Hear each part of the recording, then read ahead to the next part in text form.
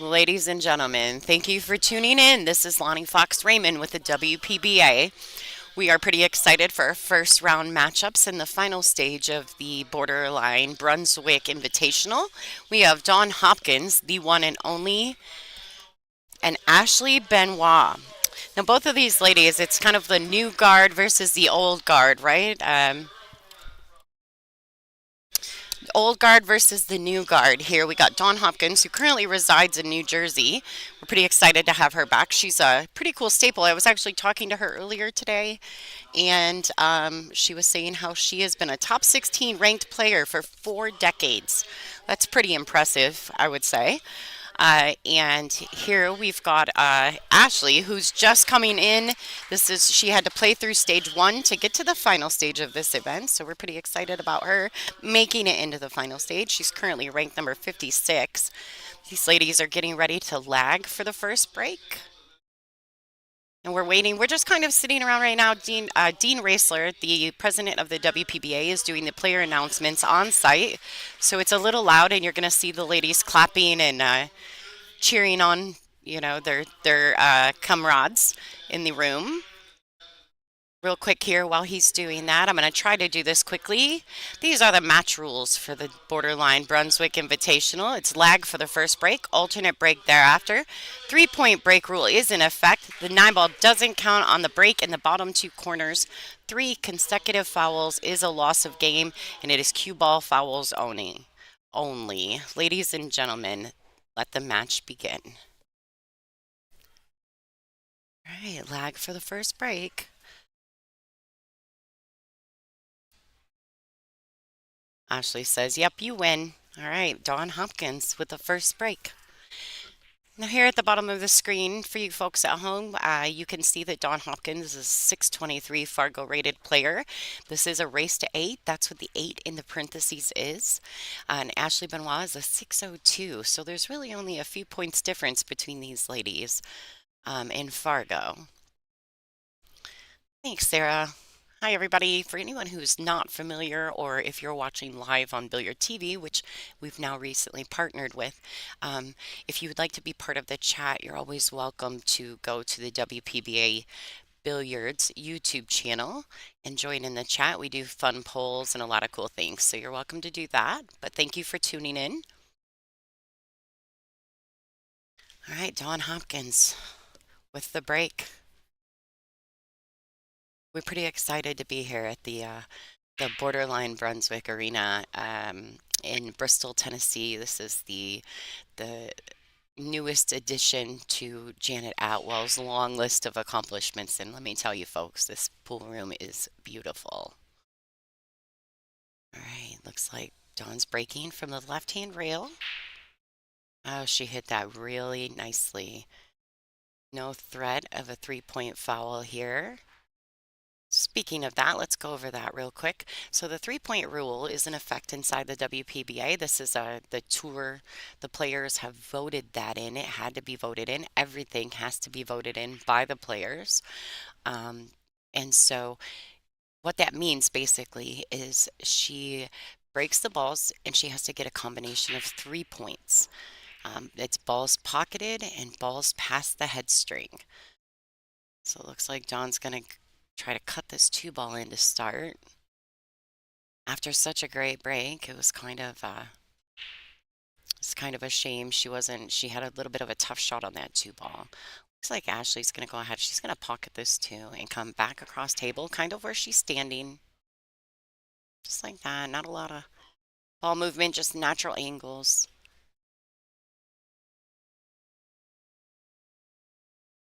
Well, this is a preference. It looks like she's lining up with a high ball, high on the cue ball. She's going to go one rail and just try to get up. Oh, pocket said, "Not today, sister." All right, so Dawn comes back to the table. These are first round matches of the day, so and brand new tables, brand new equipment, brand new set of Aramith Pro Cup balls, and brand new Simonis felt cloth. Some people prefer cloth, the word cloth. All right, Dawn getting it started.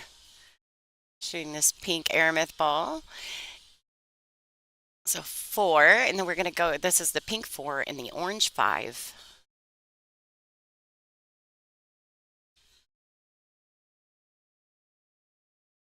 She's just going to go ahead and, oh, wow, what a great shot by Dawn Hopkins. All right, so now she has to decide what she's going to do. She's going to come around two rails. I'm not sure if the green six goes past the nine ball into the left-hand corner pocket. She moved pretty quickly after looking, so I'm assuming that it does. If not, I expect her to use a high left-hand English on the cue ball to miss the six. So it does go in the same pocket. Great shot. She doesn't want it to land on the rail there. All right, so she's going to have to, she may have to accept short side shape on the eight. And what I mean by that is coming underneath the eight and shooting the eight ball up table here. She's elevating a little, just a little. Yeah, it was kind of a tough one. I think she fell a little bit straighter and on the rail than she would have liked.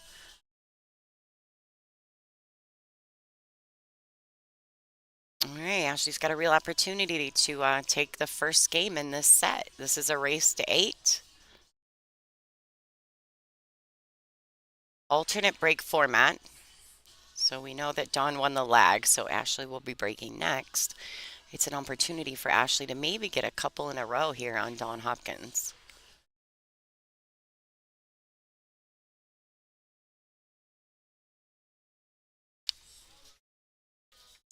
So I don't know if anyone knows this, but recently Ashley Benoit has been partnered up and sponsored by Peach Hour. She plays with the 11-8 Rogue, and then she uses the Rogue break. She also is a Teom chalk fan, so there's that. And I was talking to her earlier, and I asked her like which WPBA event she was looking forward to this year, and she said, of course, Capital City, New Hampshire. So it must be that pool room is one of her sponsors. Looks like Strokers Billiards. Capital City Billiards is one of her sponsors. She's also sponsored by In the Box Sports, the Shark Stream, Yale Billiards, Strokers, Salado, Just the Tip, and Just the Tip Pool Cue Repair. All right, I'm not exactly sure what they're looking. Oh, they're looking for their rack. So I believe in this particular event, we are using the perfect rack. And I'm not 1,000% on where this. I believe that the creator of the perfect rack is from Canada and is a friend of Brittany Bryant's. So thank you to them for providing us for the racks for this event.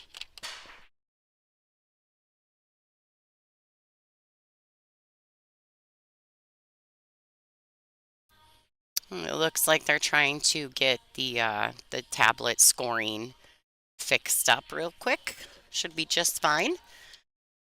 While we do that, we'll talk about this. Ashley said that one of her greatest achievements and favorite things, favorite pool stories, was about she came in second at the Super Billiard Expo, her first year playing in the women's division, and that was on the 7 foot tables.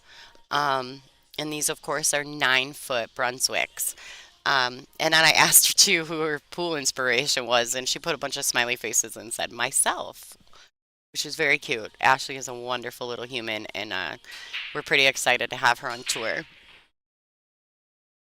You can follow Ashley Benoit on her Pool Player Facebook page if you'd like.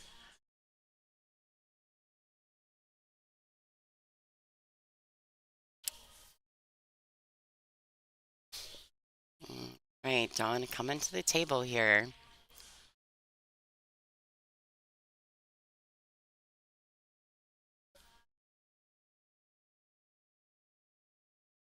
So it looks like Ashley made a ball on the break. One, two, three, four, five, six. Yeah, she made the seven ball on the break, but she did not make a legal break. So there we go.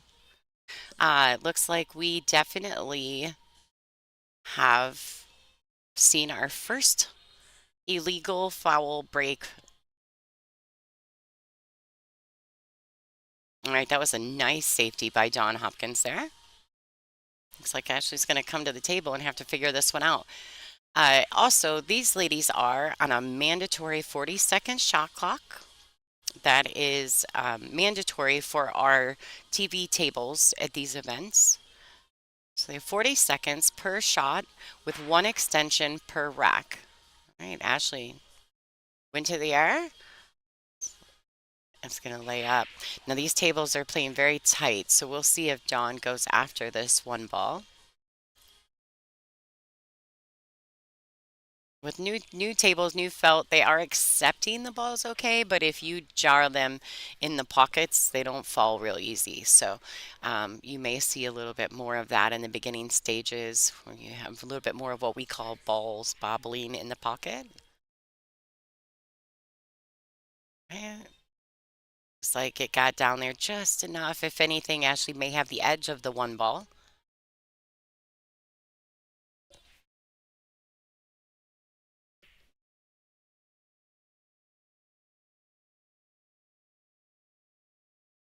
For those of you who'd be interested in joining in our chat, you're welcome to go to WPBA YouTube. Um, it's called WPBA Billiards. So you can check that out. You can join in the chat inside our live stream. We are live there as well. For those of you who are wondering what the QR code is in the top right hand corner of your screen, the QR code, if you took a picture of it, it would send you to our link for donations. We do provide a free stream, and so we do appreciate any donations towards the stream team and our production of these events. Thanks to you, we were able to get a few new cameras and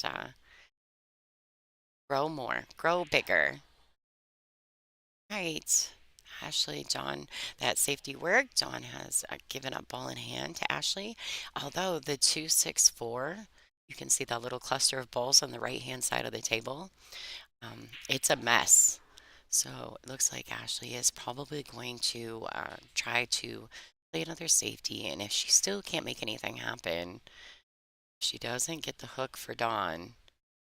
We put Dawn on two. There's a three foul rule. There's a loss of game here, so she doesn't hit this. It's like she may be going to the air. Speaking of going to the air, she shoots with a all Viking cues, and her case is a Jack Justice case. You can kind of see it there. And if you've ever seen it in person, it's really a beautiful cue case. She uses master chalk.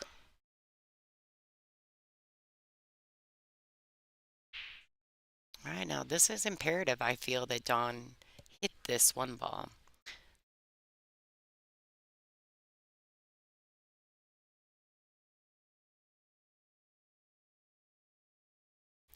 She may have to squirt around that pink forward just a tad. Ooh.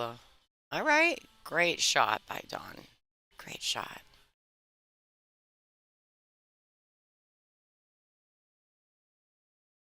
That two ball is still bad. Ashley's like, nothing good happened here. That safety didn't get me anywhere. There wasn't a lot of intention, right?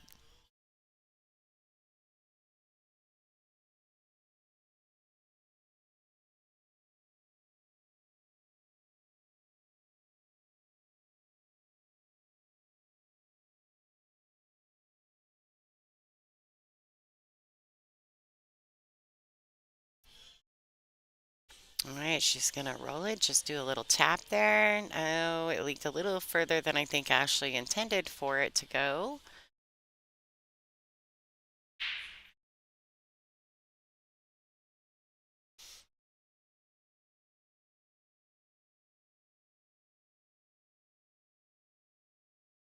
All right, looks like Dawn's probably gonna just go ahead and bank this two ball out of there.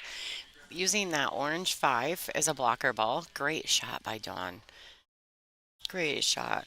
So this is kind of funny. Dawn, she loves Bristol, and so her favorite event for this year was definitely this one. She's already hiked the Appalachian Trail. She spent the day on the lake, and she's walked this town at night, which is absolutely beautiful. If you've never been to Bristol, Tennessee, you should check it out.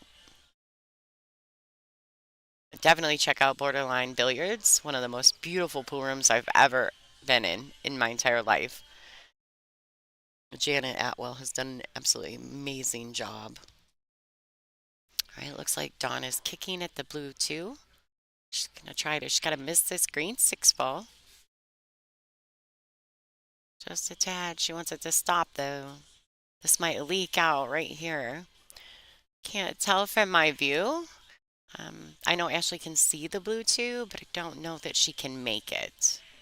So she may opt to play another kick shot. And I know Ashley is a big one pocket player. She enjoys one pocket and would not be surprised if she kicks safety here. Now she could do it a couple ways. She's crossing over it. All right, that's a nice, it's a containing safety. It doesn't really necessarily get her the hook that she's looking for, so she's definitely not going to get ball in hand with that safety.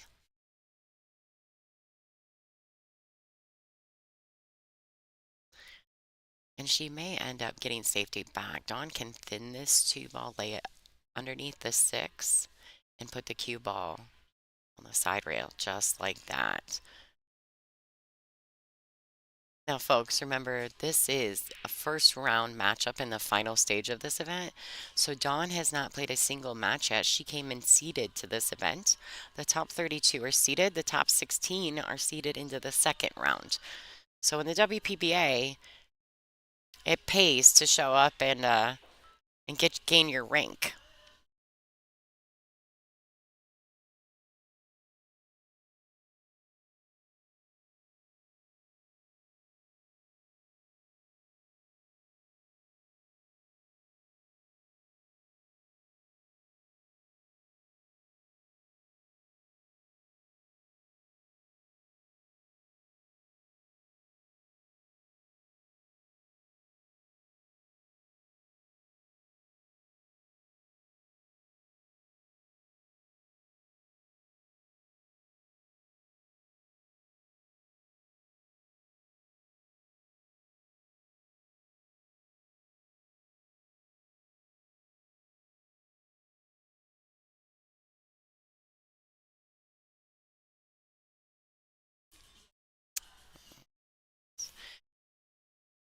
Boy, these ladies have had a couple doozy safeties already, and we're only in the second rack of this match. And nice jump there.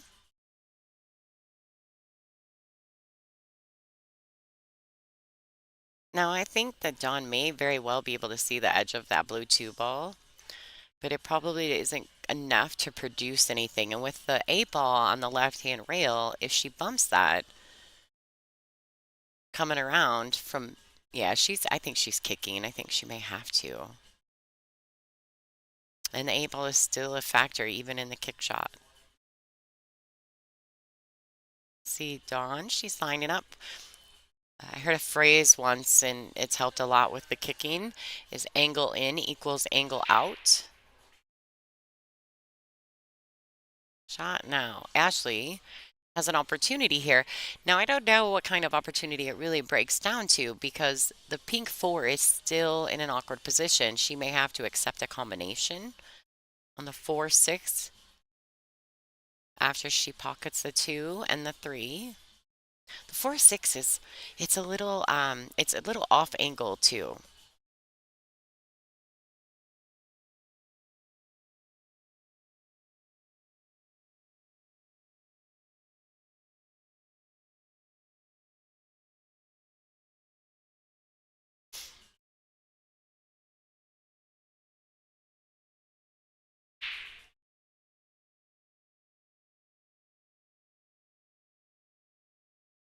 Yep. Oh, I expect Ashley will go back to her chair and she'll try to work out some of those little kinks. It's not easy to get in first thing in the morning and then your very first match um, play on the stream table with a mandatory 40-second shot clock on top of it. So,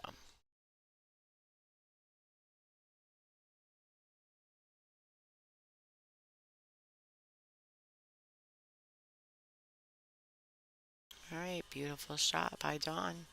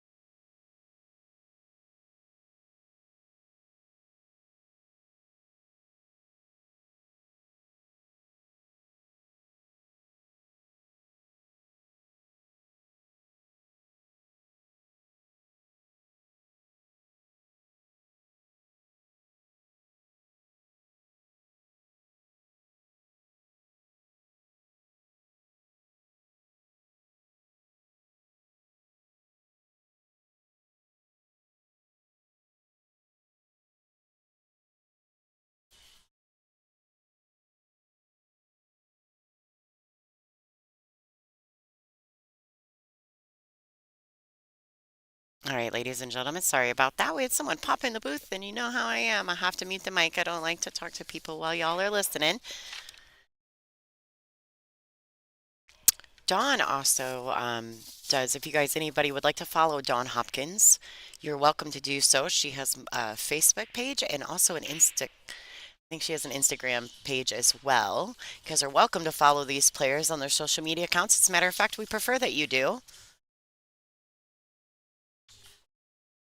She's currently ranked number 34, but her highest ranking over the years is number 8. And Dawn is also I believe she's sponsored by Jersey Shore APA Pool League. I mean, in my personal opinion, Dawn Hopkins is a legend in our sport. So, uh, you know, I think she deserves all of the accolades that she's obtained over the years. She's such a great human, and um, I was talking to her too, and she also gave me some information about like some of the things that she's done in the past. And one of the things that she did, one of her highlights in her career, she won the Players Championship in 2015 at the Super Billiard Expo. She finished first. She was also in the first ever live finals on ESPN for women. Uh, and she said she had to wait a year to play the finals of that event. That's pretty cool. The first ever live finals match on ESPN.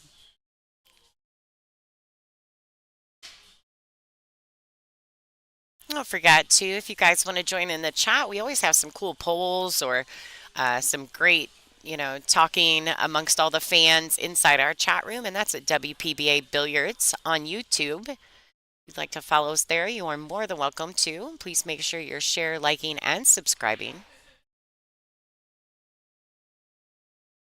Looks like Ashley has an opportunity here. A little bit of a tester. Just gotta keep it real level, nice and smooth. Just back across the table. She's got to watch out for the side pocket. Ooh, and she did it. Great shot by Ashley Benoit. I was looking to see if Ashley has a nickname, and I don't think she does. And Dawn either.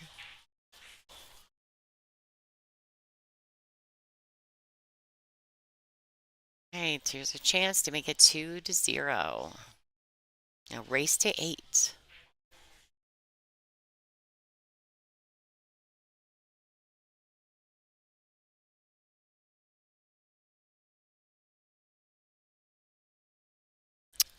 Great shot by Ashley. All right, 2-0 in favor of Ashley.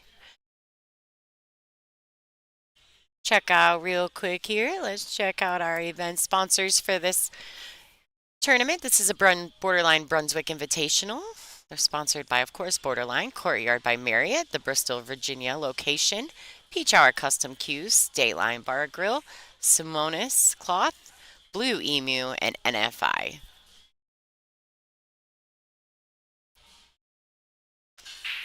They are currently using the Perfect Rack, which is a new company from Canada, so we're trying out their racks. Thank you to them for sending those to us for this event.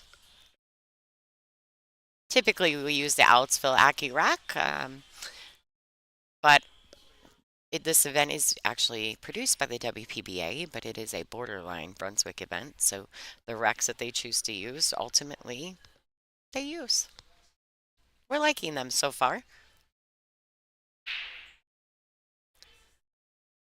Nice powerful break by Dawn Hopkins there.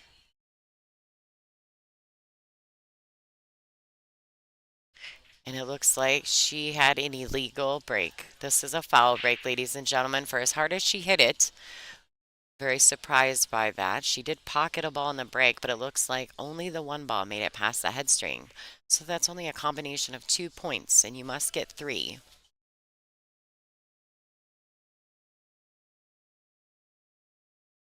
Ash.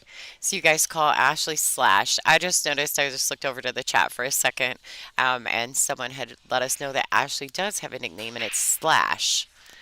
That's fun. She did not put that on her bio sheet. I'll have to ask her about that later. All right, what a great safety by Ashley. This is definitely a difficult situation for Dawn. I think the black 8 ball has actually stopped her from being able to jump.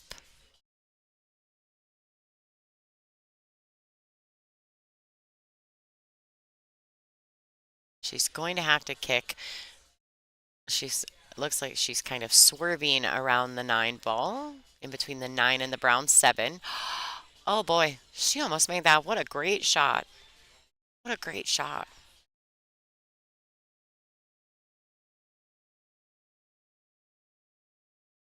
I think ideally Ashley needs to kind of come in between the 5 and the 6 ball here. She's gonna bump it. Oh, got right through there. Beautiful shot. She managed to slide past that orange 5 ball.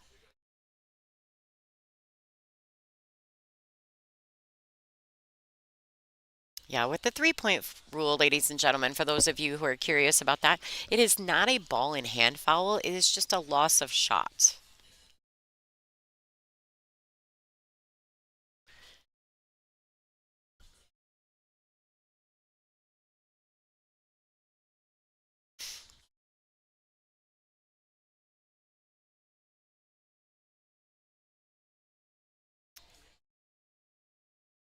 Right, she just needs to be mindful here that she goes in between the black 8 and the 9 ball. She wants it to spin out this way. Oh, she might get away with this one, ladies and gentlemen. This could be uncomfortable. She's gonna have to really stretch. Ashley's not a super tall lady. She's small. I don't want to say she's a midget. That's kind of like a short person, right? She's not that little, but she is short, and so she's gonna have to be mindful. I'm sure that their Dawn's gonna be right there, making sure that she doesn't hit double hits. It's a great shot by Ashley. So these events are cue ball fouls only.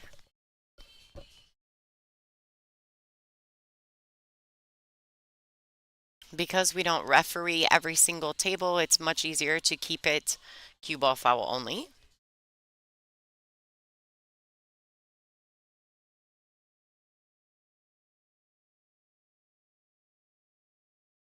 All right, Ashley Benoit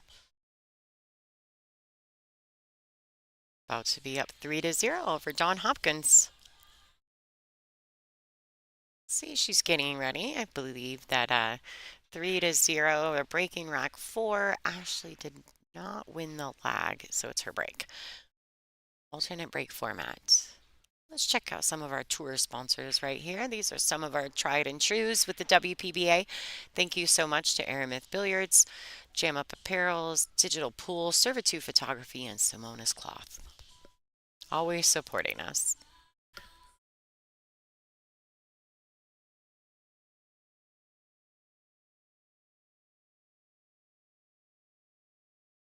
Let's check out what's going on around the room real quick here. Looks like we have Bonnie Arnold and Dawn Fox. Bonnie Arnold, the face, is currently up 3-0 over Dawn Fox. Ada Leo and Laura Semko are 1-1. Angela Janik and Lisa Cassette are not obvious. I don't know if they're just not live scoring. Olivia Chang and Leanne Leaney are 2-1 in favor of Olivia. Sophia Mast and Kelly Isaac. Kelly Isaac is currently up 2-0. June Myers and Billy Billing are 1-1. Michelle Monk is up 2-0 on Laura Smith. And got back in time just for the action.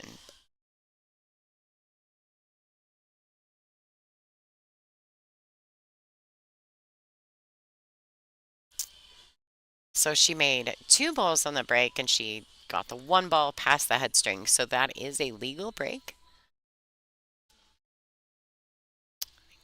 Ashley's just going to go ahead and play this safety. It's a nice, great shot. Using the pink 4 as a blocker ball. Trying to get that 1 ball down to that end rail. I think actually the fact that the 1 ball didn't sit on the end rail actually makes this shot a little bit tougher for Dawn.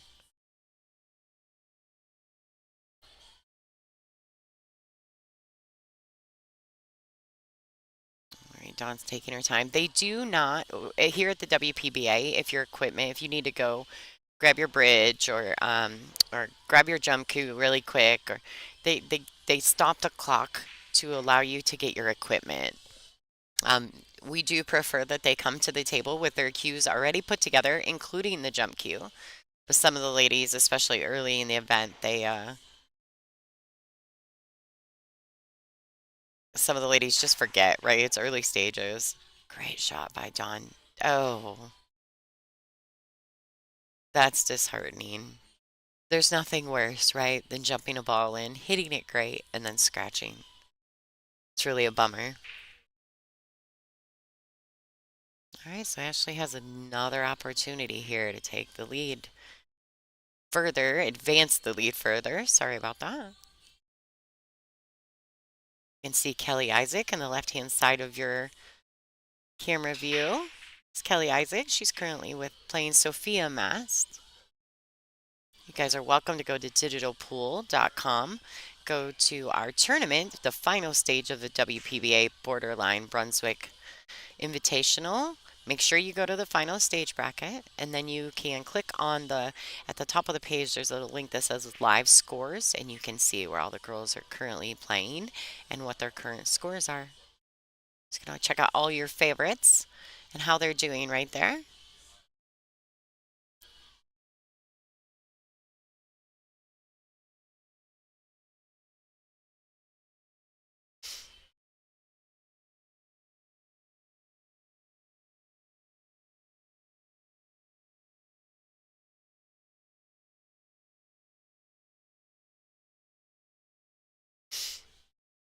Seth, I will see if they can pin that. It might already be pinned at the top of the chat, but I will see if they will pin that, the link to DP for sure.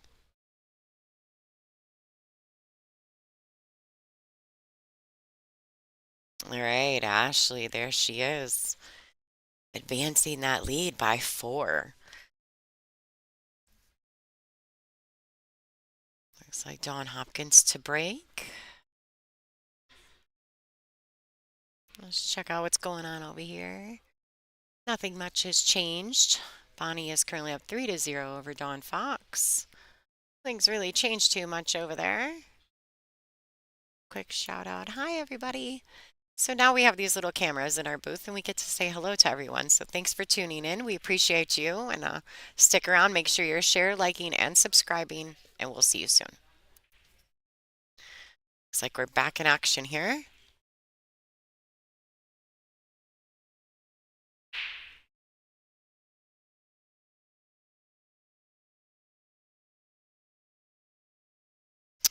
Dawn hasn't played a tour event since December. So that's pretty exciting for her. She's back. I mean, a little rough start for first 10 a.m. match. Ashley's playing well. Dawn's had a few hiccups, just random weird things. And so Ashley has been able to take advantage of that.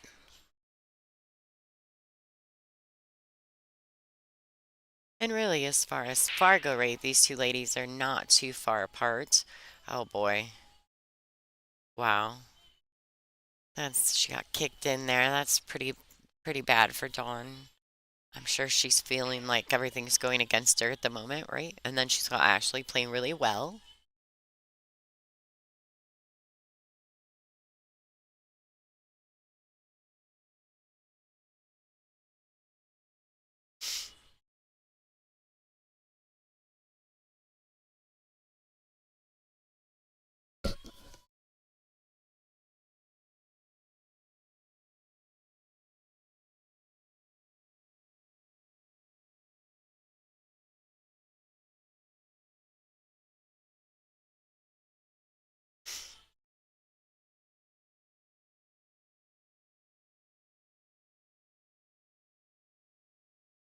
All right, so, oh, woo!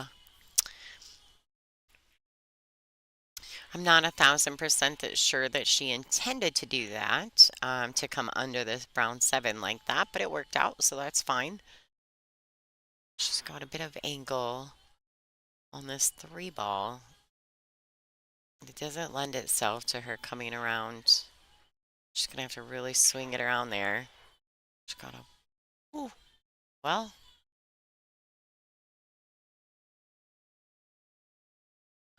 I mean, it's definitely a little bit closer than she probably wanted. And I do believe it goes in the side pocket. Just gonna elevate our cue here. Kind of spirit in, if that makes sense. There you go. Great shot. Ashley's playing really well this morning.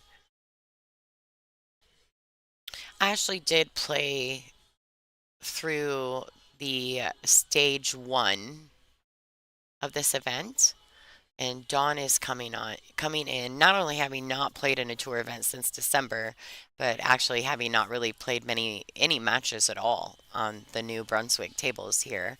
So I think that Dawn is probably a little uncomfortable, and Ashley is probably super comfortable at this stage of the event. These girls coming in from the first stage, there is a bit of a bonus to that, even though some of us don't like to play through the first stage. There is a bit of a bonus to it because it gives you some time to come through and get comfortable in the room and on the tables. And in this situation, a lot more so because typically we don't play on the Brunswicks. We're usually playing on diamonds. So I think Ashley's had a lot more time to get comfortable. Yeah, Ashley's having a wonderful event.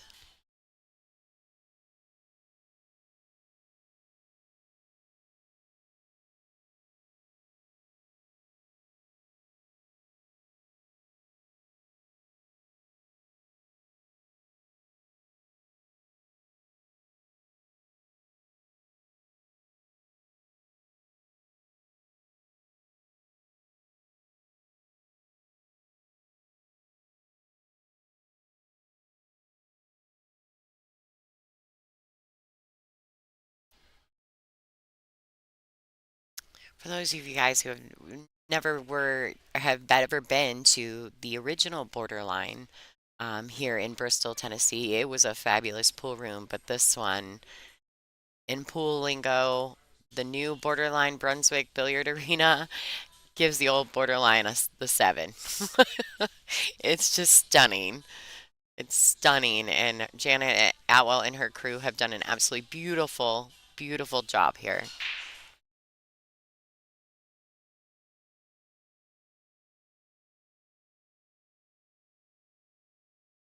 All right, so it was definitely a legal break. She just didn't pocket anything on the break. So Dawn's going to come to the table with really not a lot to shoot at here. Now, I do think the one ball goes to the right hand upper corner pocket, which actually would lend itself to getting on the 2-3 combo.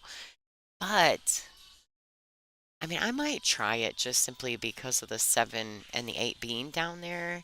If she doesn't make it, those may end up being like little blocker balls. She may not be able to leave Ashley a shot if she's feeling aggressive. But I think right now Dawn's um, she's a little hesitant, right? She hasn't had things run her way. She jumped a ball, scratched. She broke and scratched. She's had two illegal breaks, two foul breaks. So far this match has really not worked in her favor.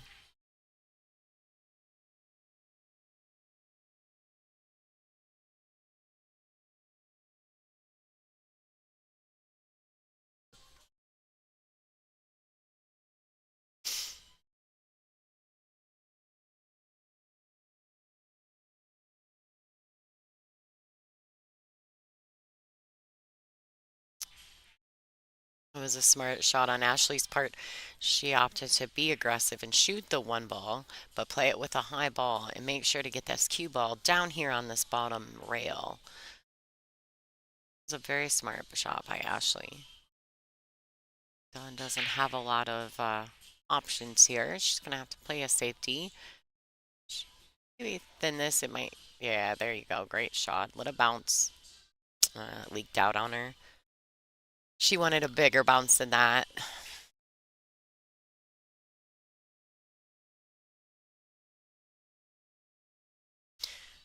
I'm pretty sure the one goes past the 6 in the top left corner. Um, she just doesn't want to hit the 7. All right, she needs it to bounce a little. Great shot. Wow, great shot by Ashley. These tables are a little close on the sides up here, so you see Laura Smith, who is what we call an OG. She's an OG player. She's one of the original ladies, playing on the right-hand side there, and you've got Kelly Isaac on the left. So right now Ashley's kind of stuck.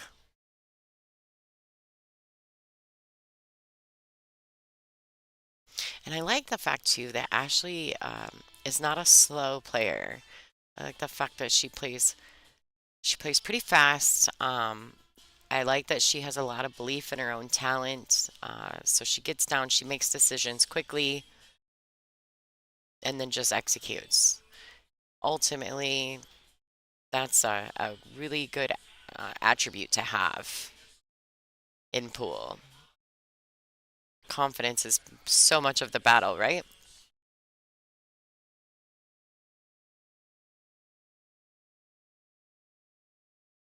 All right, so it looks like this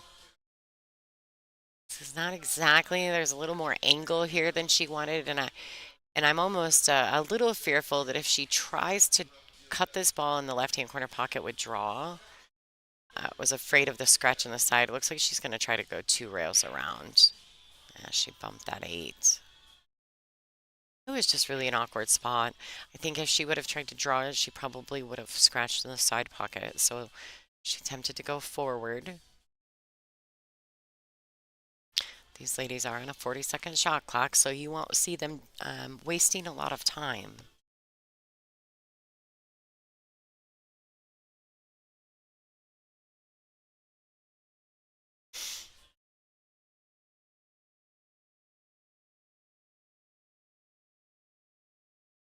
All right, watch the cue ball. All right. Now she's left on a bit of a tester here, but Dawn is no stranger to this game, as we're all very aware. Um, I see Dawn being aggressive and shooting at this orange five ball. It's kind of a natural shape. She doesn't have much of the cue ball. Looks like she's on the rail a bit, but that would be plenty to get her back kind of exactly where she is right now for the green six ball next.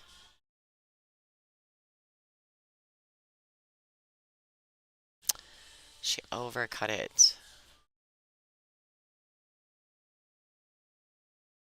The speed she hit that, I wonder, I don't think it was intentional, but you never know. Dawn really, she has so much knowledge.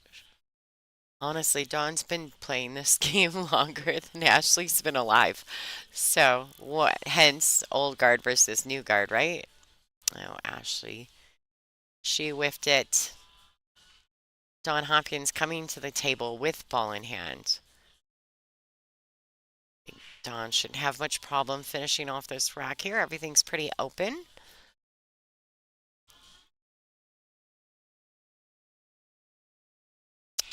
Hi, Leanne. I will not be in Vegas this year.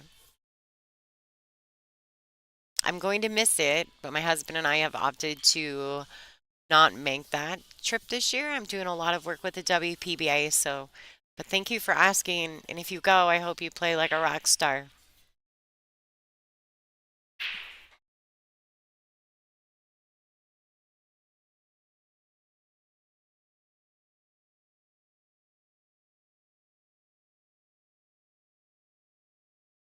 I don't know if any of you guys have noticed, but Dawn has Chinese shoes.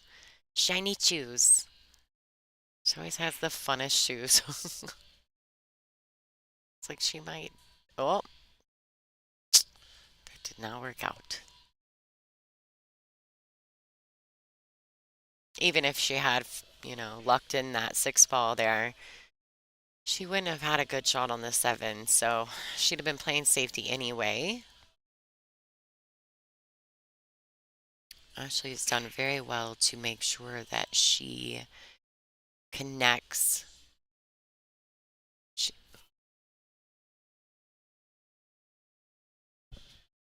takes advantage. Sorry, somebody popped in the booth. That always gets me when I'm trying to do commentary. So anyway,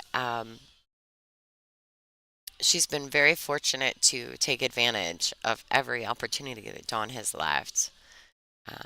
And Dawn's had a few opportunities as well that she wasn't able to capitalize on.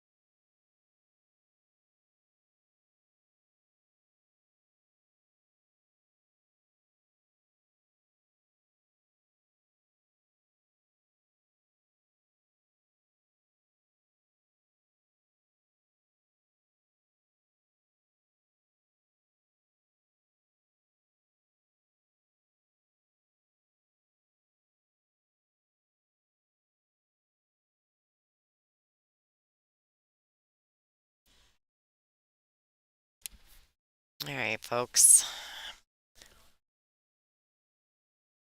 Mr. Dean Raisler stopped in the booth and had a conversation with me. I had to make a few adjustments, so thanks for keeping the seat warm for me, right?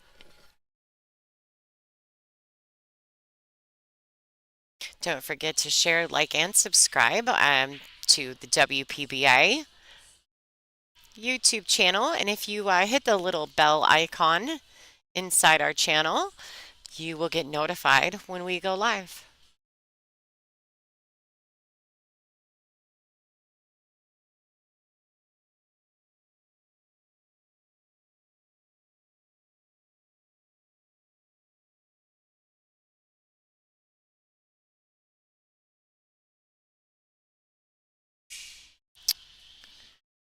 All right, this is a bit of a tester here for Ashley.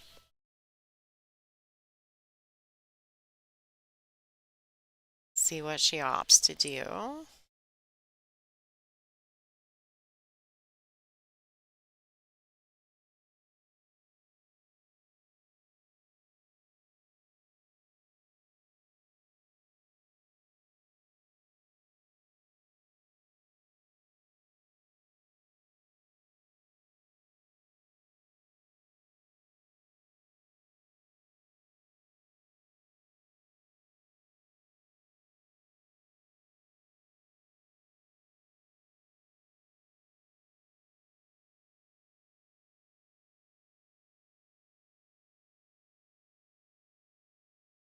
Right.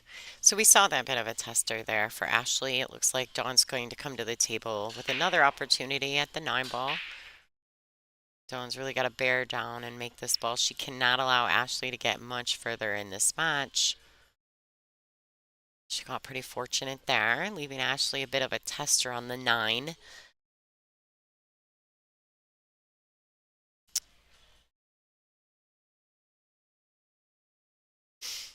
I think Ashley's trying to decide, should I bank this ball or should I cut it in? She's limited on cue ball because she is frozen to this bottom rail there. Yeah, beautiful shot. She wants it to sit on that end rail. Right, Dawn Hopkins with another chance here. This one's a bit tougher than the last one that she just had, so she's really going to have to make some decisions here. If she's going to be aggressive, that's fine. If she chooses to make a bit of a safety, looks like she's playing a ton of right-hand spin on the cue ball. Cut the ball in. She definitely needed to overcut that in order to leave Ashley a little bit more difficult.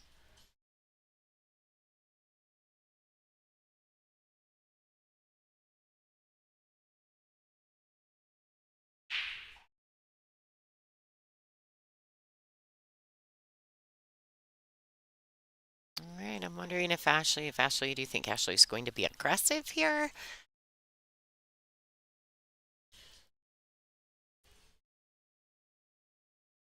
I mean, I feel like if you're going to be aggressive, you could do it right here with the scoreline being in her favor. Um, it looks like she may just thin it. She's gonna leave the shot for Dawn. Yeah. That's the only thing. I am not a fan of that safety unless you're playing like it's like your fifth match of the day and you're playing so well that you're like, yeah, I can totally thin that nine and go two reels. But first match on the TV table, all those things make this a much more difficult shot to execute. So let's see how Dawn does here. Woo, ladies and gentlemen, Dawn Hopkins is on the board.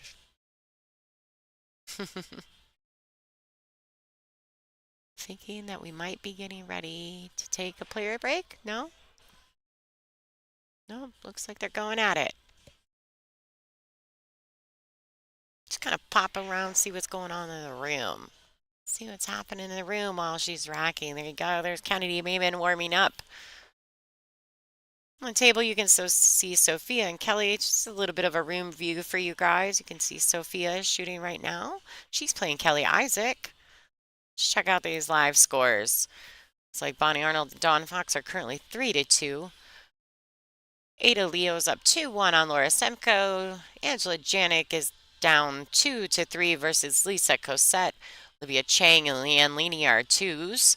Sophia is now up 4-2 on Kelly. June Myers is up 4-2 on Billy Billing. And Michelle Monk is 4-0 over Laura Smith.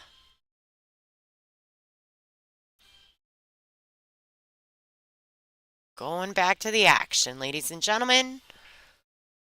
Dawn Hopkins with the break. All right. She made some adjustments. You can see that. What a great break. So her starting shot's on the red 3 ball. There, right next to the 9 ball. It's like she can probably just draw this back. She wants to kind of draw it back to where the cue ball is currently sitting.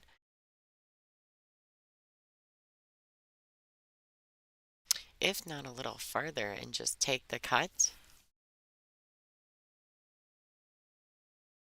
Just gotta leave enough angle to get on this the orange 5 ball. 7 ball's an issue. She may be able to use draw on this. That she can go forward without that 7 ball being an issue. And if she does go forward, I don't know if it brings her around enough to have a decent shot on the 5. So if she draws it, I'm afraid she might bump the orange 5. Let's see what she does. So she laid up, tried to come underneath it. I don't know if Dawn will try to be aggressive here, or she'll just go ahead and use that brown 7 ball for a safety. She banked the 5 kind of down in between the 6 and the 9. And that cue ball under the brown 7. Like this. What a great shot. Snaps for Dawn. Snap, snap. It's a nice shot by Dawn Hopkins. Ashley's coming to check it out. She says, do I need my peach hour jump cue? Deciding if she can get up and over. It looks like she's only got to get over maybe about half of the brown 7. So I think she might be okay to go airborne with this shot.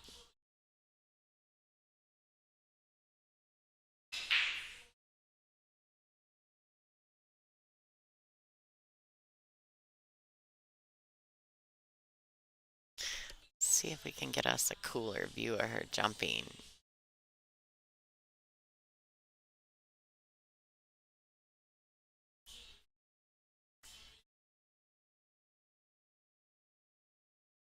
Uh-oh, Kelly Isaac's going to get in my way.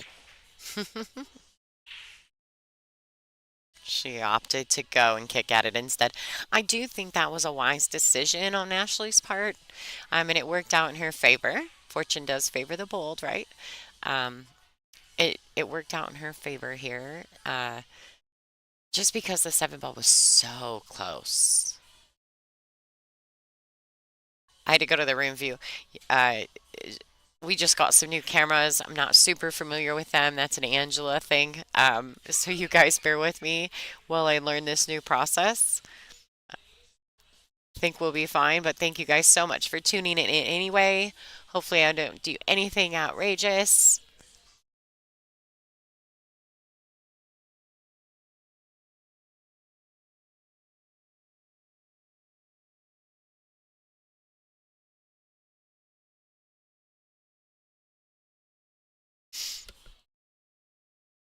Occasionally, you guys might hear I'm real close to the tournament desk in our booth for this event, and occasionally you might hear some people yelling out this or yelling out that. So I apologize if it gets annoying. It annoys me too.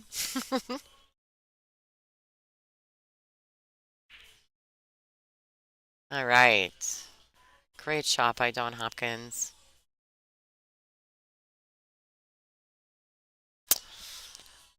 Seth, you know what? I have no idea at the moment. Like, but thank you.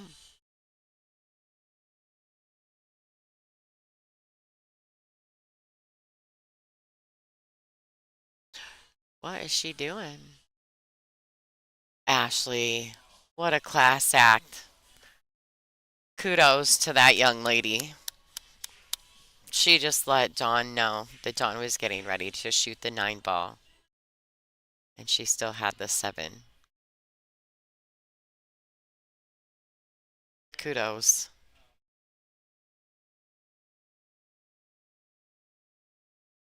If you guys, uh, if you guys didn't like Ashley Benoit before this match, you should definitely like her now because she did not have to do that.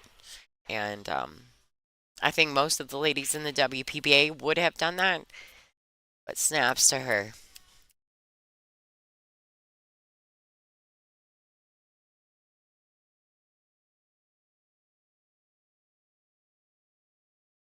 I think Dawn is very discombobulated, if that's a word. She's definitely out of sorts, and that last situation just proves that even more.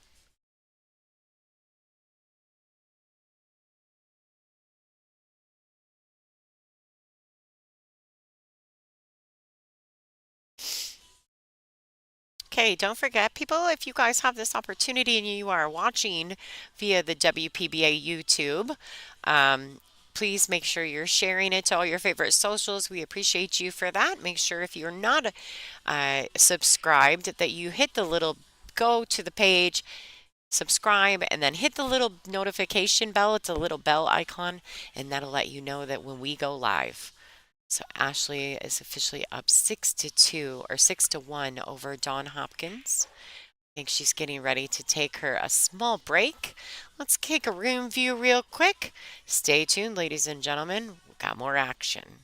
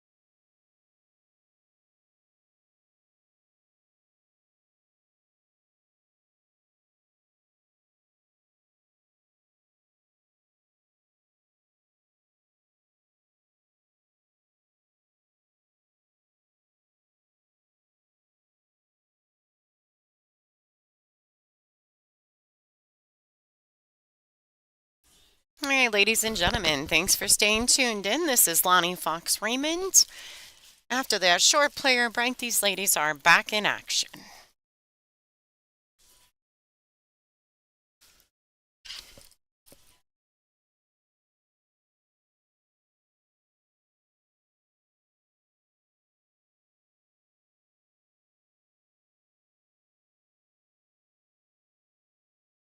Ashley with the break. Dawn won the lag. They're breaking rack 8.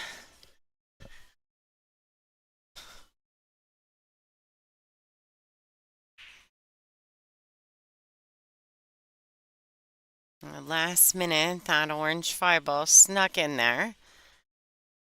Not leaving Ashley much of a shot. Ashley's a pretty smart player though, so I see her. I favor her to find a nice safety here. She can do a couple different things. She can just shoot the one into the blue 2 and put the cue ball on the orange 5 ball there. She can try to avoid the blue 2 and put the cue on the orange 5. It's a nice little touch there. I know that Ashley's one pocket, learning the game of one pocket, is definitely helping her with her safety play, and it's becoming very evident to her opponents, right?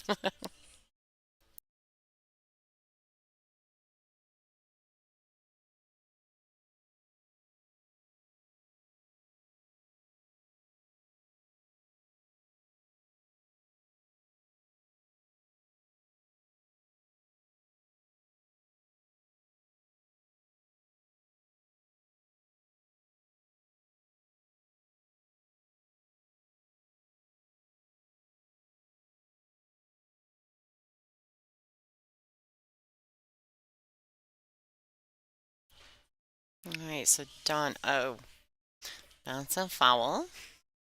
All right, so let's see what Ashley comes to the table here. She's got ball in hand. She's got a couple different options. This is a race to 8, so she's trying to get on the hill here. It's like she's gonna go. I like this safety, right? Play the one to the side rail, to the left-hand rail, and even use the cue ball to bump the 2, not the 3 ball. That's the 3 ball. I would have bumped it firmer though. And the reason why I say that is to cause separation between the blue 2 and the red 3 ball there. Um, or I would have preferred had she bumped it, right? It's not really about what I would do, it's about what she's going to do up there. Looks like Dawn may kick one rail at this 1 ball. Now, with the 3 and the 2 and the 9 kind of clustered right there, and if she hits, she didn't. But had she done that, she might have gotten fortunate and got up underneath those balls there.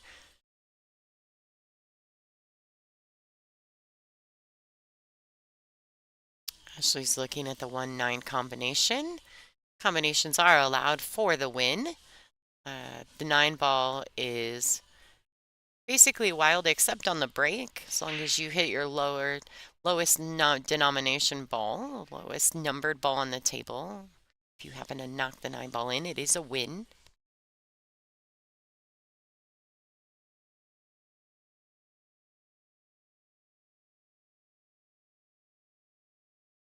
Thank you, everybody. Make sure you guys are sharing this to all your favorite pool groups.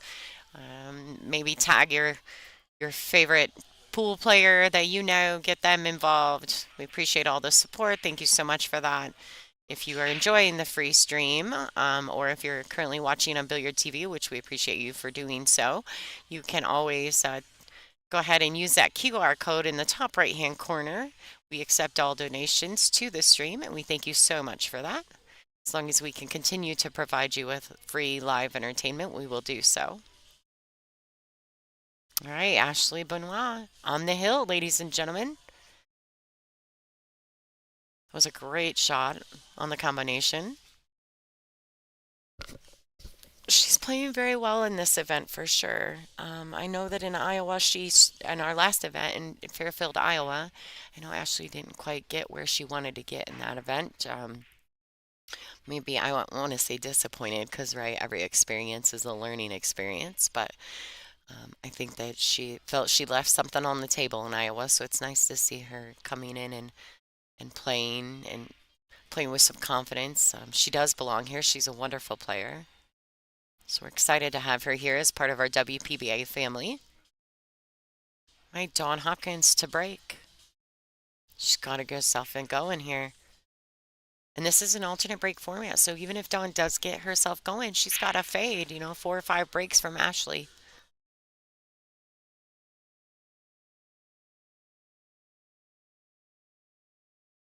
It's pretty wild. That's the first break that Dawn hasn't pocketed a ball. Um,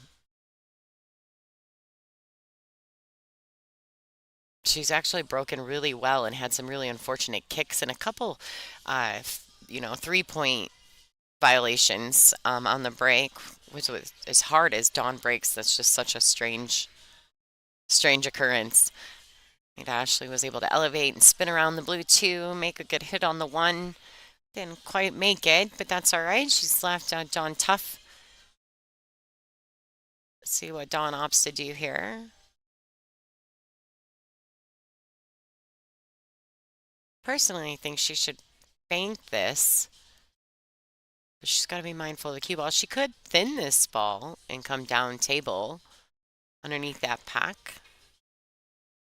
I think she's going to go ahead and opt. She needs to make sure, she needs to be very sure before she executes what she's doing. You notice that Dawn is standing up, doing all her decision making while she's standing. She questioned some of her thoughts, so she stood back up and regrouped. I like that. Looks like she may thin this and just bring that cue ball back down table underneath that pack of balls there. She needs it to travel. She's left Ashley the window on the one. Cue ball didn't quite travel far enough. I think she was thinking more about the fact that she had to get around that blue two. She didn't want to hit the blue two.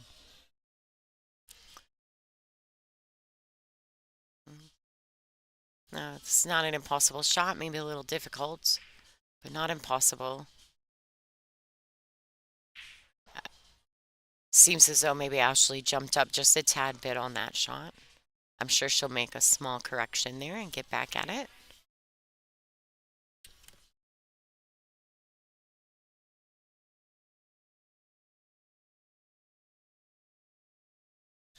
All right. Like that. That was a great shot by Dawn Hopkins. She knows exactly what she needs to do here. Dawn is a champion and a legend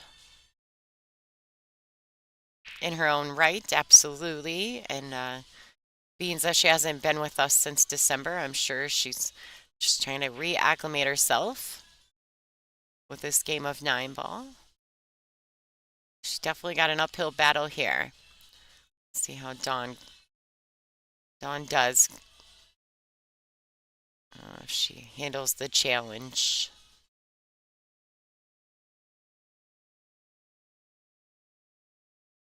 I know that on tour we call April Larson the grinder, right? But Dawn's gonna have to be the grinder to sneak back into this match.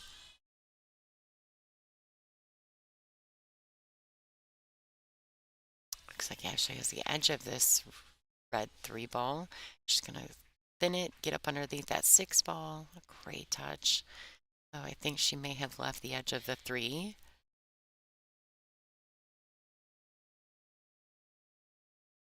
And it looks like Ashley may be just like a ball rotation or so off on her safeties, but she'll fix all of that. Dawn's gonna give it back the same way. Ashley's taking the chair with her, ladies and gentlemen. Oh, it happens.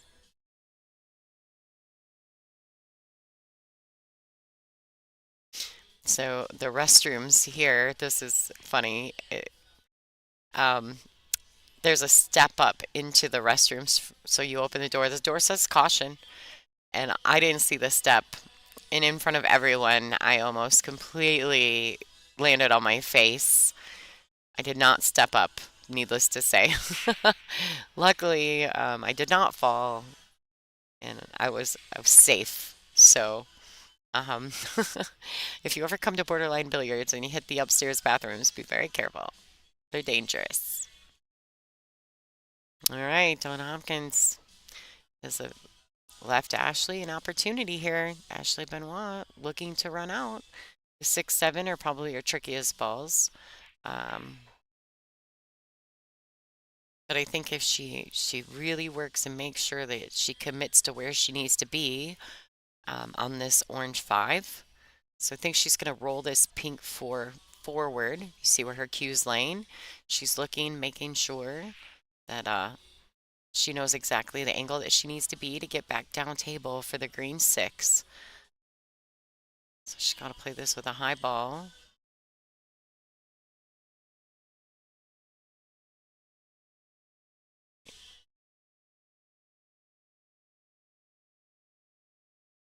She tried to force follow that ball forward, which caused it to stun, and of course new felt, right? So after it hits the rail, it's just going to kind of die a little bit.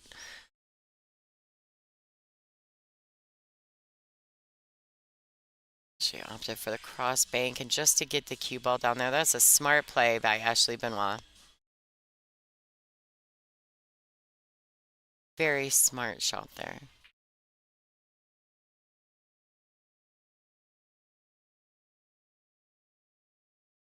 Thanks, everybody. Thanks, Brandis, for sharing. For those of you guys who are watching on Billiard TV, you guys are welcome to go to the WPBA YouTube channel and join in on the chat. There's always something fun happening in there.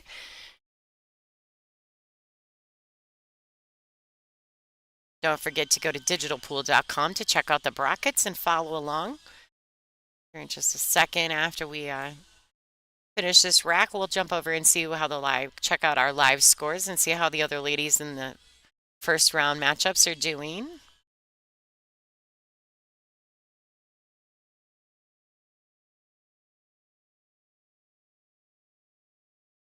Wow, she jumped over everything, all of the balls. I think Ashley's got ball in hand and looking to close out this set, ladies and gentlemen.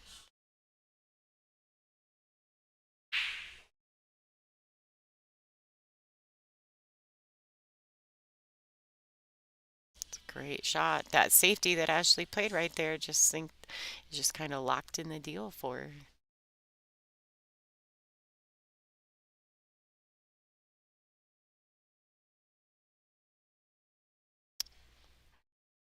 Right, so she's got to decide here how she wants to get on this 8 ball. She's playing the draw. She's going to come through the window of the 8-9 just like that. Oops, she missed an 8. That was great. You've seen her kind of make a little bump towards the table. She was not sure if she was going to clip the 8 or not, which she didn't want to do. Shooting this 9 ball to win her first in the final stage of the WPBA Borderline Brunswick Invitational.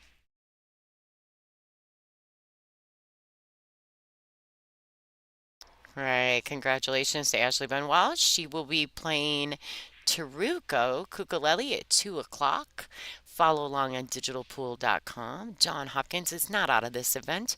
She will be playing from the scenic route on the B side. So you guys are welcome to check it all out. Stay tuned. We will have our next matchup starting at noon, which is 45 minutes from now.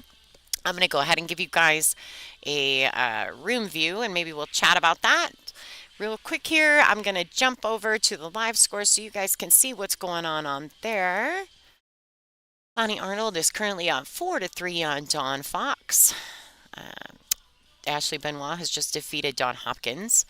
Ada Leo is up 4-2 over Semko. Angela Janik is down 4-5 to Lisa Cassette. They are still in their grind. Very close match there. Olivia Chang and Leanne Leaney. Olivia's leading 4-3. Sophia Mast is up 6-3 on Kelly Isaac. June Myers is up 5-4 on Billy Billing, and Michelle Monk is up 4-3 over Tour veteran Laura Smith. Thank you guys for staying tuned in. We'll pop over and see what's going on here.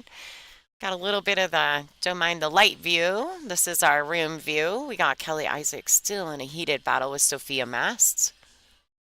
You guys are welcome to check that out for a bit. I know the light's a tiny bit in the way, but you've got the gist of it.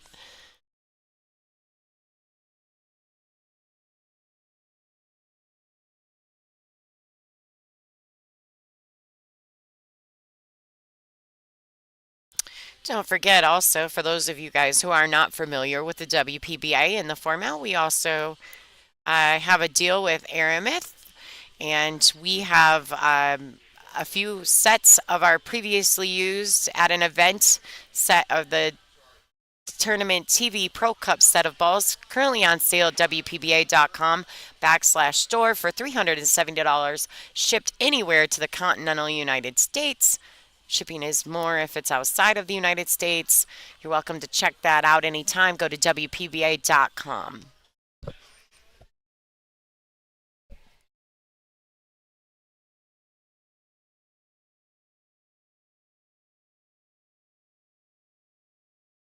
Let you guys know too, I do believe that I'm going to be on the stream table in the next match, so you guys don't forget to stick around. It's gonna be a barn burner. I've had very little time to practice since we've arrived at Borderline, and a little worried about it. See how that goes. I'm sure it'll be fine, but you know how it is.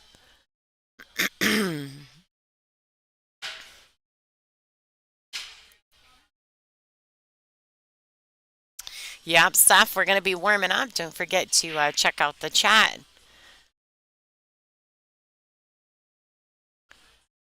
If you guys are not familiar with how this works with the WPBA, we always have a great chat room.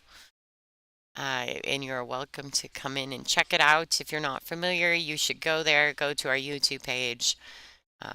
Also, don't forget that the little QR code in the right-hand corner allows us to accept donations for our stream, which we provide to you free. And we hope to continue to do so. So please go ahead and take use that QR code to follow the link to send donations to the WPBA stream team. Thank you so much for those of you guys who have been tuning in, and we appreciate you. And yeah, enjoy this side view. A little bit of action in the room. You can see Michelle Monk is down there against Laura Smith. The far end, it looks like Pia Filler might be warming up down there on the far end of the room. I think she's got to play. She may be playing Kia in the first round in the final stage. I'm not exactly sure. Always check that out on digitalpool.com. Thanks for tuning in. This is Lonnie Fox Raymond.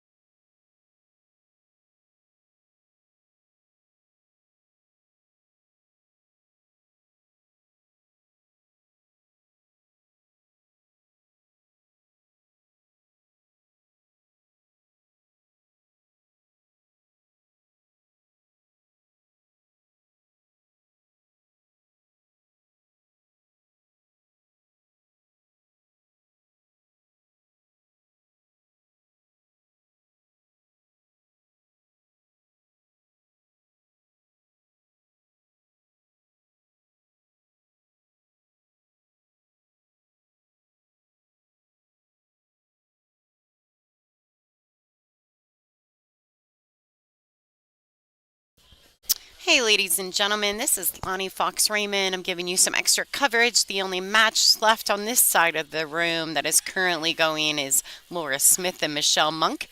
You are welcome to check out their digital pool scoring. In the live scores on Digital Pool. Angela Janik is currently down a few games, and her opponent is on the hill, so she will be back in the booth for the next match starting at noon, which will be myself and Brianna Miller. Uh, Thank you so much for tuning in.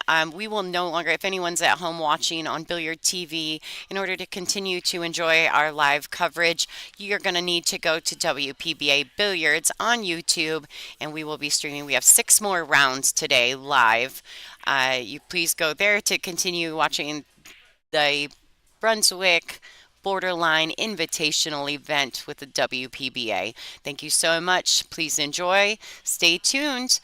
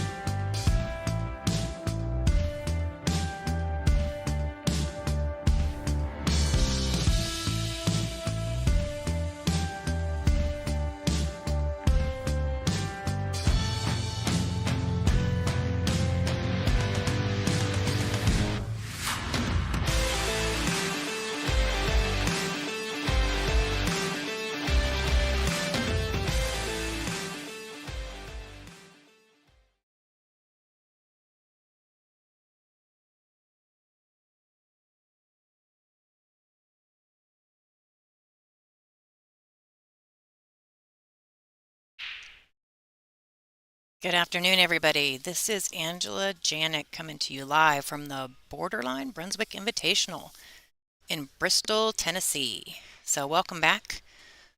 This is our noon Eastern Standard Time match. This is basically the first round of the final stage of our event, which was a staged event. There was a stage one and then a final stage where the top 16 and top 32 players are seeded into the bracket. We are going to have none other than my partner on the stream, Miss Lonnie Fox Raymond, on the stream table against Brianna Miller.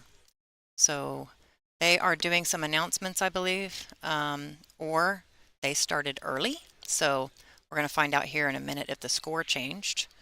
So we had a couple tables go late, and they might have chosen to start early. Ooh, I think she missed that ball. It looks like they're actually playing. So this might be the first track of this match. So, yeah.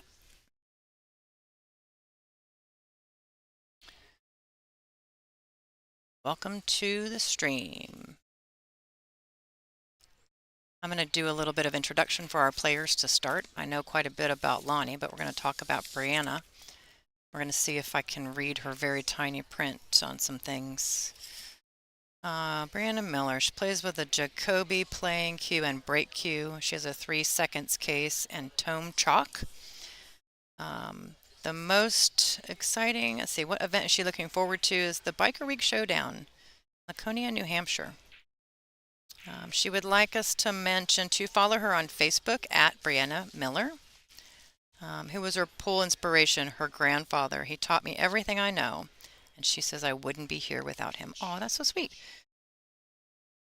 Favorite pool story? Winning my very first junior national title at age 11. This allowed me to travel to Germany for the Junior World Championship. That's a big deal.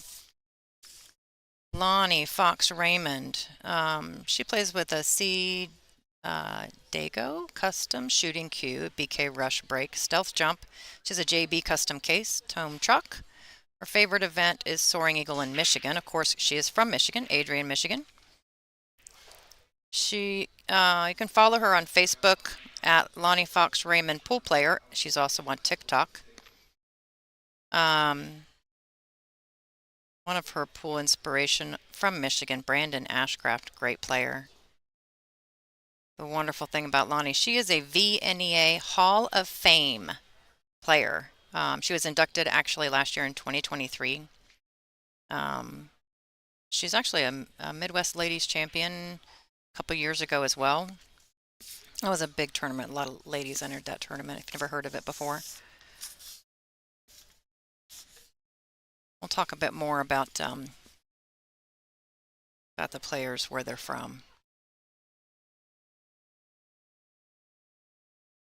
So Lonnie is breaking. This is the second rack. So then that would mean Brianna Miller had won the lag, and they did start early.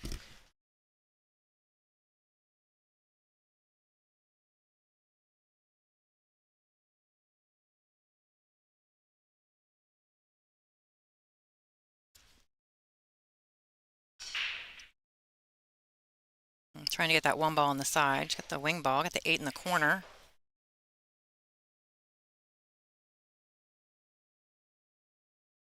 Lonnie's been playing on and off on tour for a very, very long time.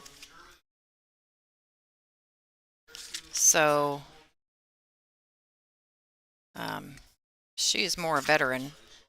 And Brianna Miller is fairly new. She's not been playing on the tour, I don't think, even 2 years. So I also actually haven't been playing very long. So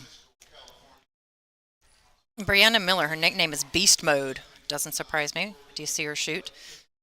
She is from Allentown, Pennsylvania. Her first event was the 2009 WPBA US Open.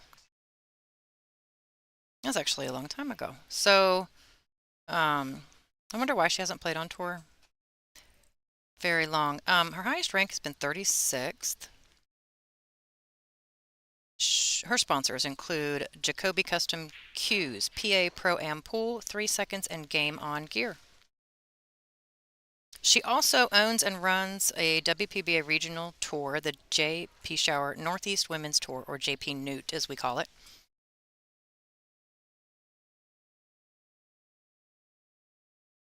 And Miss Lonnie Fox Raymond from Adrian, Michigan. See if I can't find her. It's probably under the F. We have them alphabetically here in the booth.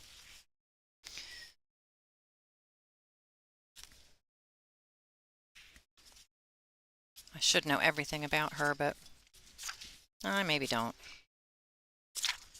Lonnie Fox Raymond, Adrian, Michigan. Her nickname, Foxy, that's what I call her, or LFR, which is actually what she has, I think, on her logo. She has her own logo. It's a fox. And it has the letters LFR in it, which is pretty cool. Her first event was Soaring Eagle. She can't remember what year, she says, but it was a very long time ago. I think that's funny. Oh, yep. So 2023 inducted into the Valley National 8-Ball Association Hall of Fame. 2022, she played the Men's Masters VNEA Michigan State Championship, 9-ball and 8-ball. She's won pretty much every VNEA event ever. She has an entire room of trophies, numerous BCA and VNEA national and state titles. Best finished 9th through 12th in Iowa's WPBA Suntime Classic in 2021. So that's her best WPBA finish. And then she placed 4th place all around in a straight pool eye Triple Crown event, which had quite a few lady players in it. Her sponsors include Straight Pool Eye, Fairfield, Iowa, which is actually Mad Hatter Billiards, and C. Dago Custom Cues. She is the owner of Isis Hair Studio. She's a master stylist for 20 years. That's a hair studio in Adrian, Michigan, not far from where she lives. She is married to Bob Raymond, who also is a referee, I believe, certified through the VNEA. She has one son named Brad, 23 years old. She would love to put more time into competing. She always enjoys her time when able to, but obviously Lonnie is a small business owner. She owns her own business, so I'm sure there's a lot that comes with that. So just like me, we both have very full lives and not enough time to play pool, but we show up and do our thing anyway. In addition to playing, both Lonnie and I sit in the booth here and provide you with the stream. So, hey Greg, nice to see you in the chat. So I'm just going to mention to a few things you can see on your screen. First, we want to give a big shout out to Borderline Billiards here in Bristol, Tennessee. Janet Atwell is the owner of this pool room. She's been a player on tour for a very long time. She's one of our very talented veterans on the tour. If you can see in the bottom right corner of your screen to the right of the scoreboard, you'll see some of the sponsors for her particular event here. Blue Emu is probably the one that is the largest and biggest for her, that has been a sponsor for her for a very long time. So that's a really important relationship. NFI is actually the owner of Blue Emu, so part of the same family. And then on the top right corner of your screen, you're going to see a little QR code. That QR code is going to take you straight to our website, to our donate page. We provide the stream to you 100% free. We don't charge a thing. But of course, nothing is free. So we run this entire stream 100% on donation. So if you have just anything, every penny counts. If you want to click on that QR code and donate to the tour, you can put a note in there if you want it to go specifically to the stream. You can also push the button in the YouTube chat, I believe, if you want to donate through there as well, but we don't get 100% of that. So the QR code is a good way to make sure 100% of all those donations go straight to the tour. What is a nonprofit organization put in place to support women in professional billiards. So we do everything on behalf of the players. Yeah, it's going to be a great match.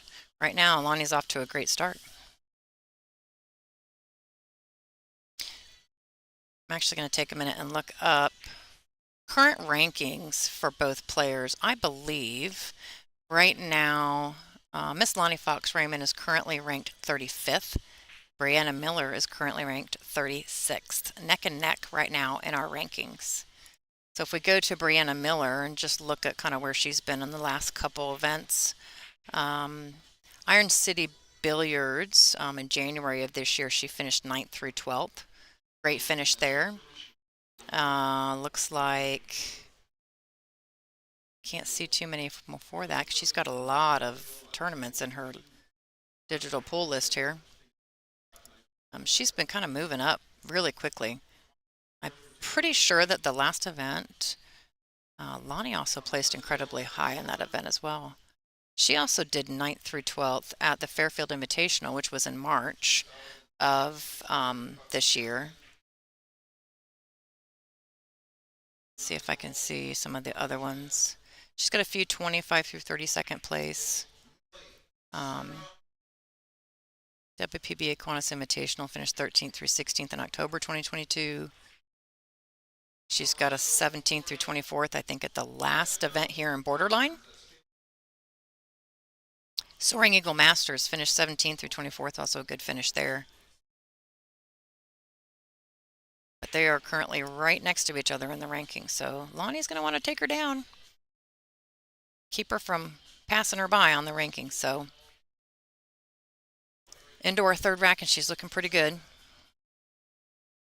Thank you to Jude, if I can say this right, Melicon. Hopefully I said that right. If not, I'm sorry if I butchered it. But thank you for your $50 donation. That's awesome. If you, well, you don't know, or maybe you do if Lonnie talked about it already, but we have updated the stream quite a bit. We have some new cameras. Each time we get some donations, we try our best to update equipment. I will tell everybody what is most important to me is that the players that I work for, because I'm on the board of directors and I've put this together, is that the players on tour are happy with what we're doing. So the fans, I hope you like it too. I want to do the best job that we can to represent and show their talent free to their fans. So, hey, Emily. I'm sure Emily Duddy, you see in the chat there, will be in the commentary booth at some time during this event. She always does. Lonnie's doing really well. Brianna's making a few little errors and giving Lonnie the opportunity. Lonnie says, okay, I'll take it. I'll run out. Lonnie's a great player. I've had to play Lonnie. I've never beat her, so there you go. Oh, goodness. There's my oh. Thought she was getting close to that side pocket. I would bet she's going to go back and forth here, or it depends. She can go to the side rail and all the way back, or she can just go once. But depends on personal preference, how hard you want to hit that. These tables, these are Brunswick tables.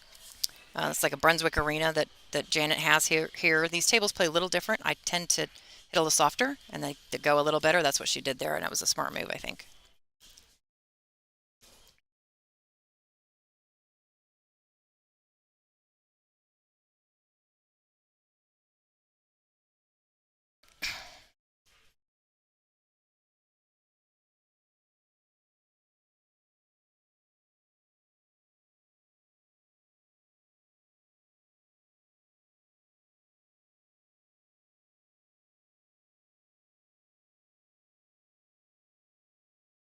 All right.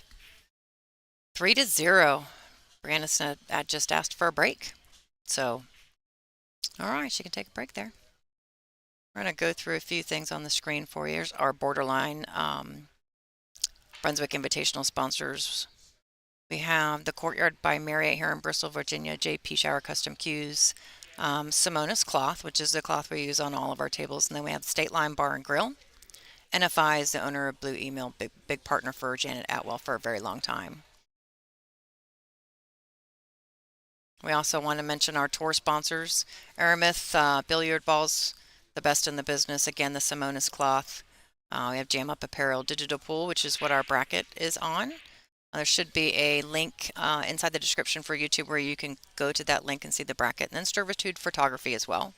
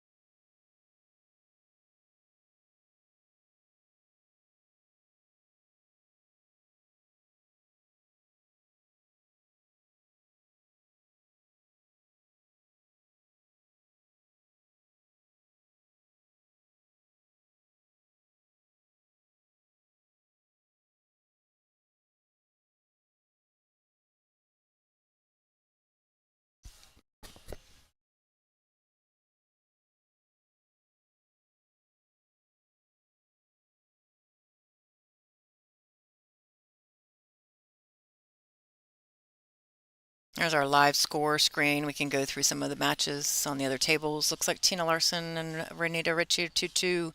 April Larson is down 3-0 against Kim Hausman. Kim's on a roll.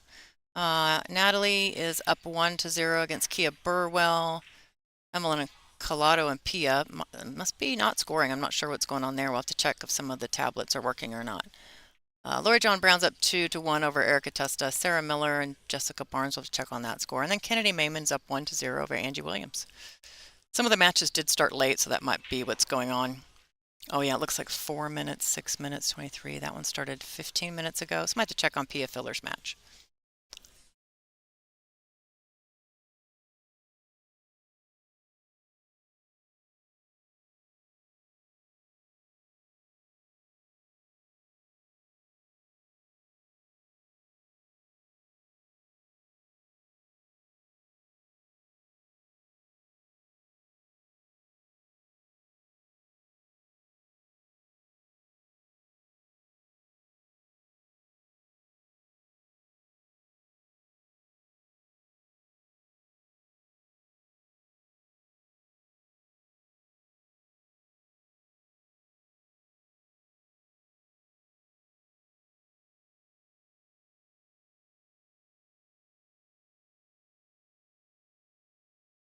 All right, looks like we're back. And Lonnie is up to break. Currently leading 3-0. There is a little issue, I think, with the tablet for Pia Filler's match, so we're going to get that fixed here for a second. Try, and they've got a couple, I think, extra tablets for that it might be charged if one dies. The one on the table I just played on was dead when we got there, so I had to get another one. And there's some, I think all the plugs in the building are being used right now with everything going on. There's no more electricity to be had.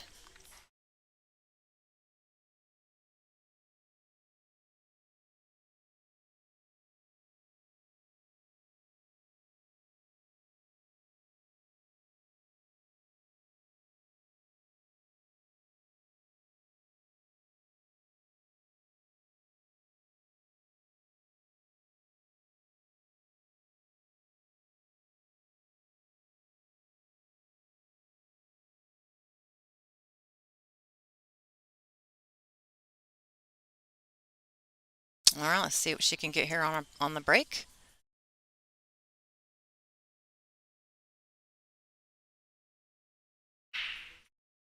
No, right there inside pocket. That's going to hurt us a little bit. It's almost like her hand slipped or something and she just hit that wrong. She was kind of moving it there. She's walking back to her chair. She usually goes up past the pocket there when she does that break if she's going to hit the side rail. And the one, obviously the target for the one in the side is what you're trying to get. Wing ball and then spread the rest and have a shot on the two. Because the two will usually come back up here to this other side of the table, opposite of the rack because it's on the back of the rack. It's one of our rules. We have the one in the front, the 9 in the middle, and the 2 in the back. So this is a tough position shot here, though, on the 3 ball. She has a small window to get to between the 7 and 9. So it's a speed control. I think she executed that beautifully. Well done. I'm not sure if she's going to draw back behind or past the 8 ball for the 4 or kind of stay really close to where she's at. Maybe if she's got an angle. That's it. She's got an angle. That's perfect. Much better. Go too far. Brianna does shoot fast. She doesn't take long to decide.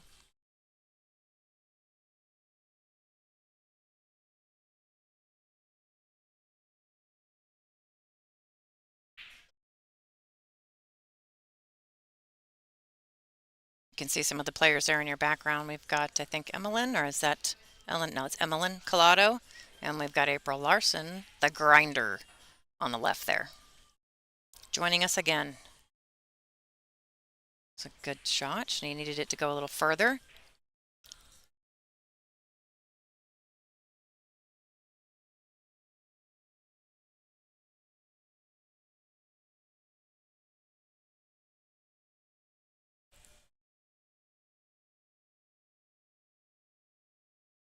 She let her stroke out there. Nicely done. She needs that cue ball to get off the rail. Yep, see her. She was like waving it. Hello, listen to me. I hear you. I hate being stuck on the rail. It's my vice, and I always do it.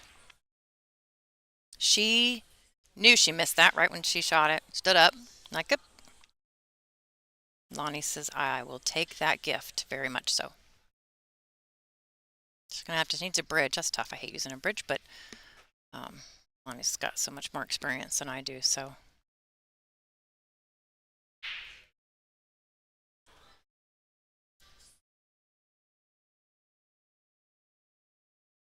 I'm pretty sure, I don't think Lonnie and Brianna have ever played before. I think this is the first time. Speed, speed, speed, speed, speed. You're going to need that bridge again. She's like, okay, I'll just keep it out.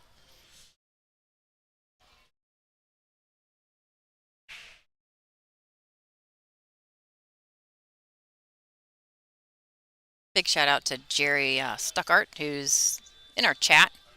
He's on our board of directors as well. He's always a man in the chat for me. It's still a Friday. It's still a work day, right? When you're playing pool, sometimes you don't know what day of the week it is. Nice. Nicely done. 4-0. Brianna's having a rough go. Go, Lonnie. That's tough. I'm not supposed to be partial to anybody, but Lonnie comes to sit in the booth with me. It's kind of one of those things.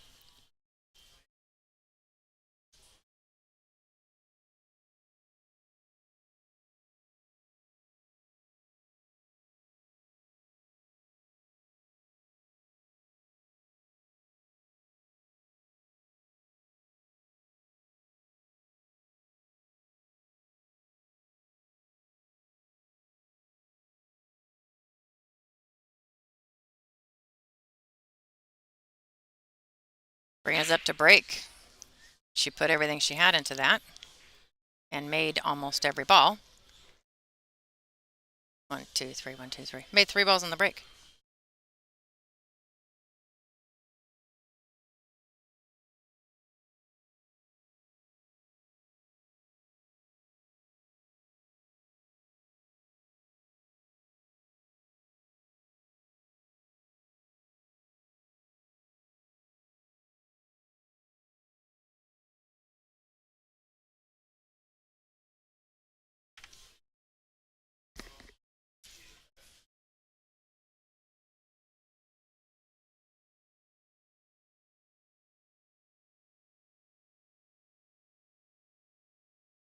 Keeping it simple.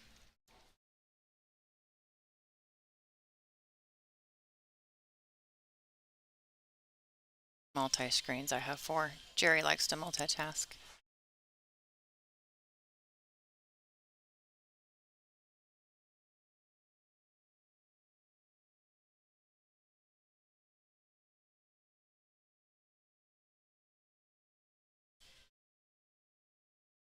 Nice speed control there.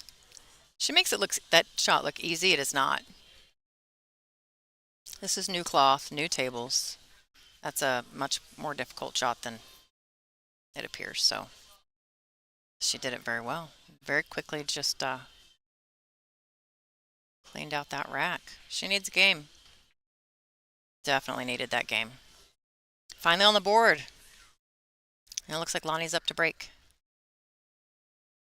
So as you know, one of the ways that we do support the stream outside of just regular donations, and donations are fine. QR code in the top right corner of your screen, or you can use the $ in the YouTube chat right next to where you enter your message.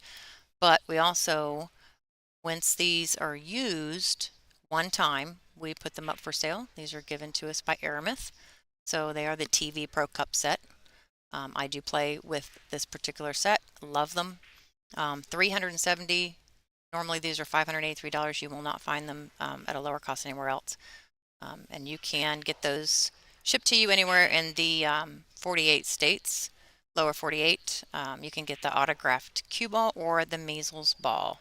You actually go to WPBA.com/store to purchase those if you want a ball set. We pretty much always have ball sets for sale. Right now we don't have any of our new sets or our twice used, just the once used 370 available. There are limited quantities until we get some more and have some more events. The last few events, they sold like hotcakes. So um, we don't have that many left. So I suggest if you are thinking about getting a box of those to go ahead and purchase them at this event. So lining up to break. Another break and run would again get her back to a 4-game lead. She's currently up 3 games, 4-1.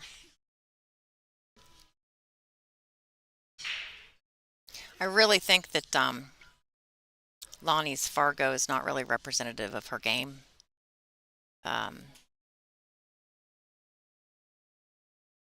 I don't know what Lonnie plays that actually reports to Fargo, but that 592, in my opinion, is not accurate at all. And I'm allowed to have that opinion because I watch Lonnie play a lot. And I don't think that's even close. Now, Brianna, 673. That's pretty close. I've seen her play. So, but Lonnie's definitely way over a 600.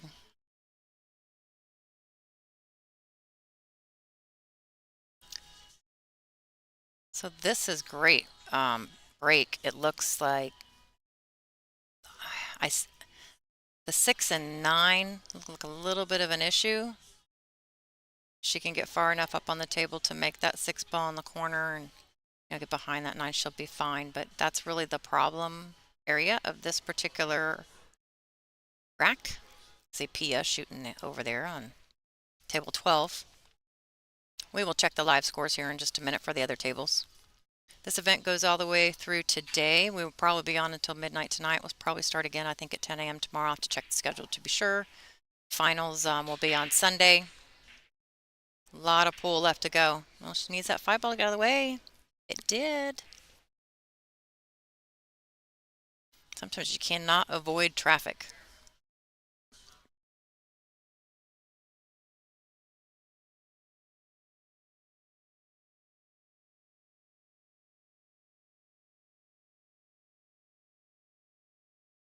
So the venues, Seth Darkheart, I've seen you in the chat many, many, many times. So thanks for joining again. If you haven't already, please like, share, and subscribe. If you are a part of any pool groups, go ahead and share the stream to those pool groups because it's going to be on for a while. We'll probably turn it off for the dinner break and put session 2 on for the evening matches. So there'll be a stream for the day and then a stream for the night, session 1 and session 2. But Seth, the venue is perfect. It's not cold. One of the rooms is a little chillier than the rest, but hot is bad. The air conditioner actually think it had a hiccup yesterday, and she called, and apparently she knows everybody in town because they immediately fixed it. But everything's perfect today with the AC, and I have to admit, even though I'm in the booth and it's really warm in here, I feel good. So it's definitely not too cold or not too hot. But 3 levels of pool tables, 2 bars. I haven't had any of the food yet. But I did the last when she had Borderline down, was it 3 doors down? And her food was always good. So I normally have to wear, a lot of times in most pool rooms, I have to wear my jacket when I play, and I'm not wearing that. I'm just wearing my jersey. So that would answer your question that it's not cold. Same thing with Lonnie. She would be having a long sleeve on if she was cold. You can see her jacket sitting on her chair. So not cold.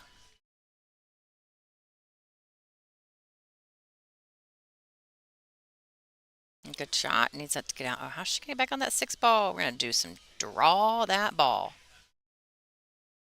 Now chalk the edge of that cue really, really, really good. Because she's going to have to pull that cue ball back all the way to where she's standing to get to that 6. Now if it's straight, it's going to track. Shouldn't track actually where she's standing to the corner pocket. Should go about a diamond before. Or 3. She had a little bit more angle than I thought. Great shot, Lonnie. Nice stroke.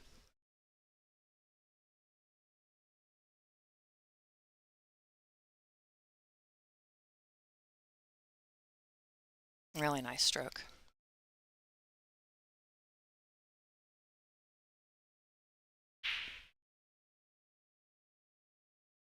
thing about this shot here is if you don't put English on here, you can run into the 9. We don't want to run into traffic ever and ever.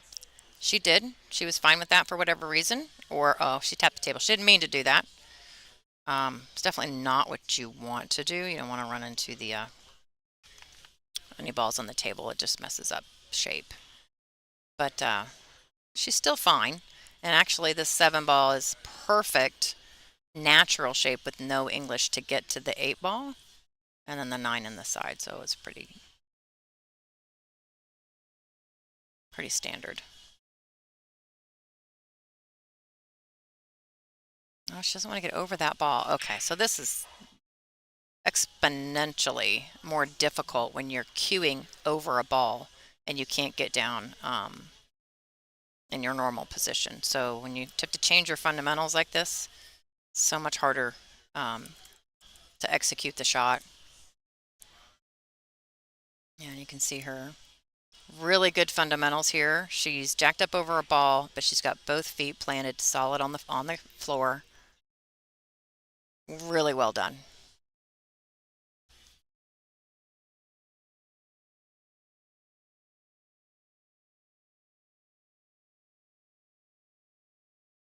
If you go to Digital Pool where you want to look up the bracket for this particular event, you will see 2 pictures of the Borderline Brunswick Invitational. One was the stage 1, which was the last couple days.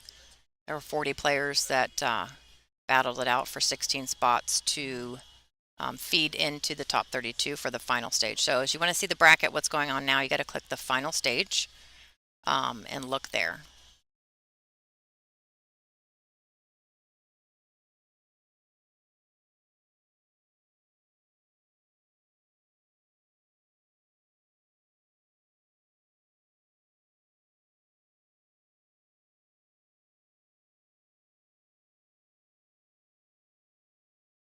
Bringing up to break. This is a race to 8.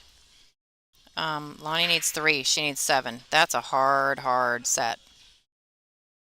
She does have a view of the next numbered ball at 2 ball. It looks like she can make it, I believe. 3 balls in a very tough position to get back to, though. The rest would be all right, but the 2 to the 3 is the game-winning shot for this particular rack. She didn't think long. Beautiful, absolutely beautiful. Like it was nothing. Great shot. Brianna's very talented.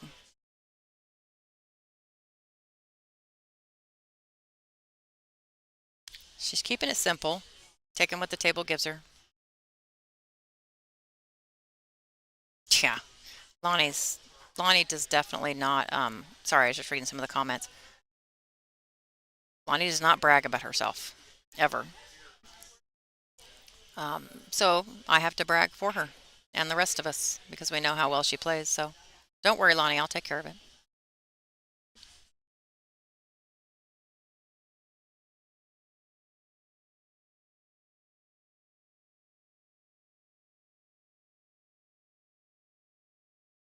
Okay, she's doing well here. She don't go too far. She just wants to roll up for the 8 if she can.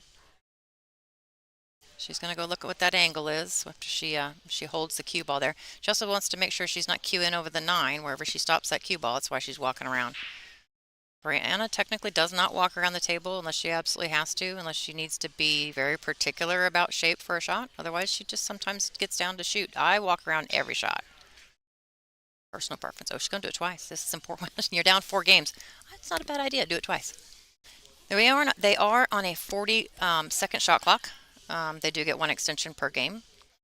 If they go hill, they get 2. After the break, you get a minute. So she chose to come back and do that. That's actually a really good choice there. Makes it a lot easier. Depending on what, looks like she's got an angle, the way she stepped to the left to see the line and then back. So she's probably going to go all the way down to the side pocket. Very nice. Speed is really good. Brianna's speed is really good. Nice job. Keeping it, well, trying to get it closer. 5-2.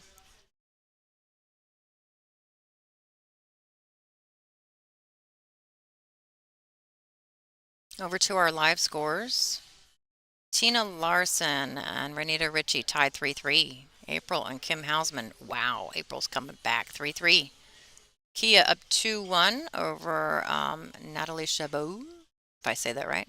Again, Lonnie's leading. Brianna Miller 5-2. Emmeline Collado down 4-1 against Pia Phillip. Pia is phenomenal. Lori John Brown, who's hasn't been at a lot of events. I'm really happy to see her. Um, Up 4-2 against Erica Testa. Sarah Miller and Jessica Barnes tied 1-1. That's our match that started late. Our other match that started late, Kennedy Mayman against Angela Williams, and Kennedy's currently up 2-1. I couldn't have timed that better. And Lonnie's up to break, leading 5-2. See if she can avoid the scratch in the side pocket there.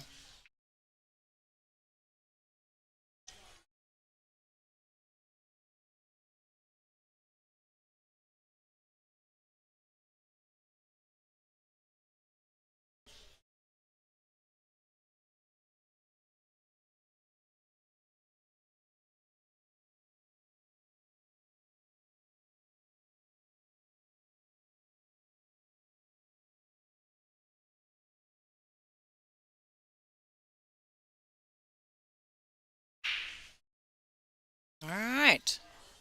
One in the corner, one in the side, and the 2 ball is creeping out to give her a shot. Nice. Nice. Hey, Carol. Knew you'd be watching. Is everybody else in the family watching? Lonnie's shooting well. She did excellent, excellent, excellent at the last event. And obviously still shooting really well.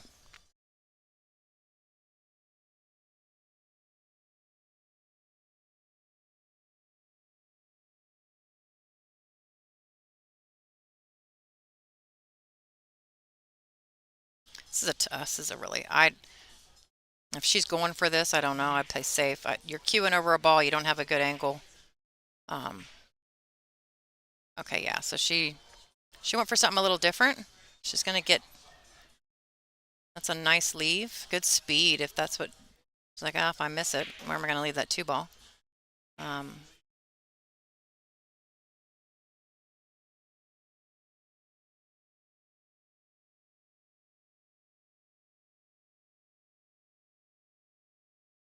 Yeah, play safe here. She's gonna be awful close to putting that right in the pocket. Oh, look at that.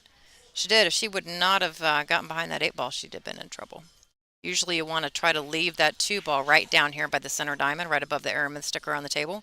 It's really where you want to put that 2 and freeze it kind of right there. The 7 was in the way maybe for that. I'd have gone behind the 7 though. I don't know. They say when you're playing safe this way to concentrate on 1 ball. So it's not about where the 2 and the cue ball goes. It's where the cue ball goes or just where the 2 goes. She hit it. Beautiful. Oh, look at that. Snap, snap, snap.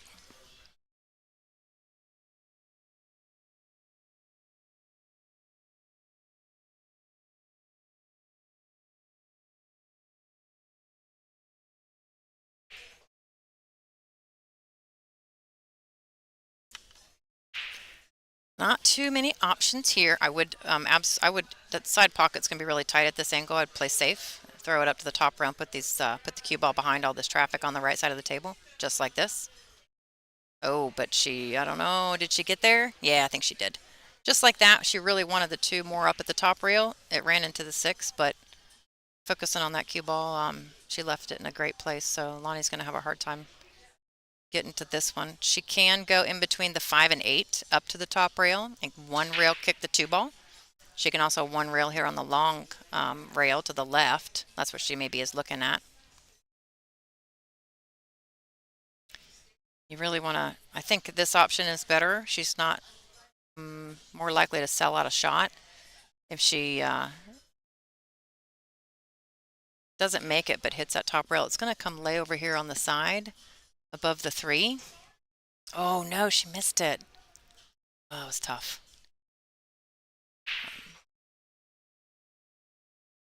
That's really the first error that she's made this entire set right there. So,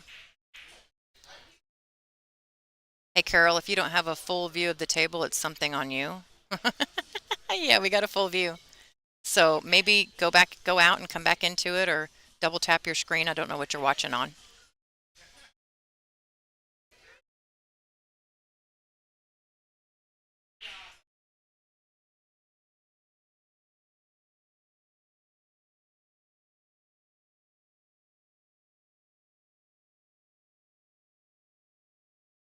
That's a good safety there.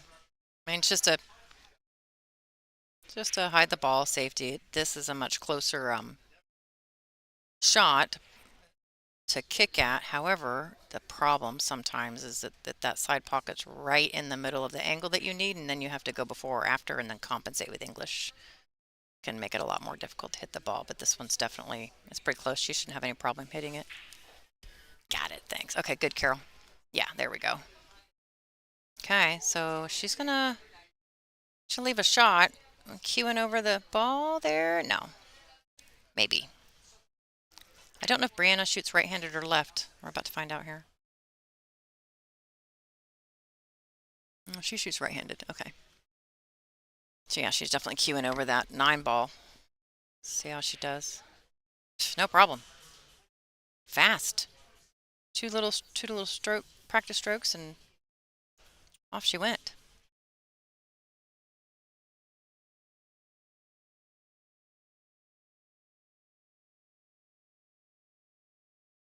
She missed it. She knew it too. You can tell her body language when she misses a ball. She stands up and starts walking a different way back to her chair. I cannot give these things to Lonnie. She's going to take it.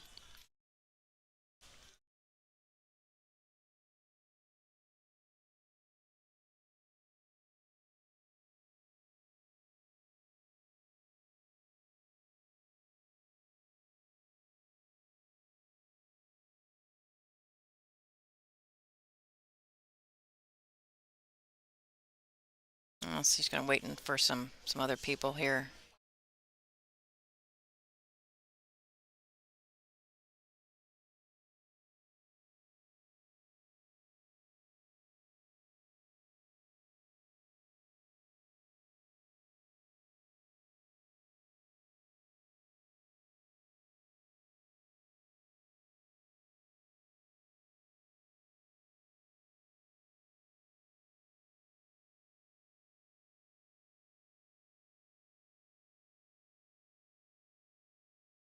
Nicely done there.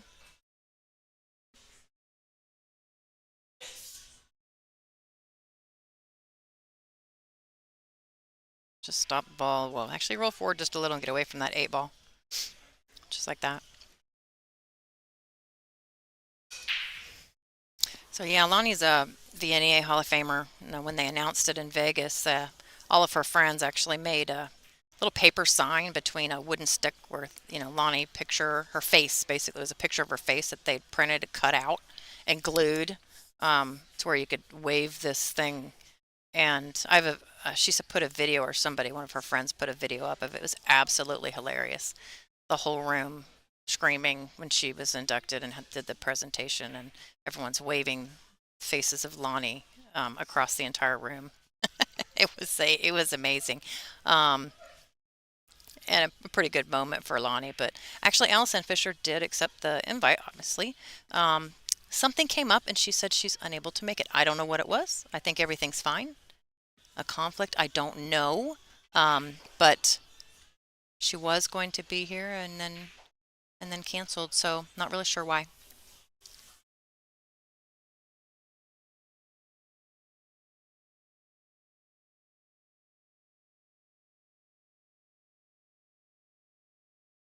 Yeah, we miss Allison when she's not here. She always usually gets in the booth with Alani or I, and we have a lot of fun. I got some good pictures of us here in this dark little booth. The wonderful headsets on our head. We look great. I'll give you a peek here in a minute because we do have a camera for commentators now. So give you a little peek. Lonnie's going to take that opportunity.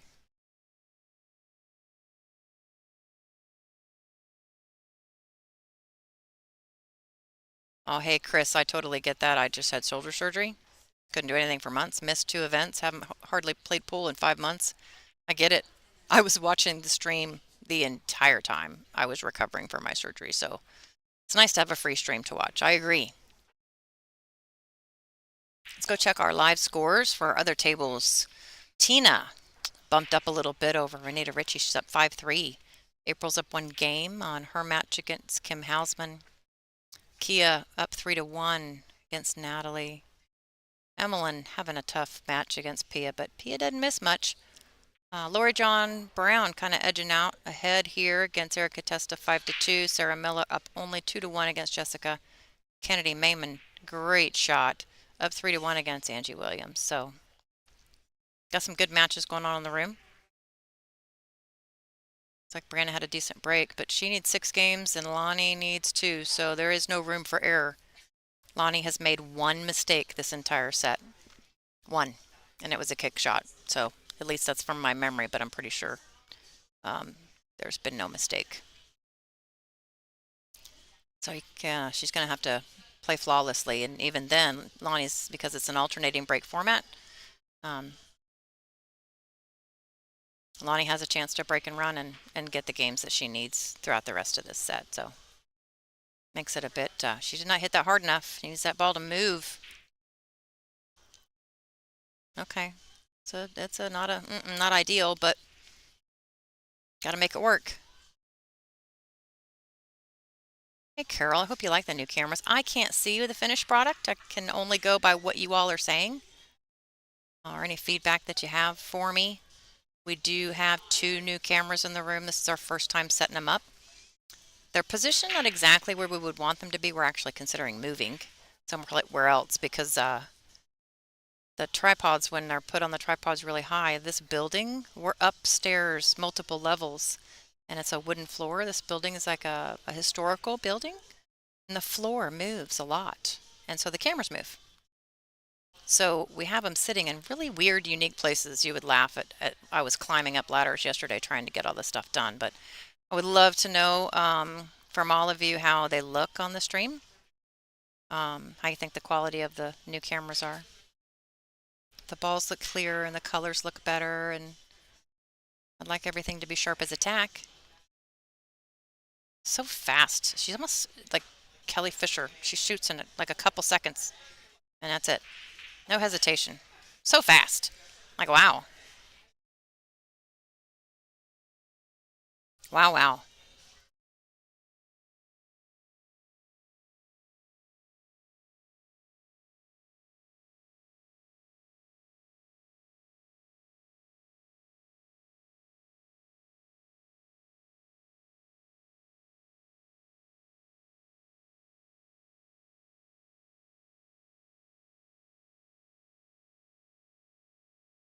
Oh, she's still racking. So for all of you, I'm not sure if you even know who's ever talking on screen. You haven't seen Lonnie. There it is. Hey folks, how you doing? So Angela's saying hi, sitting here in the booth watching some great pool. I've got a little window if I peek up, but I've got a side view of the middle floor in this particular arena. But yeah, so when we have maybe Kelly Fisher or somebody in the booth, we're gonna set up a little camera so you can see some, say maybe a review of the match at the end and stuff like that. That's new. Get Emily Duddy in here. We'll put her on camera.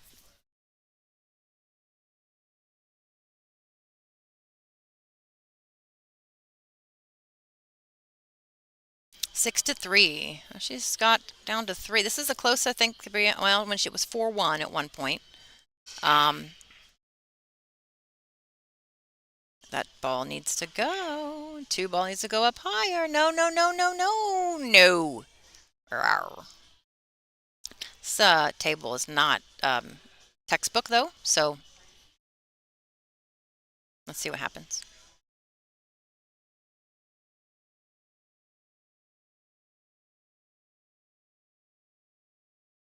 This is a tough. What is she? Oh, she's just gonna go up past the 7 ball here, creating a little bit of an angle. Hey everybody. There we go. It's really nicely done. She's going to try to go behind the 9 to shoot the 4. I think it might be far down the rail. She's going to have to get around that and just kind of spin. Like my sound effects. People from home that know me really well recognize that sound effect I just made. I'm so sorry. Oh, and I have so many stories to tell. So, Carly McGee is probably the biggest fan ever of the WPBA.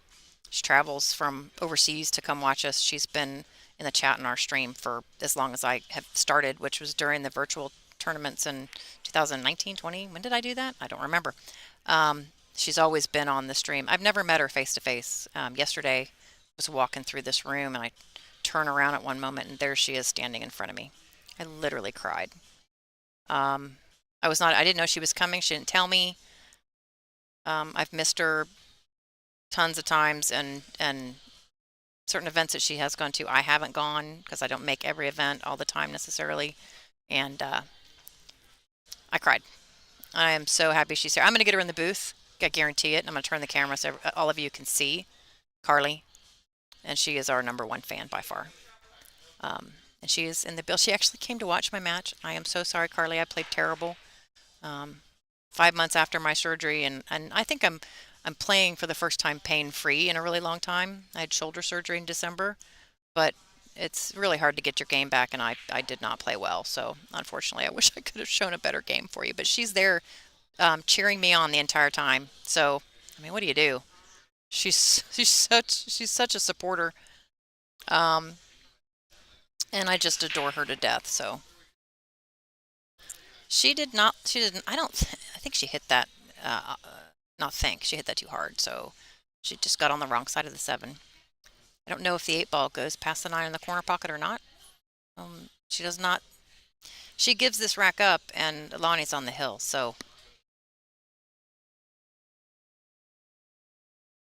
oh, and then there's that. Well done. Goodness, what a shot! What a shot! Oh, did you see her authoritatively smack that chalk down on the table? It's like she's mad at herself or something. Okay, she's working it out.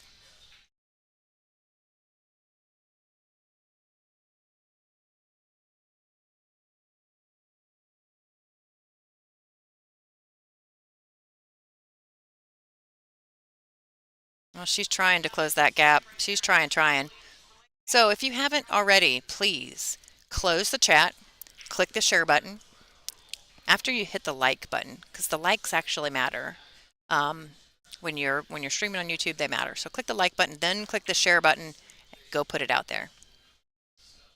I know you all, if you're pool players, you have Facebook or whatever, Instagram full of other pool players that might not know that we're playing this event this weekend. So please click that share button and get that out there. Also, please notice that we do have the wonderful new QR code in the top right corner of your screen. You can click that, take a picture of it, or scan it with another phone, but it will take you to WPBA.com where you can donate directly to us. You also do have the option to click the $ in the YouTube chat, and you can donate that way as well. This stream's 100% free, and we run purely off donations. So, and we unfortunately, we've been doing this only for a couple years. Started with a little teeny laptop and a cell phone. We do not have everything we need yet, so we still need donations. So, if you're able, please help us out.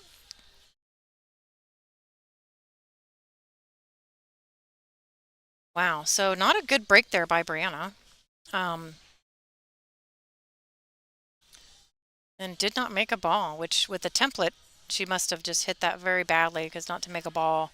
Brianna has a powerful and strong break. So maybe some of that little frustration I saw earlier is getting to her. Nice. Is this going to hide? Nope, it's going to come out. It did. Yeah, she wanted that to either get behind the 9 or stay behind the 4 or 5, something there. Hey, Corby. Brianna's going to play safe back. Ooh, she's hitting that really soft. I was just going to say, she's hitting that too soft. That was way too soft. I could tell right when she let go of that shot, it wasn't going to make it.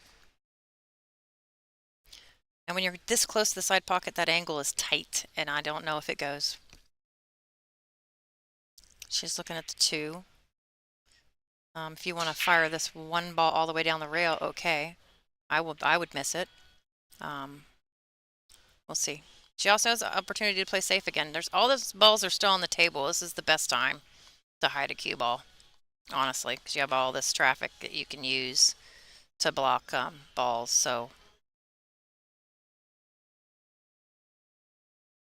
look at that, right behind the six. Oh no, don't peek. So new cloth, new tables, and both those shots were very good. Lonnie just the cloth is new, and this the balls just kept rolling a little bit until this cloth warms up. That can happen, but oh, Brianna got that one. She definitely got that one. This is going to be a hard hit. I would go 2 rails down to where she's standing, literally almost where the 7 ball is.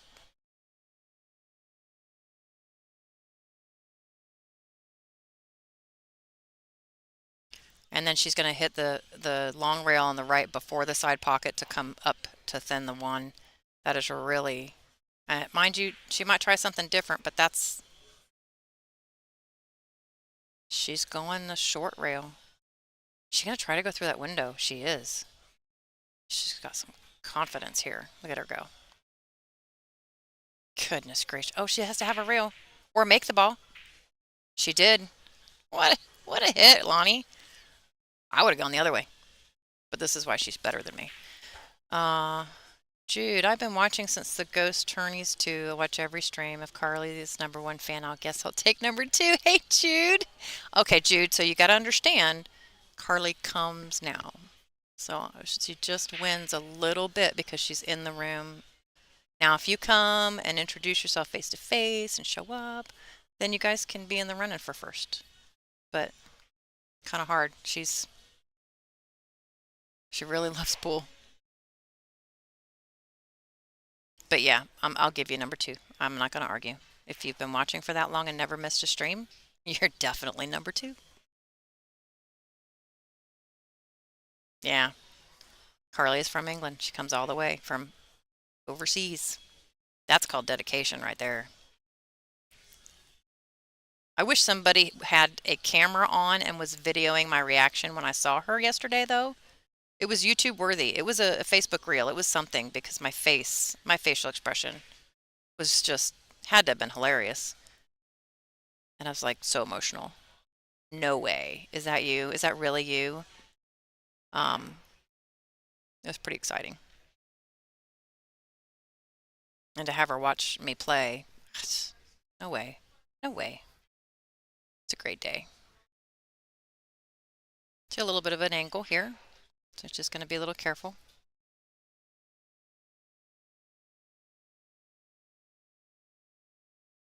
Corby, we keep missing each other, definitely for sure.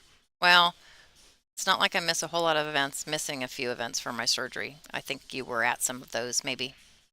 And I couldn't be there. So I'm back now. My game's not, but I am. Ooh, she's going to be queuing over that 9 ball. That's tough right there. April on the other table going to work. Emmeline looks like she's still sitting in her chair watching Pia play. Unfortunately, if you've been watching, she's been sitting in her chair quite a bit. I think Pia's shooting really well today. Jeez, what a great shot. Queuing over a ball jacked up like that. What a great shot. Oh, sorry, Corby. You meant you keep missing her. Yeah, you don't want to see me. That's right. Don't want to see me. Just Carly. I see how you are. Brianna's really come hanging in there, and she's on a little bit of a comeback here. Okay, Lonnie just said she wants to take a little bit of a player break, so we're going to do that real quick. We're going to go to our other view and let's see what's going on in the room.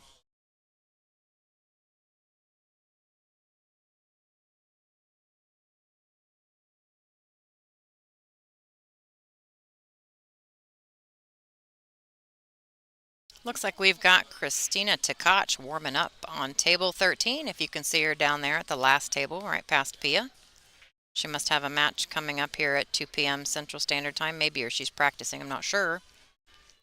But you can see the view in the background there of the other room. That's one of the tables I played on. This room is amazing. If you have not been to, well, goodness, it just opened for this event. So you haven't been in the new room. Please make sure you mark something on your calendar to stop by Borderline Billiards in Bristol, Tennessee, and come see this room. The equipment is perfect.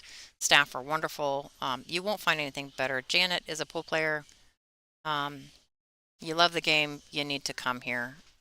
There's Monica Webb. You can see right past April there. So we're going to let them take a little player break, and we'll be right back, folks.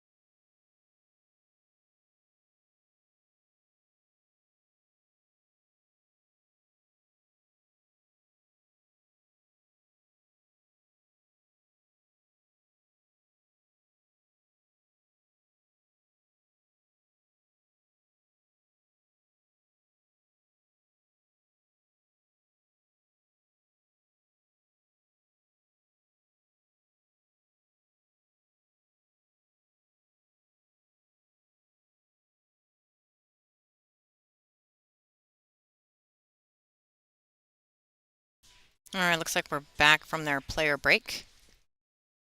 Each player is allowed 1 5-minute break per set. Um, the other opponent can go when the one player does call a break, though. Lonnie is currently leading 6-5. It is her break. Uh,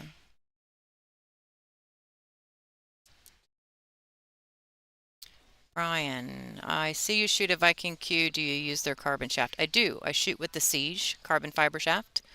I absolutely love it. I do have a sample shaft of the white carbon in my case that I got from Viking and 6060. And I've shot with it a couple times. I'm still kind of feeling it out. I I was an old-fashioned. I've been playing since the early 90s, so that gives away my age, and I was not a junior player, so there you go. Gives away my age a little bit, but I've been playing with a wood shaft for so long and old school, very much old school, spun balls, that kind of thing. And during the pandemic, they sent me the Siege carbon fiber, and I started to shoot with it. It took me a really, really long time to get used to playing with the carbon fiber, and I think I'm having a hard time again because I never thought I would get away from my wood shaft. But I'll be honest, I absolutely love that Siege. Love. I think it's perfect. But if you ask Fedor about the white carbon shaft that they have now, he thinks that one's perfect. Who's going to argue with Fedor Gorst? I don't know, not me. But just my personal preference right now. I'm choosing to continue to shoot with my Siege, the black carbon fiber. So love it, love it, love it. A little bit more, Lonnie, pass that 9 ball. This could be a big problem here for Brianna because Lonnie's gonna, if she runs out this rack, she's gonna be on the hill. But there's pretty much, I think if you go to Viking.com, all the different shafts are in stock. You can order straight from their website. If you have any questions, I can get an answer for you though.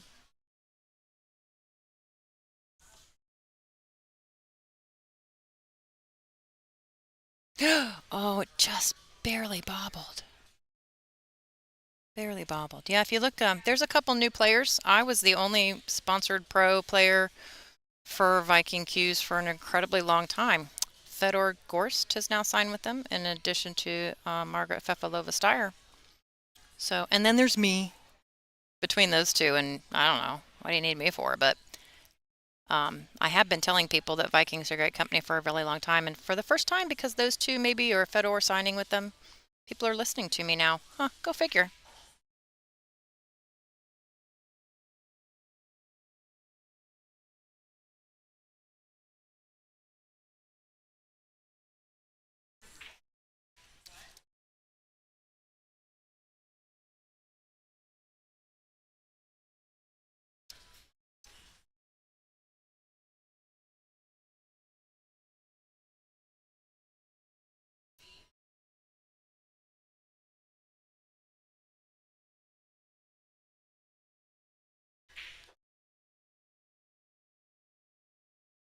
Nice. Oh, don't hit the 8. Okay, well, make it work.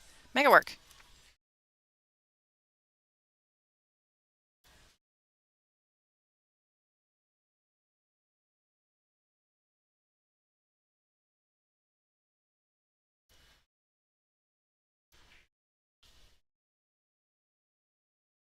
It's a heck of a cut shot here, though, so I probably shouldn't be saying make it work. That's not so easy to make it work.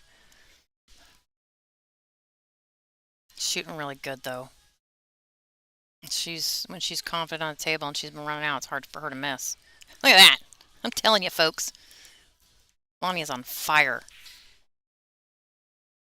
She just has not made errors. Um, I'd have to say if we looked at like the stats for this match, this is some great play. Brianna's had a couple balls that she's missed. Two that I remember where she's going to sit up and immediately start going back to her chair really fast. Um, this is tough though. Lonnie left herself completely straight in, and cheating these pockets on these Brunswick is really hard. Just did not want to go anywhere there. Oh goodness. Um, the The cloth is brand new. Brand new. We're the first to play on it. So that ball that she just shot, she put English on it, and sometimes the cue ball gets done and it just spins at this brand new cloth, and that's what happened there. So um, spinny spin spin. This is a tough shot. I can't. I gave away my age a little bit ago. I can't see this shot anymore. Like, I'd love to be able to get up the table and just make it, but I can't see it.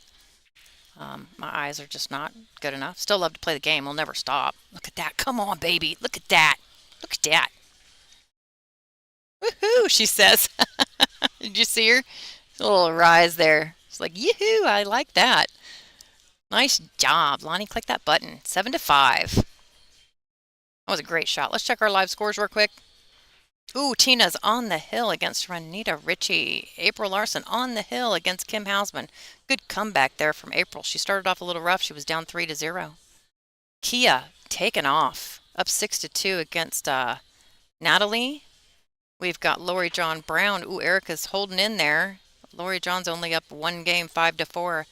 Sarah Miller and Jessica Barnes are neck and neck this entire set, 1-1 each time. Kennedy Mayman taken off a little bit against Angie Williams, up 5-2.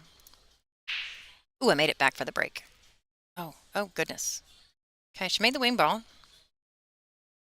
but that break was not the same. Did she make the wing ball? No, 1, 2, 3, 4. She didn't. I was gonna say it wasn't like her normal break, but I didn't realize that wing ball didn't go. Must have got close and didn't see it. Wow.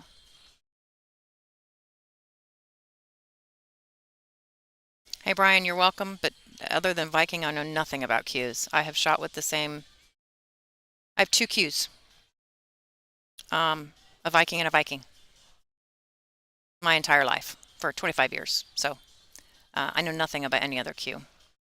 I have my first cue and a jump break that split, and a regular wood shaft, two of them I got. And then I got my new cue with a regular wood shaft and then the carbon fiber, and then I just got the new white carbon to test. That's all I have and all I know about. I've done nothing else. So I'm not the knowledge of cues.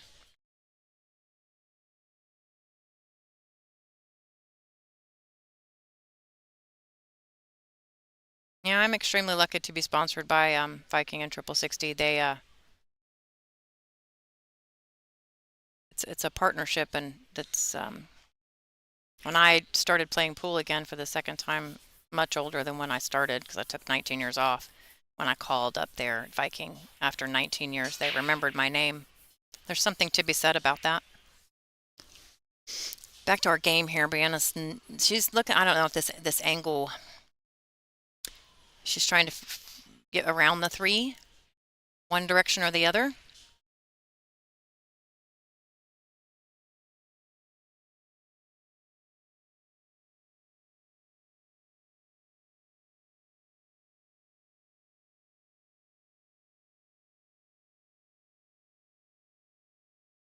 Same cue since 1984. I've had the same cue since 1994? 1995. I shouldn't say that. I switched, but I actually did switch in 2000 and no, 2019, 18, 19, 19, yeah. I finally switched. So same one for that long. Oh goodness. Oh, look at this. She gonna get a roll here? She did. I mean, she was a great kick shot. As Lonnie says, fortune favors the bold. But she kicked at that four ball and luckily snookered Lonnie behind the eight. That would have been what Lonnie needed. Open rack, 6 balls left, done. She's on the hill leading 7-5. Can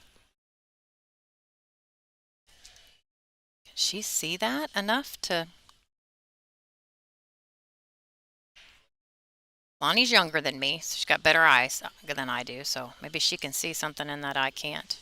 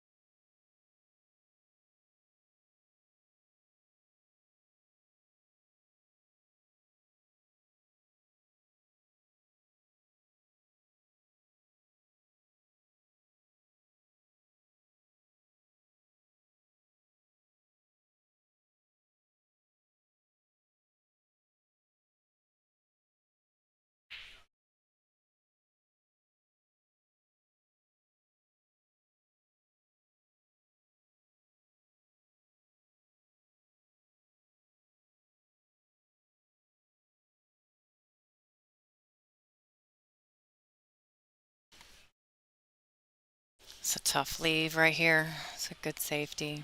She can see it though, and she can return the safe. So split the balls and hide that behind. Tappity tap tap. That's what Lonnie would say. Tappity tap tap. Right back at you. Corby, you lie. Corby, you lie terribly. Nice hit there. Oh, oh, what is the luck? Oh, they're just seriously doing this, aren't they? How many times is it going to happen?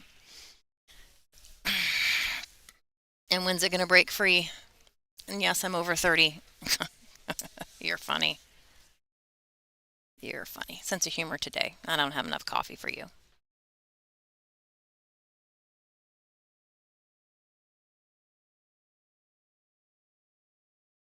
Yeah, if you've never been in our YouTube chat, in our stream before, and heard my antics or Lonnie's, get ready. We will never change. We love the game. We have fun. Um, but we're also not so serious that it's a board meeting of any kind. So I do believe, and it says so in the motto on the Viking website, actually, that my motto is on there, and it says the key to happiness is laughter, and I'm not kidding. I truly believe that more than anything else ever. That if you're not laughing every day, it's life is just not right. You should be. And if not, find whatever it is to laugh every day. And humility is the best quality.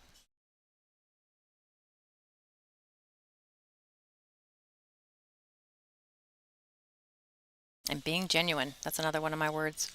Not my word. I don't own the word. I just think being genuine is a phenomenal quality. Oh no. Oh gosh. Is it going to go? It is. No, it didn't. No, are you serious? Oh, what a shot. And look at Brianna's even like, I thought it was there. Like, oh wow. What a shot. She cross-banked that on the side. She didn't hit it very hard. I think she was trying to avoid the scratch. And it just, I mean, literally hung in the pocket.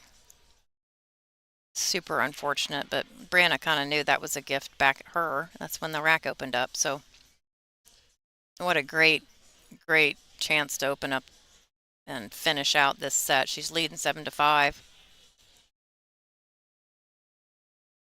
Gremlins. Gremlins. Gremlins. I haven't heard or seen that movie in a long time. I was old enough. I'm old enough to remember it though. Wow. What a shot. Goodness.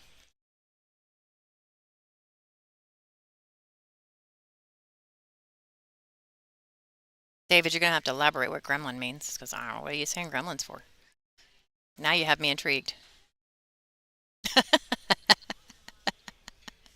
Corby? Now that made me laugh. Sorry.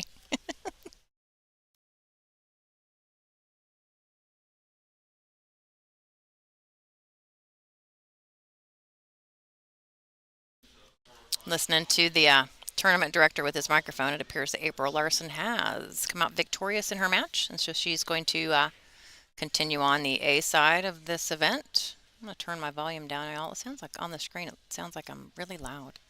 Looks like I'm really loud. Oh goodness, she missed it. Oh, oh, is Lonnie going to have a shot? Yes, she is. Look at here. She is. This has been a great match, y'all. Brianna's made some errors. Lonnie's made a couple, but the thing about Brianna is when she shoots, she doesn't normally miss. I've seen her play the last couple events and seen her on stream. She just doesn't miss. Lonnie's been practicing a lot though too and doesn't normally miss. Get in there. Is it going? And she's gonna apologize all day for that. That is not how anybody wants to win a game. She will. She'll apologize all day. But you know, when the luck is there, the luck is there.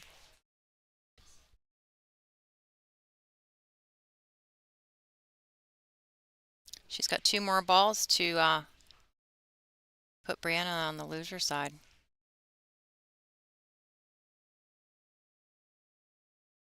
That'll work.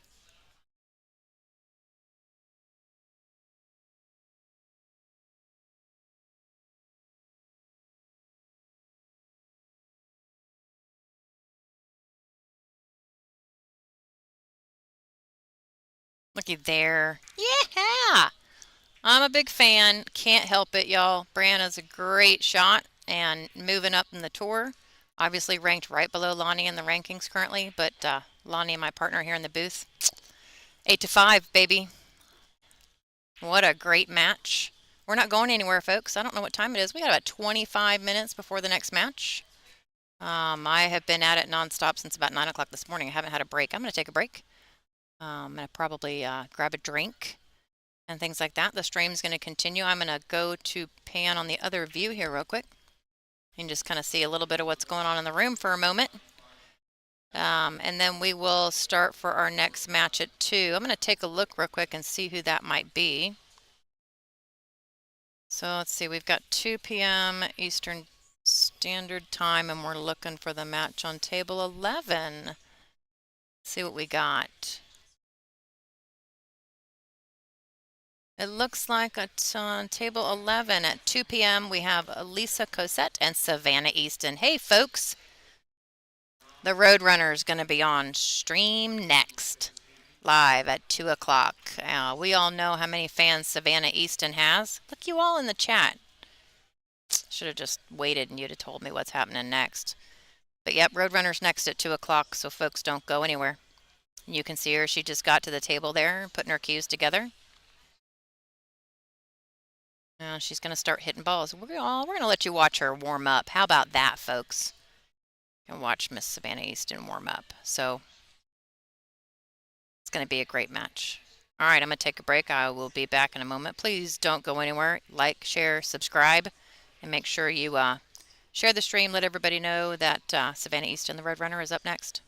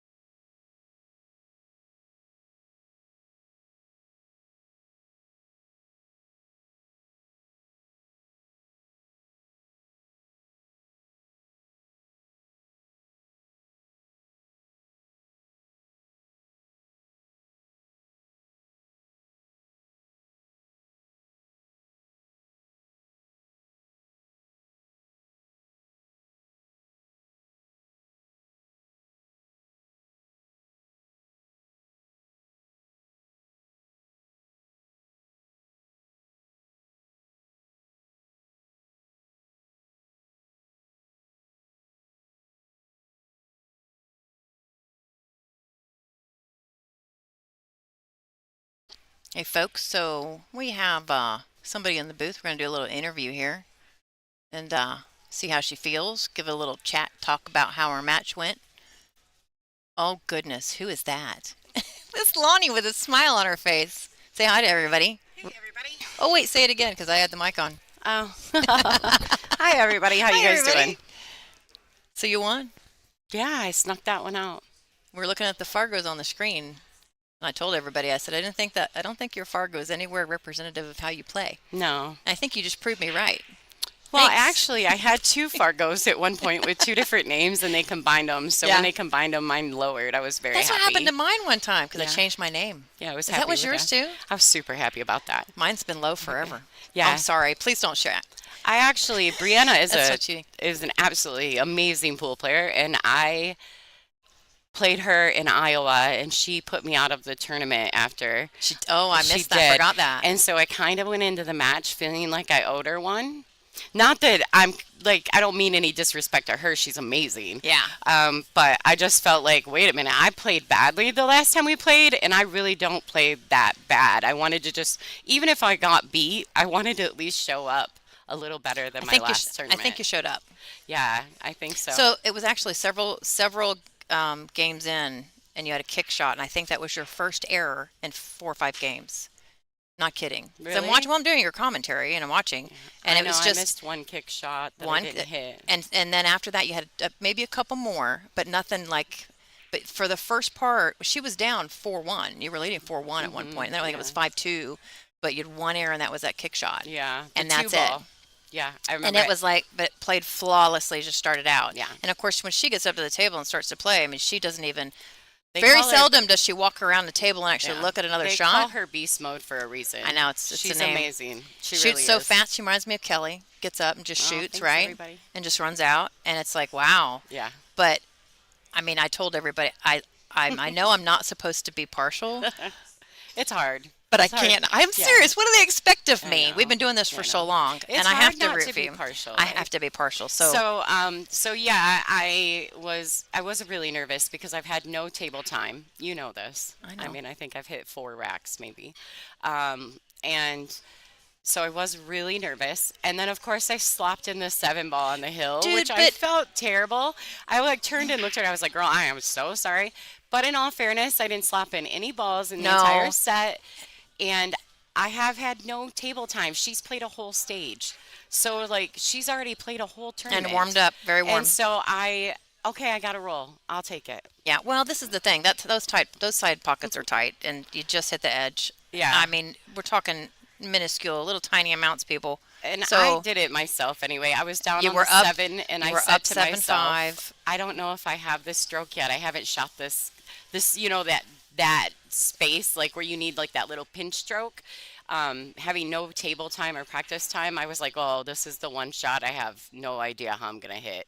And then I barbecued it and it banks in the corner and I was like, I well, wouldn't say you barbecued it. I apologized, but then I said to myself, now you're just gonna win. Technically, if you'd have made the crossbank on the four, everything would have been fine, by the Yeah. way, and you hung it by I this. was nervous. I babied it because I was afraid of the That's scratch what I told in the everybody. side I'm like, I know pocket. she hit that soft because she was trying not to Yeah, scratch. The angle must have yeah, looked like exactly if you'd hit it yeah. hard to go in that side pocket. And You ultimately, literally made it. I mean, you needed this much more speed. I know. And ultimately, my goal was if I avoid the scratch, my goal was the 6 was sitting in the middle of the table right there. And I thought, well, if I avoid the scratch and get on the other side of the pink 4 or the 5, Right. the 6 ball may cause a blocker if I don't make the bank. And that was my It was mentality. close. Miss the scratch and get on that side of the It was 6, right? close, yeah. But then last minute I was like, oh my God, you're going to scratch. And then I would kind of hit it soft. You hit it really soft, yeah. Yeah, yeah. But it was a good shot. It Well, those are happens. tough. So Listen. everybody say big congratulations. Yay, I don't know when thanks you play again, everybody. and I don't know who, but you can go to digitalpool.com and figure it out. Yeah, I don't either. I think Brittany. Oh, no, no. Kaylee. I think I joined Kaylee's bracket. We're gonna look now. I See, don't know. We got to look. we have stuff, It's and we're either going Brittany or on. Kaylee because I always run into one of those Y'all two. get to see what happens when Angela's in the booth because I talk about how bad my eyes Oh, yeah. are. That Look one at shot you made on she's the got 9 ball, meters. stop 9 ball, and the 9 ball's all the way up here, and you cut that thing. I was so mad. So good Because though. okay, I so know, like but now that we're in the booth and we're chatting about pool, right? And everybody knows that we talk about pool a lot. I know that when a ball is in the jaws like that and it's 2 inches from the rail, that you're not supposed to use high ball. Correct. And I did it anyway. didn't. I Oh, was so mad after I did it that I was so determined to cut that 9 ball in. I was so determined. Like I don't, you, because it I was a was great mad. shot. Because I knew better than to hit that 8 ball that way, and I did it anyway. So you are scheduled to play, yes, Kaylee Yeah, McIntosh, yeah. The table natural. 12 at 4 p.m. Eastern Standard Time. Yeah. I play again at 9. I did not win my match, by the way. I played terribly. Um, but let's see. Oh, and then I was going to tell you we have actually Savannah Easton Oh, on yay. the stream next against, oh, somebody please help me. Oh, Lisa Cosette. Oh, Lisa, yeah. So Oh, so you would have been playing Sav I would have been on had the you stream playing defeated Sav. Lisa. Okay. Maybe somebody was thinking out for me because I ain't feeling it. You played well. So everybody in the chat was just saying, man, this is almost a flawless match. Yay. So everybody thank Lonnie for Thanks, giving us everybody. almost a flawless match between Brianna Miller. She's going to continue on the A side. She's also going to be in here in the booth doing some commentary for me because she doesn't play till 4. Yeah. But yeah, we have 15 minutes until Savannah plays at 2. We're probably going to go grab a bite to eat or a drink. I need more coffee, even though it's the afternoon. Y'all can judge me later. Anyway, we will see you shortly. Big wave.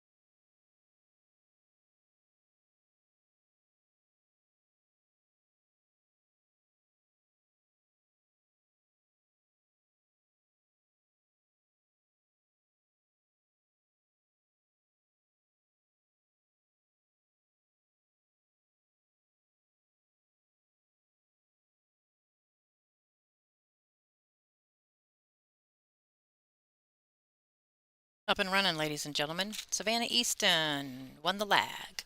She is playing Lisa Cosette. We will do some bios here to introduce our players. My name is Angela Janik, coming to you live from Bristol, Tennessee. I'm at the Borderline Brunswick Invitational for the WPBA. I hail from the great state of Ohio. Go Buckeyes.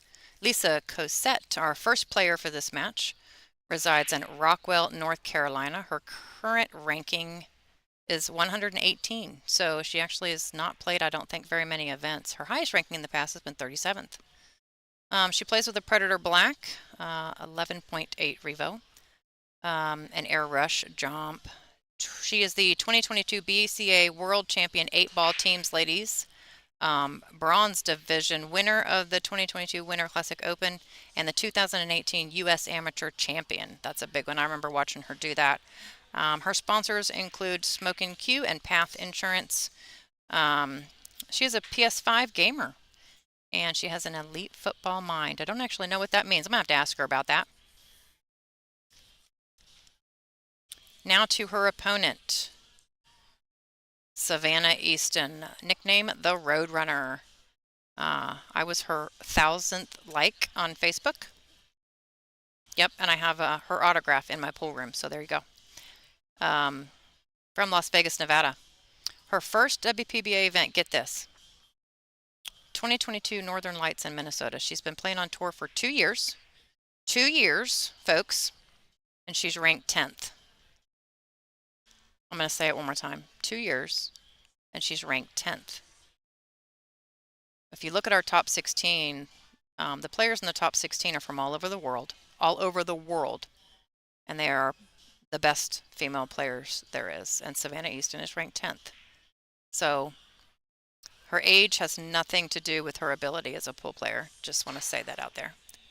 How about almost jump and make a ball there, Sam? Nice job.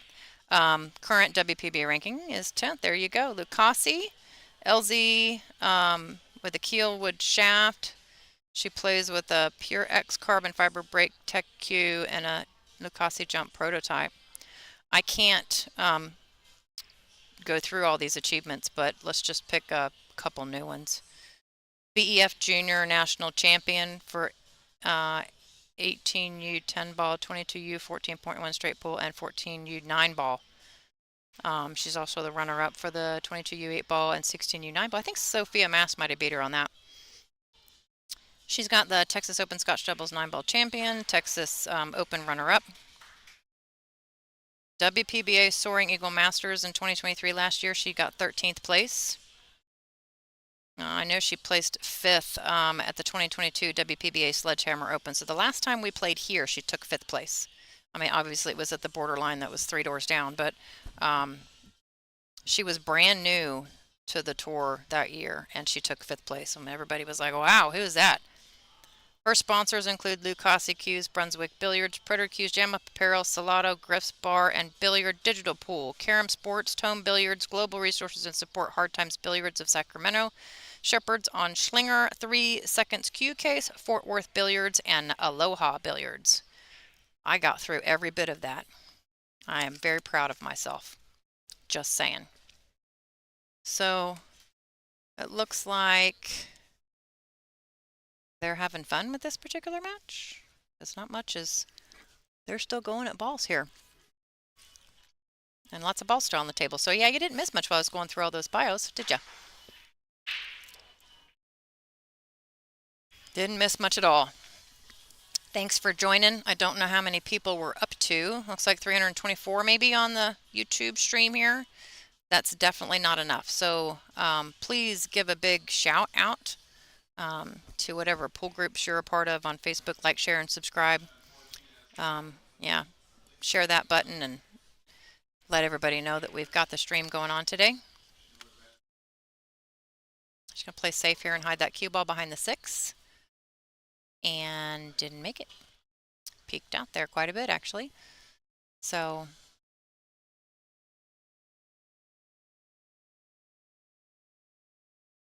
we can see Kristina Zlateva from Bulgaria, to your left there. And I think Janet Atwell is playing on the table to the right.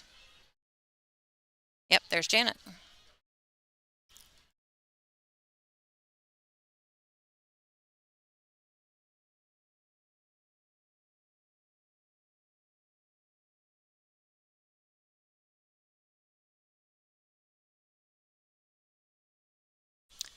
Lisa's been playing pool for several years.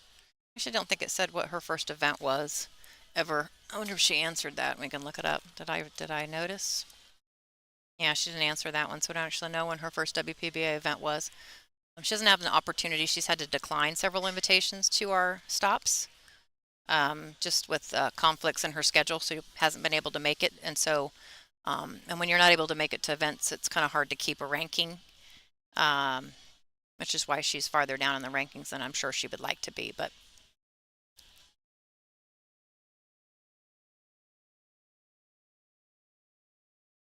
she is a national champion, so she shoots really well.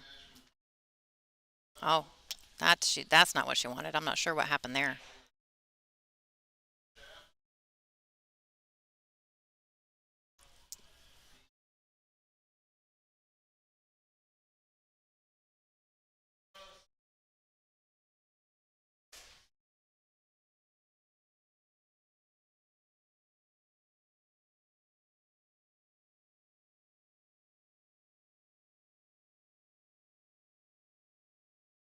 So I'm going to go through a couple bit of statistics here for Savannah. Ooh, that tied up the 7-9. That's not good. Yikes. That's going to make this rack can't get out now. And I think the 5-8 are tied up too. So I know Sav's going to play safe on this, and I know what safe she's going to play. I've watched her do it a dozen times. It's actually a really pretty shot too.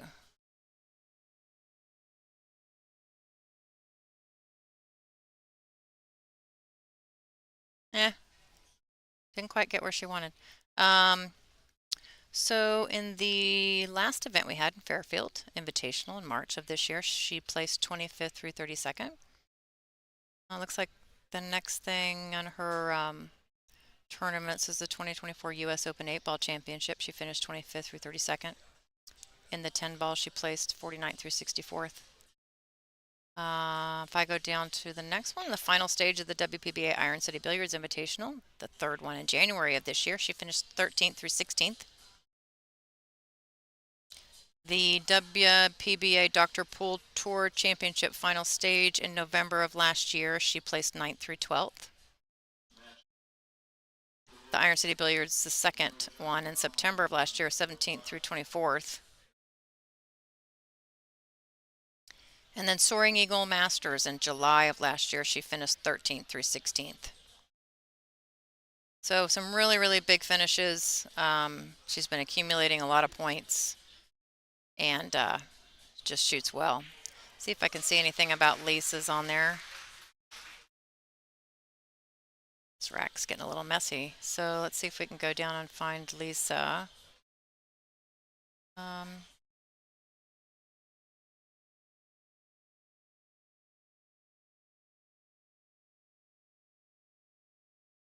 Right there. Okay.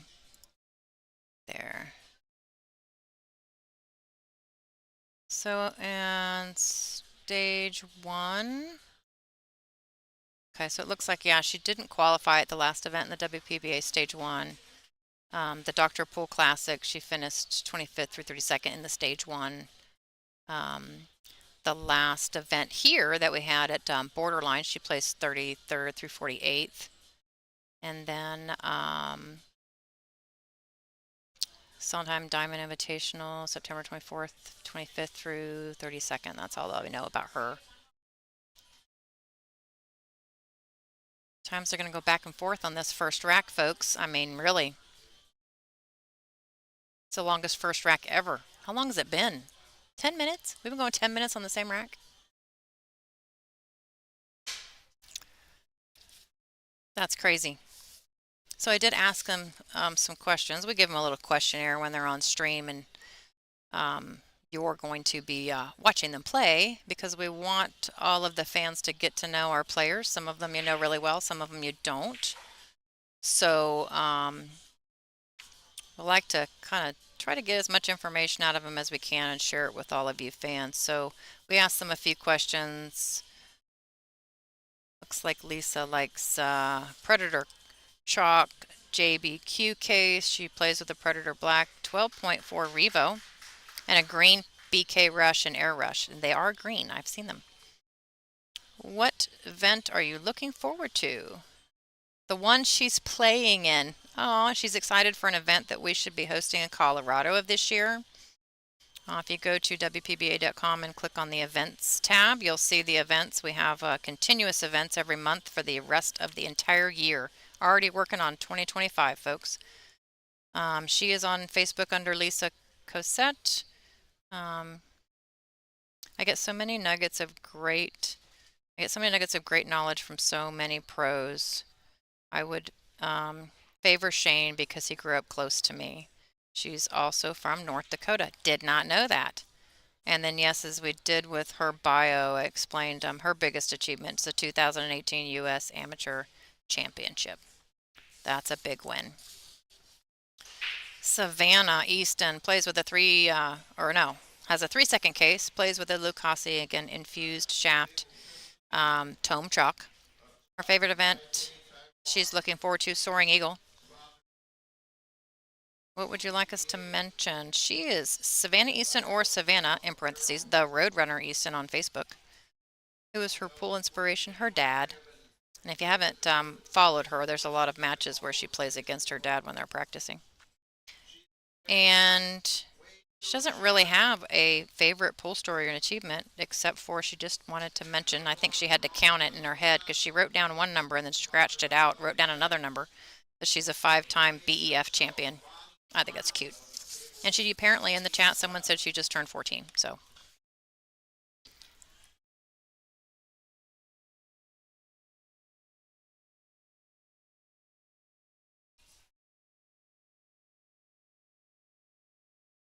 Yeah, there should be in the description of the YouTube, there should be a link to the digital pool bracket for you all to click on and follow if you want to see who's playing who next or what's going on. Looks like our match that started late the last round, Sarah Miller and Jessica Barnes. Wow, that's a hill-hill battle. Hill-hill. I wonder what table they're playing on. Can I see it from here? Nope. Janet Atwell is up 1-0 against Ada. Christina Zlateva up 2 games against Olivia Chang. Sophia Mast is down 1 game against Monica Webb. Susan Williams up 1 game against Billy Billings. That's what we got going on so far. Lisa got that first rack there. And she's up 1 against Savannah. Make sure you share the stream.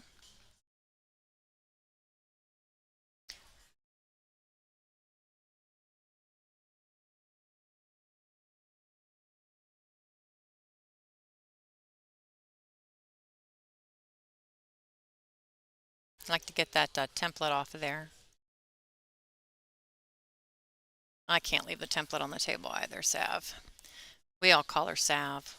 I don't know, all of us. A bunch of us do. I do, at least. Okay, she's going to try hide cue ball behind this traffic. I'm pretty sure she got there. Even if she left the edge of the 1 ball here, if you tap that right edge of the 1 ball, you're going to scratch. So it's a really good shot.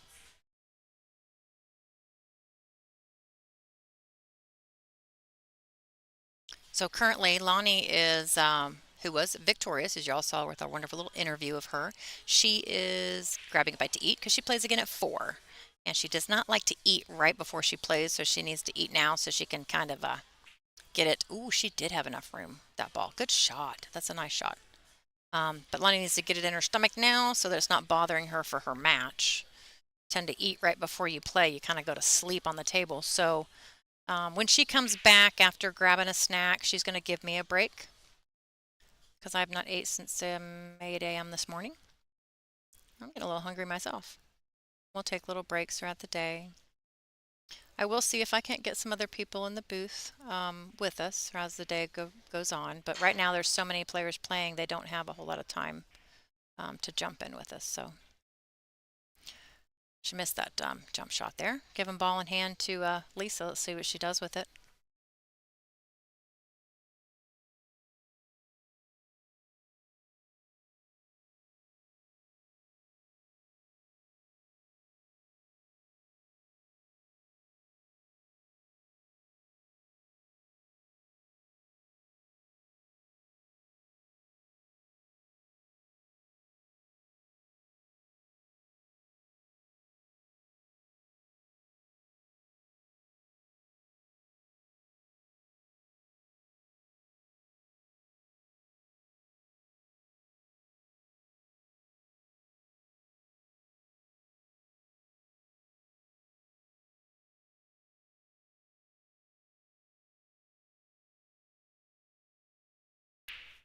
Lisa's a very thoughtful player. Um, she definitely plans,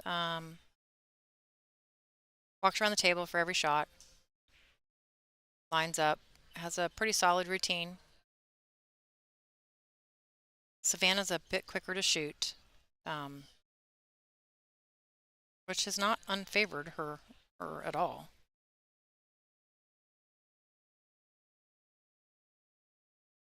Oh, is it?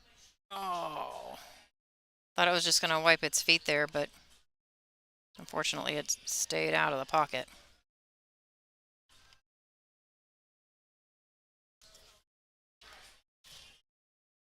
So if you see a QR code there in the top right hand corner of your screen, as you know, the stream is free.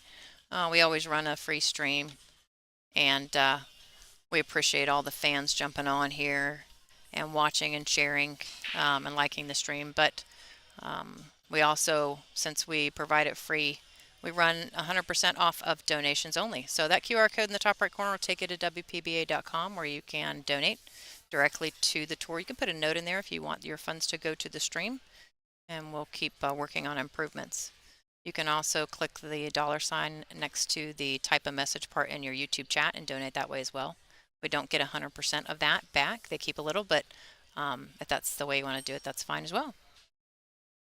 We appreciate anything and everything.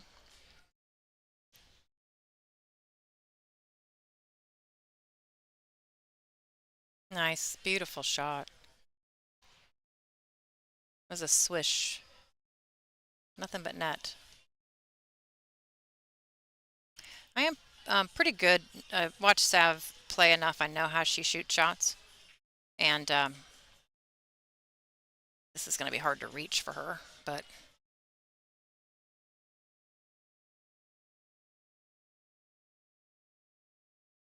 she's getting taller, though. She started off, I don't know how much she's grown since she started, but she's getting taller. And she might get her dad's height. He's tall. Her mom, not so much. Tiffany Easton actually is one of our board members. We actually convinced her and elected her and kind of pulled her into it just because she has a background in media. She has a lot of expertise and does a great job on a whole lot of things for us. So thank you, Tiffany, for all you do. And she does have quite a bit of a life with pool, with her daughter being the champion that she is. So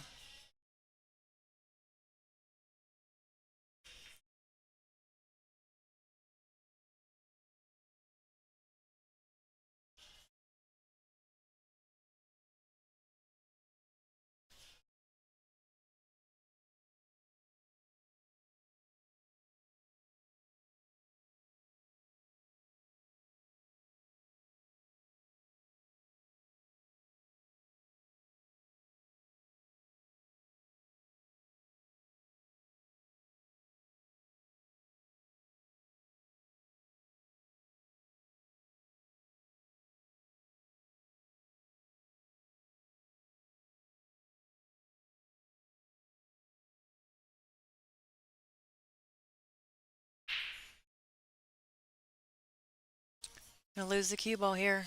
Yep. Wow, what a break. 2, 3, 4, 5. Made 3 balls and the cue ball.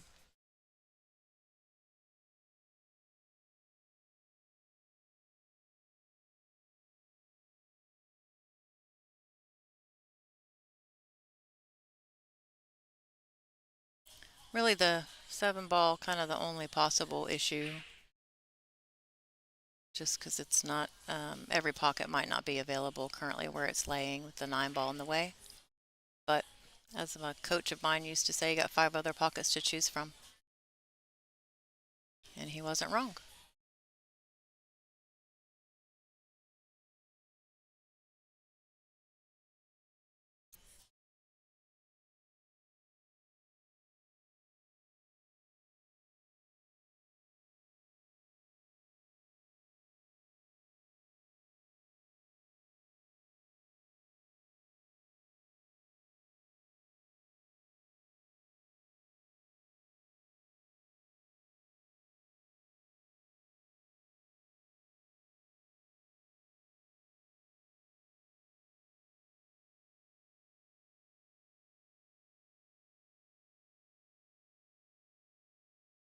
Oh, undercut that a little bit.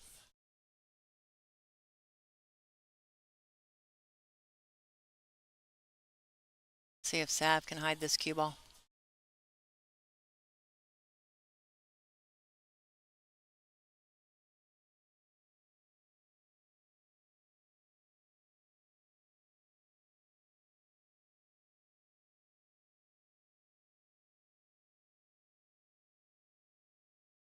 Well done. Well done, well done. That will work great. However, I mean, this is a pretty easy, in my opinion, two-rail kick, but one rail also works too. Sometimes the two-rail kick is really hard to get a rail afterwards. You have to hit it with a significant amount of speed to get that four ball to hit a rail, especially if you hit it head on after the second rail. So one rail's kind of, oh, look more, goodness, lots going on here. Bumped this, caught the edge of the side pocket. Did all sorts of things.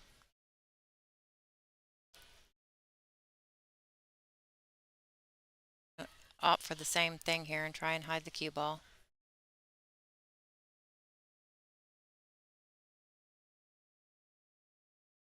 Her speed control is just phenomenal. I love watching her play. Great shots.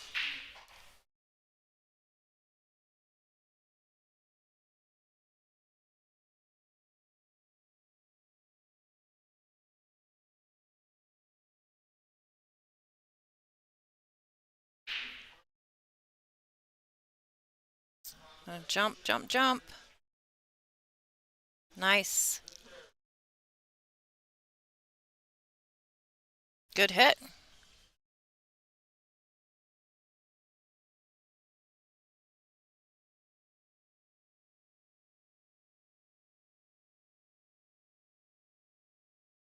Okay, Sav's looking at it. She's going offensive, I believe. Yep.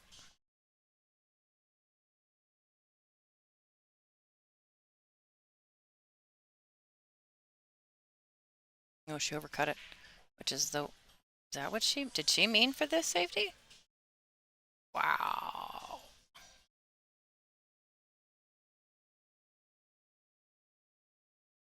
What a great shot. Pinpoint precision.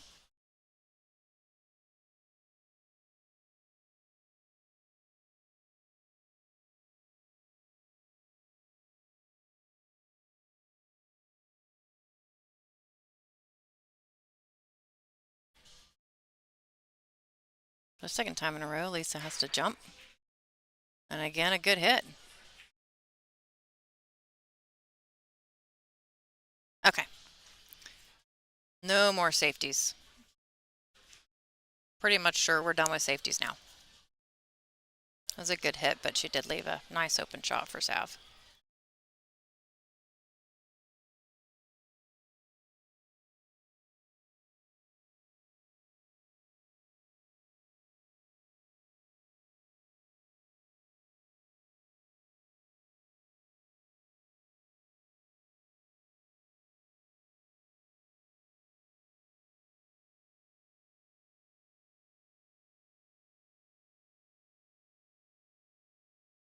Nice clean shot.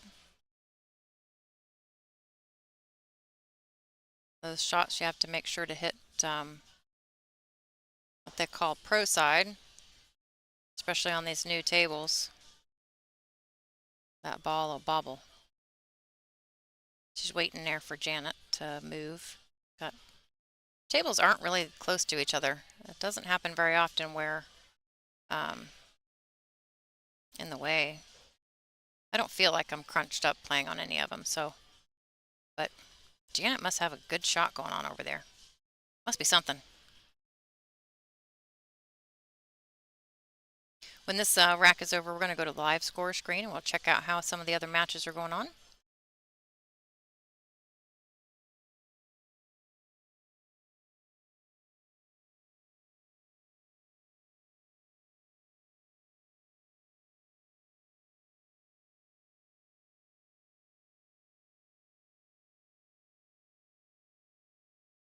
I wonder if we can see what's going on. Does anybody want to know?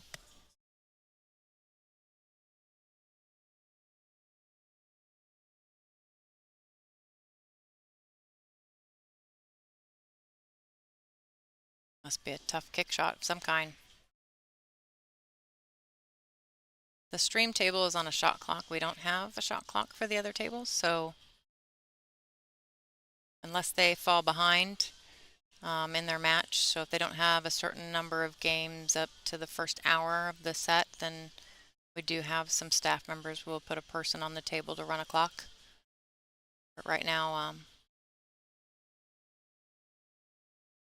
Janet can take a moment here if she wants to.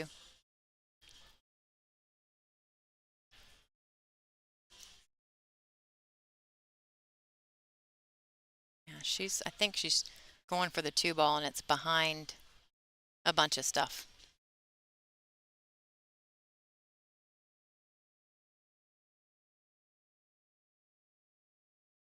Y'all give Janet a bit of grace. Okay, so she's you choosing to tie some things up. Janet has been running for several days straight with hardly any sleep to open this place on time and to get everything ready for us.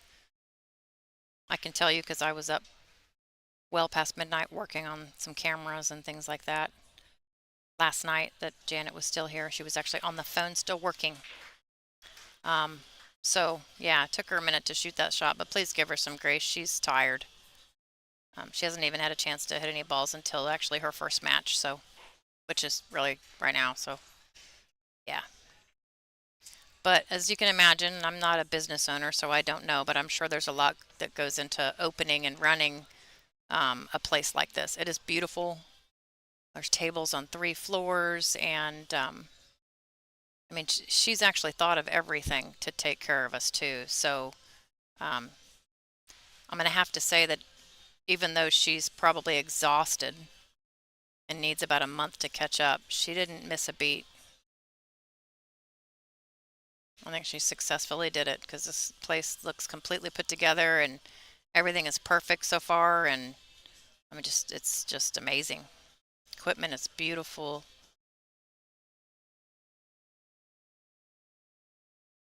So big shout out to Janet for putting this whole thing together. Uh-oh. So good break, but she does not have a clear shot on the one. 4 balls in a nasty place as well. 7 and 9 bit tied up there on the rack.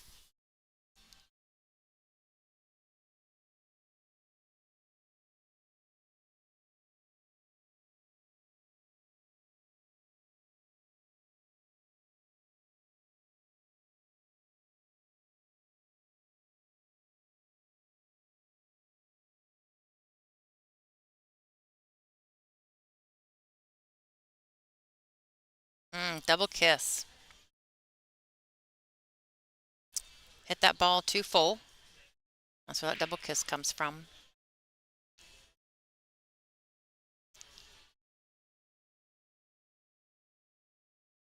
Oh, there was so much going on there with Janet's thing. I forgot to check the live scores. I will do that.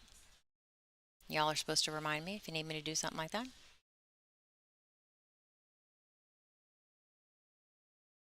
I can check a little bit of them while y'all are watching. Christina Tkach is up 2-0 over Laura Smith. Susan Williams is up 2-1 over Billy Billing. Ashley Benoit and Taruko just started. Sophia Mast is down a couple games against Monica Webb. Su Chen Wei, or Wei Wei, is up 2-0 against Bonnie Arnold. And Christina Zlateva is up several games on Olivia Chang.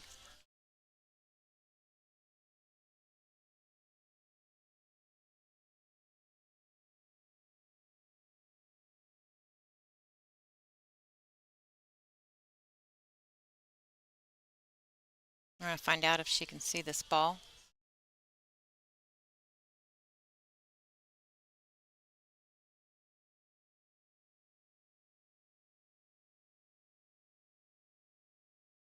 Probably not what she was trying to do there, but she will take it. That's a nasty spot to be. So Sav's lining up just one rail kick. That side pocket's pretty big because of the 4 ball. You never know. Lots can happen. Oh, so she just went for Nice and gentle.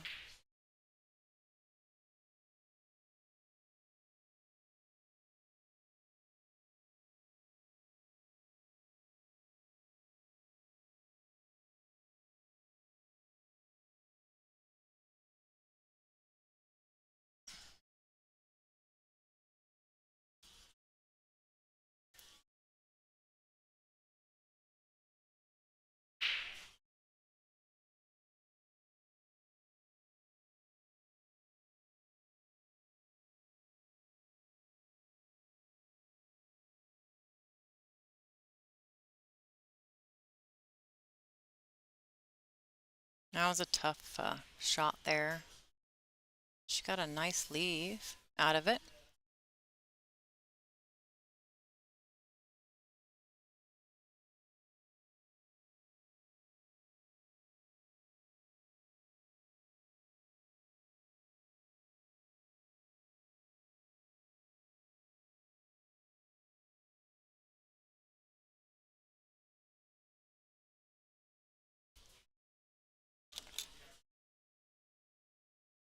Oh, that's definitely not what she wanted.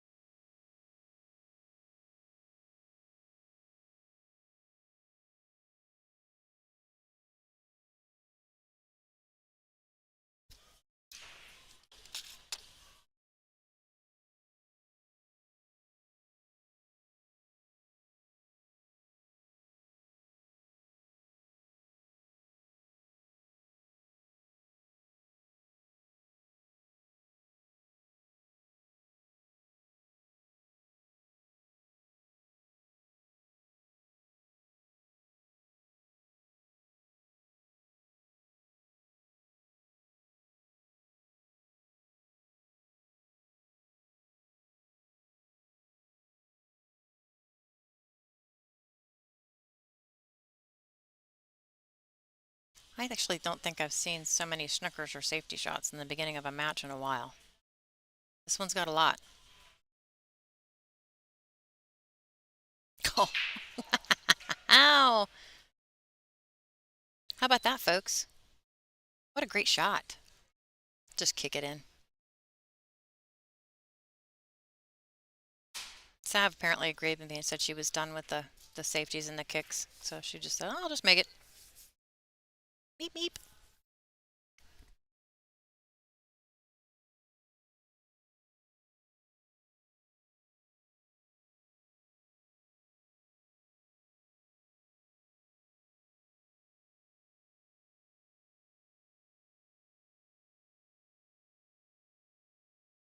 Hmm.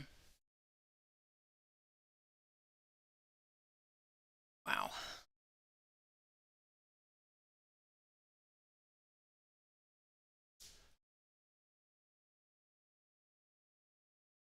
It's just tough to get on the 7 ball here. I'm not going to begin to say what she's going to do.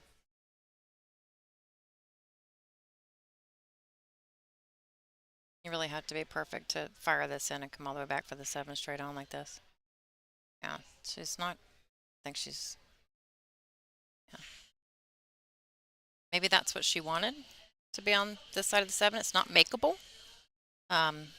So something else is going to have to happen, unless you're banking it or throwing it somewhere, doing something with it.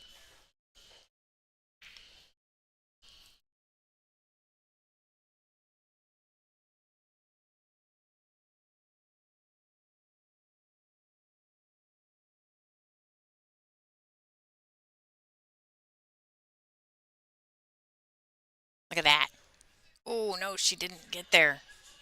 She bumped it. She bumped it. Oh, can she see it? Don't know.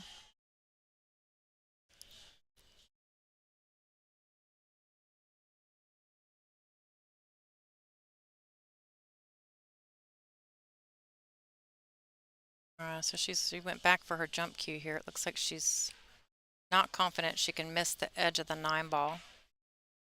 Little height. Oh, she just hit the shelf back there, I think. She's changing her mind again. Okay. Not sure what's going on here. Go back and forth, Tab.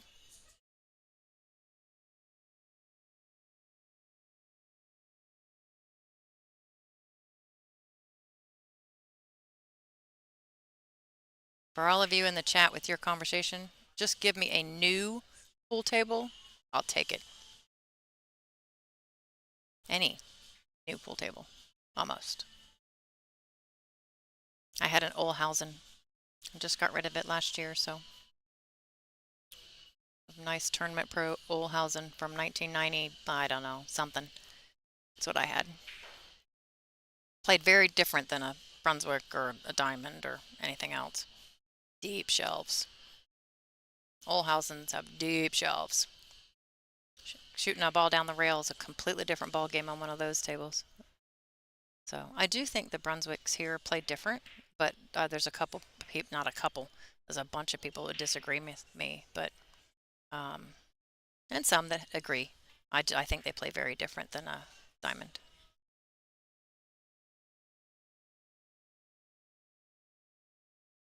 I think honestly that these Brunswicks are less forgiving. So there's a lot of balls that do not wipe their feet. If a ball goes to wipe its feet, it doesn't fall in after. That makes sense? It stays or comes out.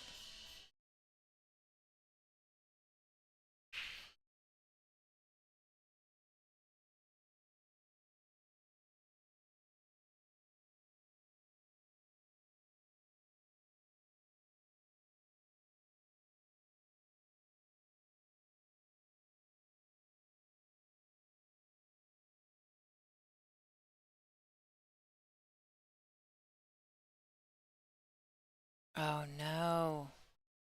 Oh, overcut that a lot. Oh. Tapping her cue, she walks back and goes, "What was that?"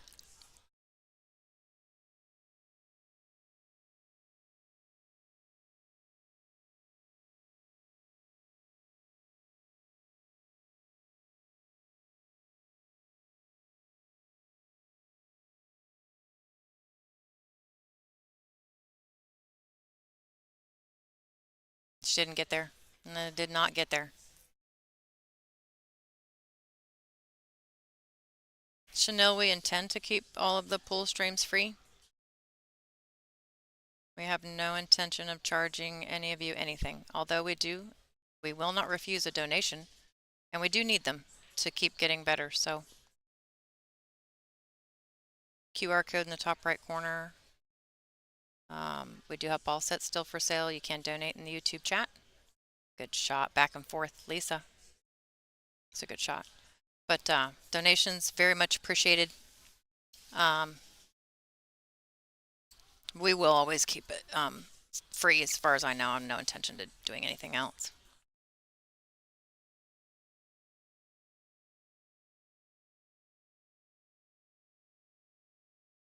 Good shot.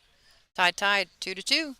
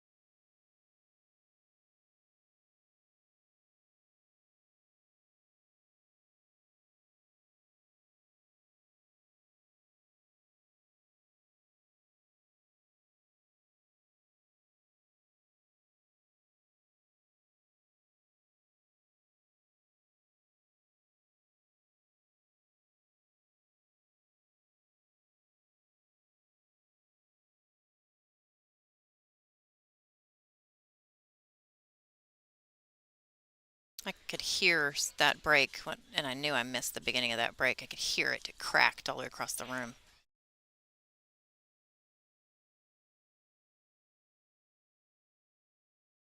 She has a hard break.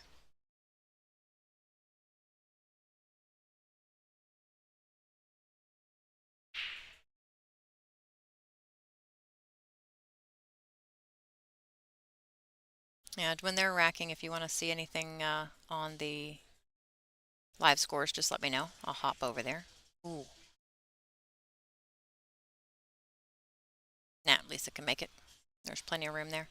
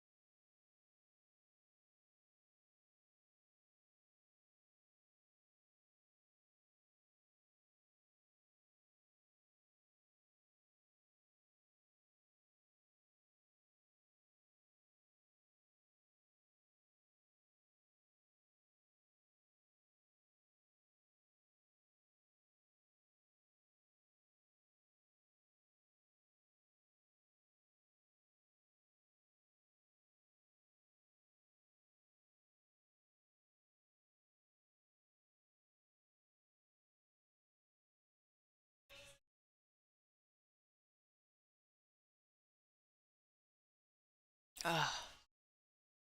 Her arm moved a little bit there with that shot. Well, she didn't leave something anything easy, but she had little bit of body movement there. Playing this game, you definitely have to hold still. Got to be steady Eddie to make every ball. Can't move.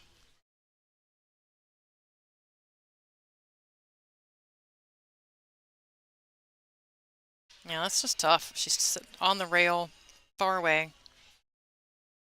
Not that Sav can't make that. She can. She's upset she didn't. She was expecting to. Slumping back in her chair to give her a hard time about that. Gotta let it go. Gotta let it go and move on.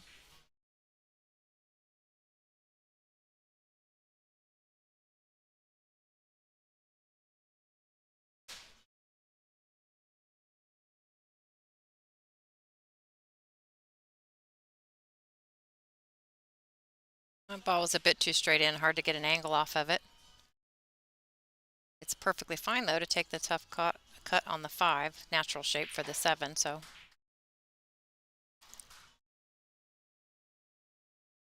Problem is I think holding the cue ball because she tries to cut this on the side, which I'm not sure if she is or not, but cue ball might travel a bit too far. I don't know if be able to get to the 7, but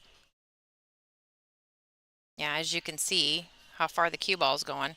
She missed the ball, but to get shape on the 7, it's just hard. I had to hit it a lot softer than that to hold that cue ball.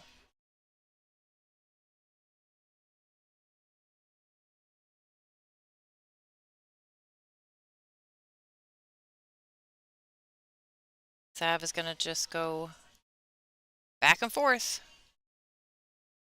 I don't know if she's trying to try the 2 or 3 rails around with some low outside, or if she's going to go to the top rail and back up.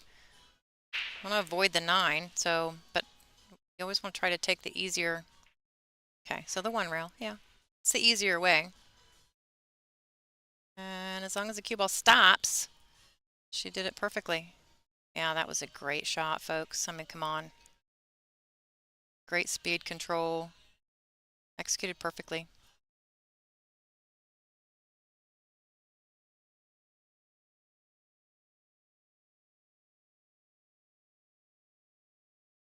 See an Ada on the table there with Janet shooting a ball. Both of them wearing blue. All right, Sav. We are at rack 6. Been a slow match so far. We'll see if they can't. They're gonna battle it out with these safeties and kick shots for a while, or we're gonna run some racks. Hopefully that happens soon. Savannah's leading 3-2.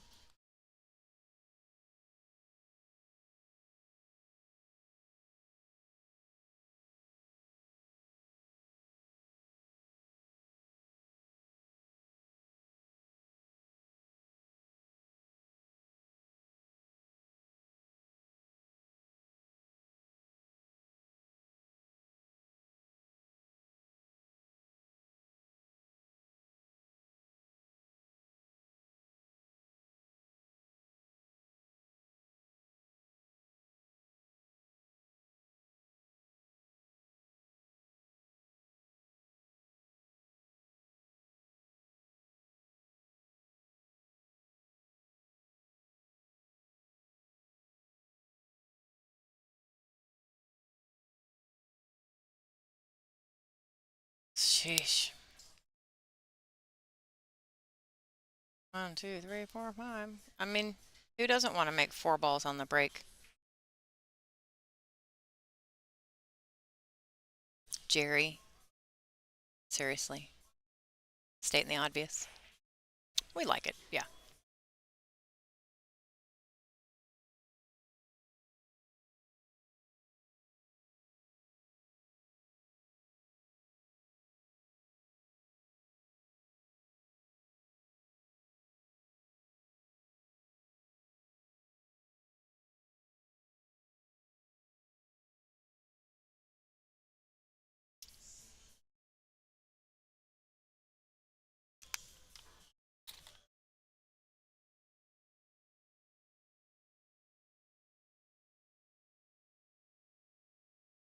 There's a shot here. If she can't make this 4, you just very slowly kind of pinch that cue ball behind the 8, just like that.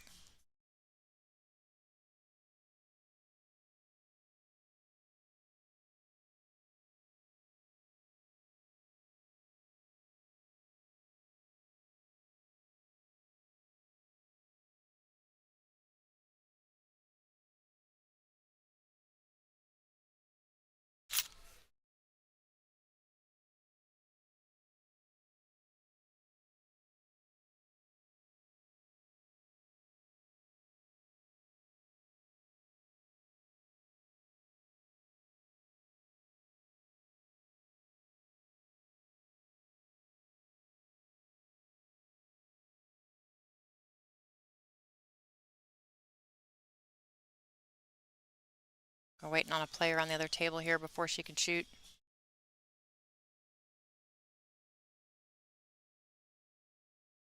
I was going to say if I couldn't check the schedule for the day.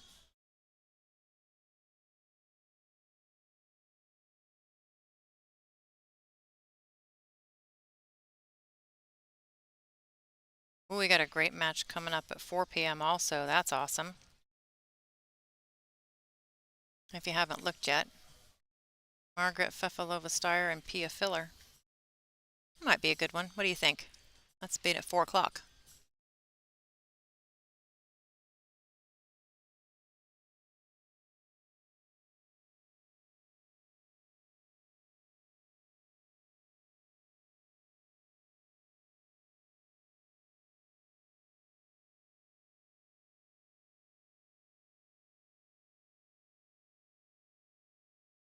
And then we get actually a break. It looks like we get a break from 6 to 7, and then the matches will start again at 7 p.m. Eastern Standard Time. Then we'll have matches at 7 and 9 p.m. We start again at 10 a.m. tomorrow morning.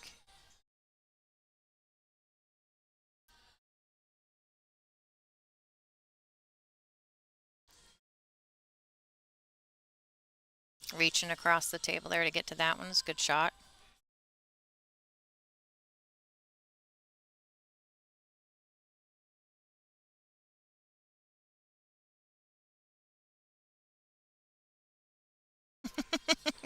I like some of your comments there. That's awesome. All right, here's our live scores. Weiwei's up 2 games on Bonnie. Janet Atwell's taking the lead pretty good against Ada there, 4-1. Christina's Lateva, pretty dominating set there. Monica's up 4-3 over Sophia. Susan Williams 4-1 against Billy Billing. And then Christina Tkach is, well, yeah, 6-0 at the moment. Some really good players in the room right now. I think they just took a break. Yep, they did. So they get about 5 minutes and we'll be back to the match.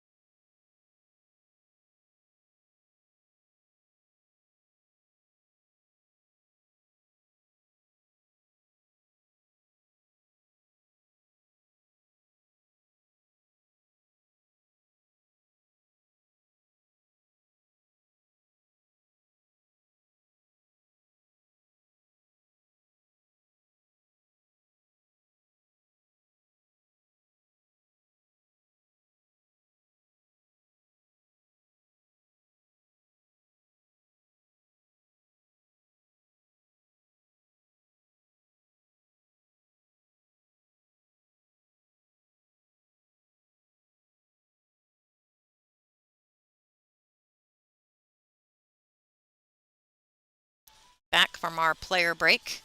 Savannah's leading 4-2 and up to break. Of course, Lisa on the last break made a remarkable 4 balls on the break.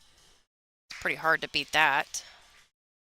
I do think Savannah will take this one though. This is a pretty good break. Nice open table. Looks like it goes past the 2 and 9, so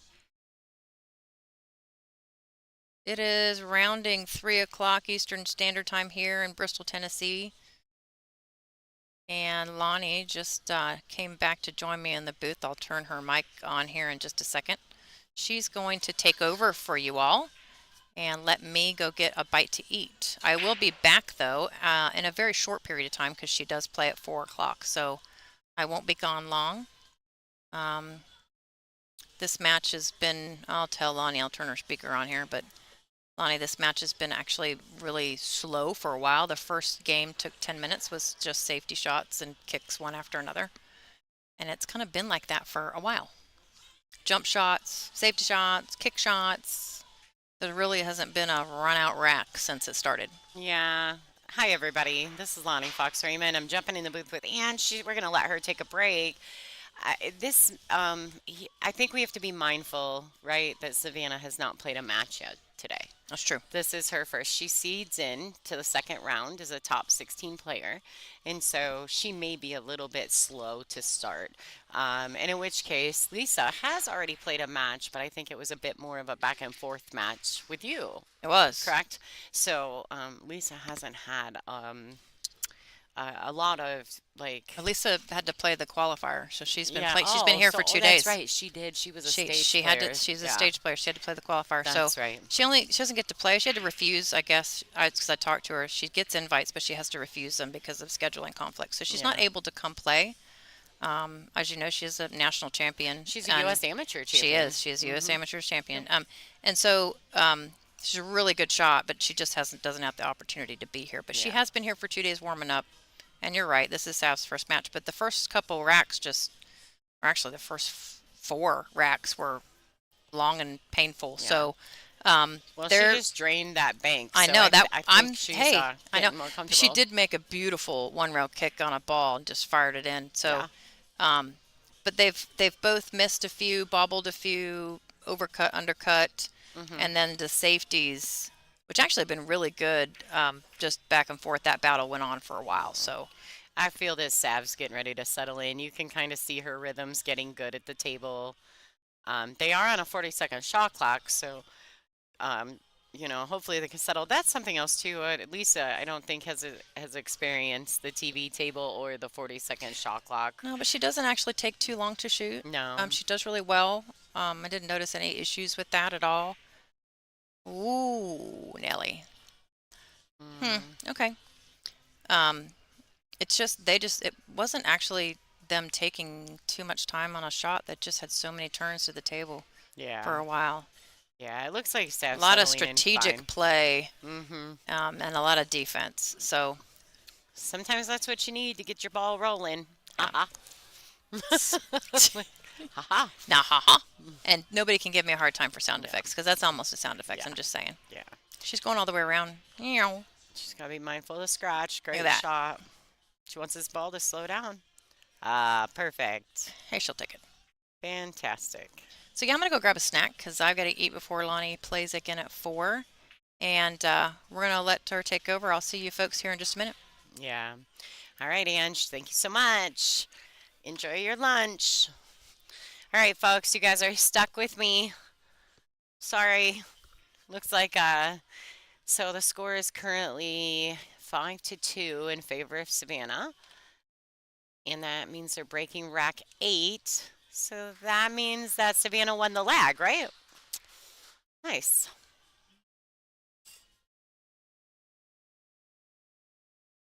Yeah, Sav had a great bank in that rack, and then she had a couple good position shots. Um, it's pretty cool watching her play. She's grown so much, literally like a foot since I met her. I'm not even talking about pool there.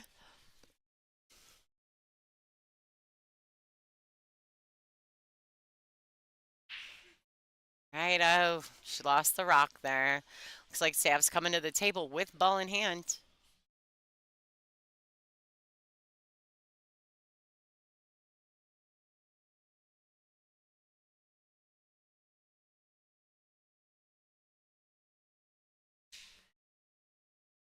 right, so she's getting back here. You can see she went laid her cue down on the table, and that's kind of the line she wants to get into for the shot on the red three ball.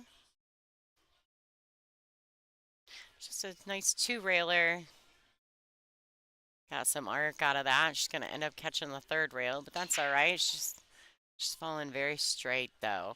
And with this new felt, the inside, the inside English really grabs funny, and so I think that she'll be okay. This is just kind of one of those little tester shots. I think she'll pound it. I think she'll hit it firm. I don't know that she'll baby it. Oh, she is babying it. And she went rail first. Great shot. There's like this, when you hit a ball with a little force follow, it's got this like hesitation. And it's, brand new balls, brand new felt, brand new tables, all those things settle in. And after a while, we'll be able to really punch the ball around the table with some control. Right now, it's really slidey, but the pockets are accepting the balls really well.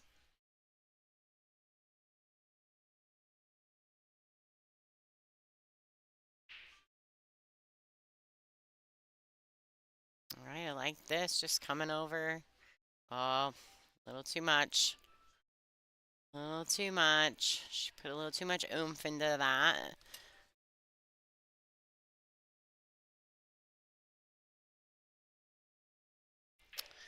She can play a nice little containing safety here. Bring the cue ball around, get it up under that 8-9. Great shot. I don't know if has Lisa jumped yet? Have we seen Lisa with the short stick yet?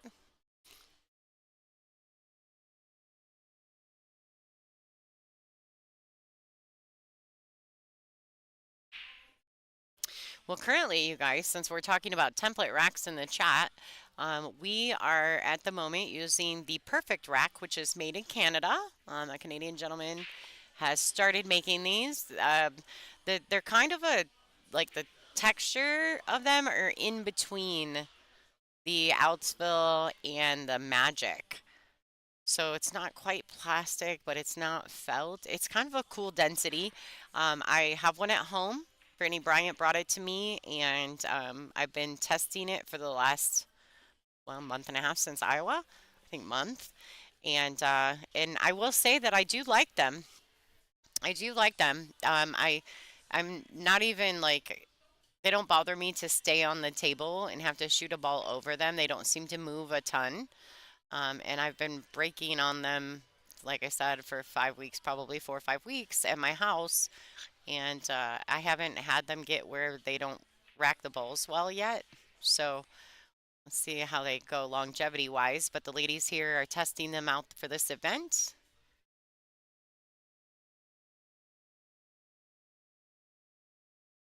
So at the moment, yep. So Johnny, right now we're actually talking about the Perfect Rack. It's a Canadian made rack, template rack, and they seem to work really well.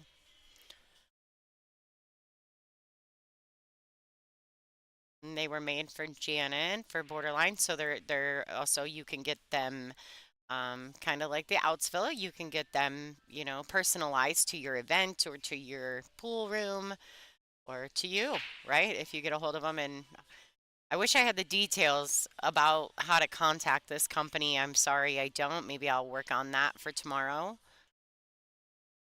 Looks like Lisa's lining up for a kick. Looks like she's going at it one rail. This ball does, she's got to be careful. I don't think a scratch is a big deal unless she just misses the whole six. Like that, right? Then she could have scratched, but Savannah comes to the table with ball in hand. Now the 8 is on what we would say the right-hand side of the pocket, right? If you're staring at the 8 ball from Savannah's view, it is on the right side of that pocket. So she's gotta make sure that she gets the proper angle on the 7, or she opts to play it off the 8. Looks like she's went ahead and she can draw this ball. I think she can draw it to the side rail and back out, or she can force follow it forward. with a high ball. Looks like she's going with the high ball. Force follow this ball forward. She's got to get back kind of where the 9 is. Oh, she missed a. Ooh, thought she was going to slap her in. Let's see. She brought that cue ball back around. Just looks like maybe took her eye off the ball. Maybe jumped up a little. Those are all things that, in your first match of the day, they will, you got to work out the kinks. You don't really know which person shows up that day, right? All right, so Lisa's got to dig into this. She's got to draw it back. She may have to come under the 9. Oh, she was able to bump the 9. Well, that works too.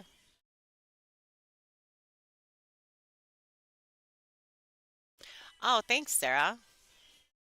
Yeah, so Sarah must have Googled it for me. There is a website. Zaquilis, what's up, bud? Thanks for tuning in. Enjoy the show. All right, so just a little follow stroke here. She may have overhit this a tiny bit. Well, I think that'll work though. She still can shoot that in the left hand corner pocket.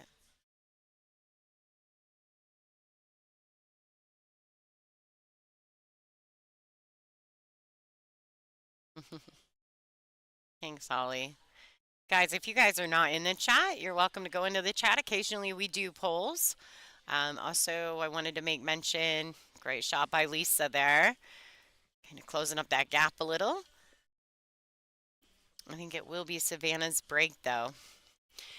All right, so I wanted to make mention that the QR code you see in the top right-hand corner is where you can go ahead and donate to the stream. We do intend to try to keep them free and continuing to upgrade the quality of our equipment.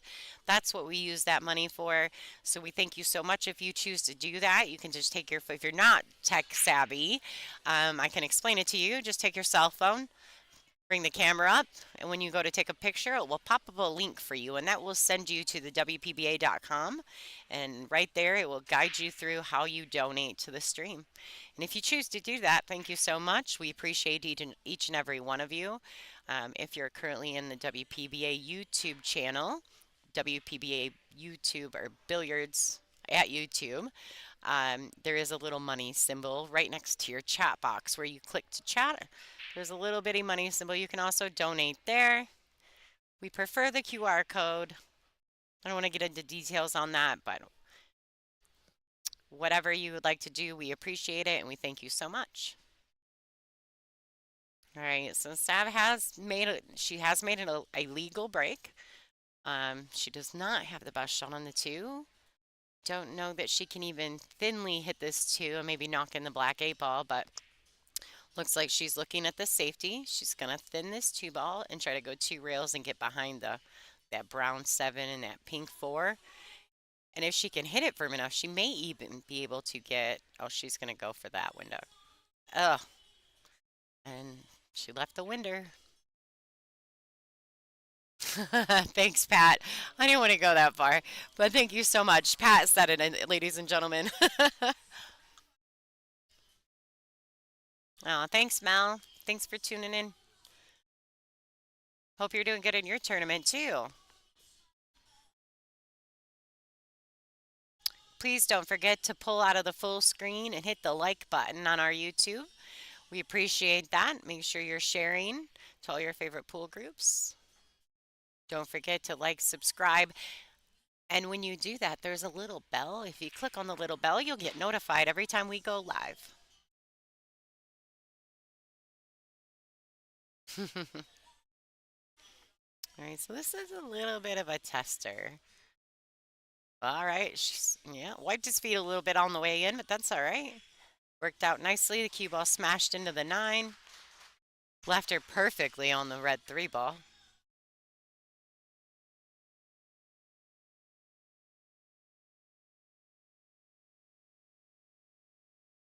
Now, I don't know how Savannah's feeling, if she's going to try to draw this out, but I think she's just going to play it with a little bit of follow. Oh, she wants the ball to stop.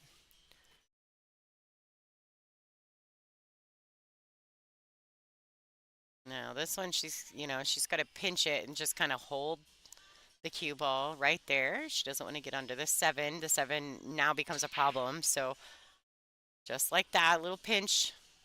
She doesn't want that seven to even be a factor.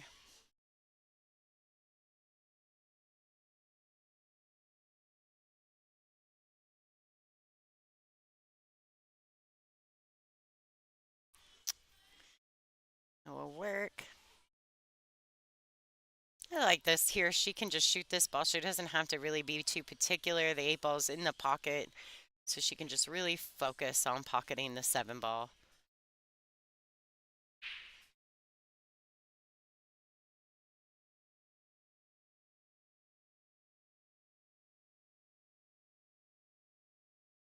Oh, all right. Savannah Easton extending that lead 6-3. So Savannah, I don't know if you guys can see. Well, you can see. She's got a case in the background there. That's her new case. It's pretty cool. It has a little like hologram image in it of the Roadrunner, which I think is awesome. And it's a 3-second case. Um, and I know that she is a Lacoste sponsored player. She loves her infused shaft. I do dig that about her. She when she likes something, she's going for it. And then for those of you guys who are familiar, you guys are welcome to go to Savannah, the Roadrunner Easton on Facebook. Make sure you follow her journey.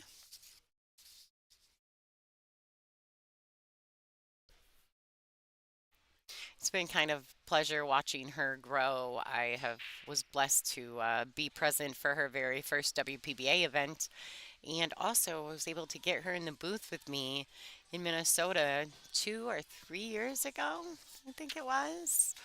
Can't remember when her first pro event was, but she it was either two, I think it was two. It might have been three.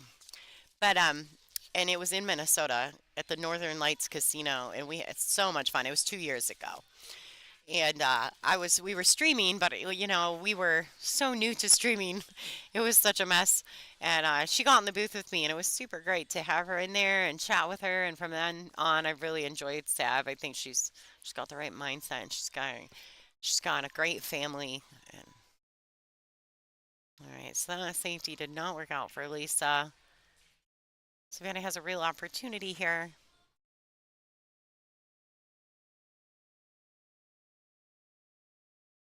So, you go, a little stop shot.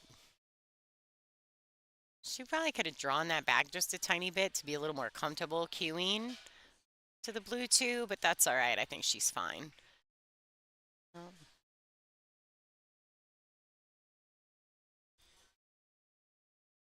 she got all kinds of draw on that ball. I think she might be trying to come around 2 rails. Three, 1, 2, 3, and back out to center. It's a nice shot. She's got the perfect angle leading her to the 6 ball.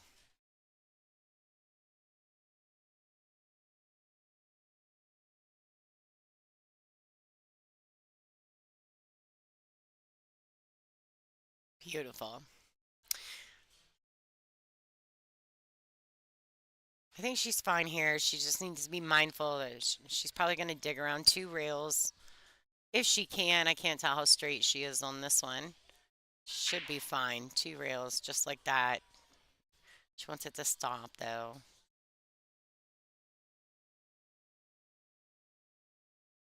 See where she's standing, where she just walked by the side pocket here. I think there's a chance that Savannah's going to go 2 rails around and kind of back around the spot area. She could hold it 1 rail and shoot the 8 in the same pocket.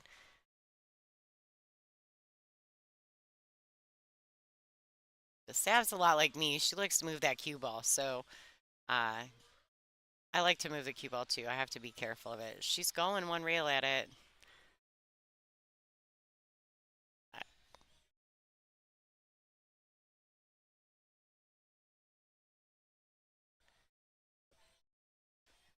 Good shot. Smart shot, right? She stays in the window of the shot. She doesn't get too crazy. Doesn't by not moving the cue ball too much right there, she doesn't allow herself to get into too much trouble. All right, 9 ball in the same pocket. Get Savannah Easton on the hill. Beautiful.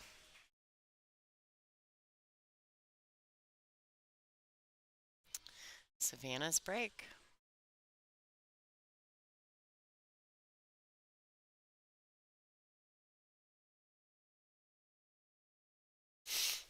I lost Savannah's racket. Let's check this out. You guys aren't familiar. If you are familiar, then you just can not listen to me. But we currently have some previously used one-time Aramith TV Pro Cup set of balls for $370. If you're interested in that, it is free. That does include shipping within the continental United States, 48 states, at WPBA.com/store. All those proceeds also go to helping us with the stream. So if that's something that you need, if you got a pool room at home that needs a set of balls, those are great. There's wonderful. I have a set at home myself.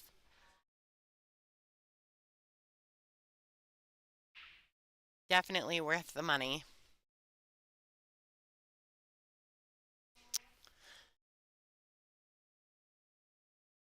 Mm-hmm.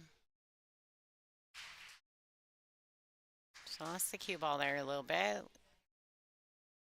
Lisa's looking to see if she can thin this one and get that cue ball down around that orange 5 ball. And really, that would be a great shot anyway, because that'll bump the 6 out of the way and open up the 1 for it to be a makeable ball. Um, she wants to hit it. I kind of would like to hit this a little firmer. She did. She's getting that cue ball down there. It leaked a little bit. Savannah may be able to go at this ball rail first. It's definitely possible. She can also kick. I like her kicking up at this. This is a great shot. Oh, thank you. I'm glad you bought a set. I'm glad you love them too. I do too. They're my favorite. What a great shot. Snaps to Savannah Easton. That might be a match-winning shot right there, depending on how that brown 7 and that 9 ball are down there in the middle. Not sure if that 7 passes anywhere.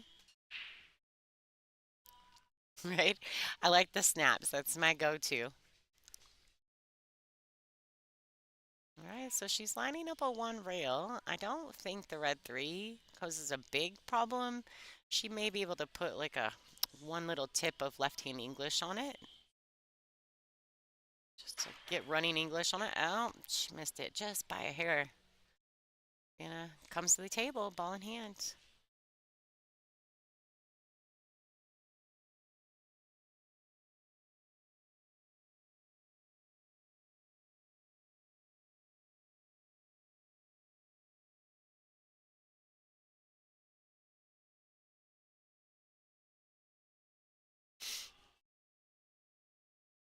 You see Savannah just laid her cue down on the table. That's where she wants to be next.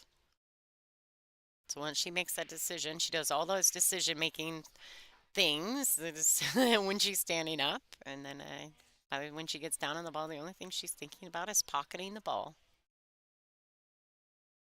She can dig in here, use some draw.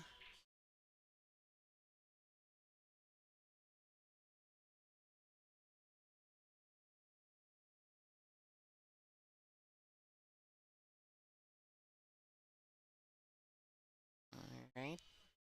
Just got to get in that window for that green 6 ball down here.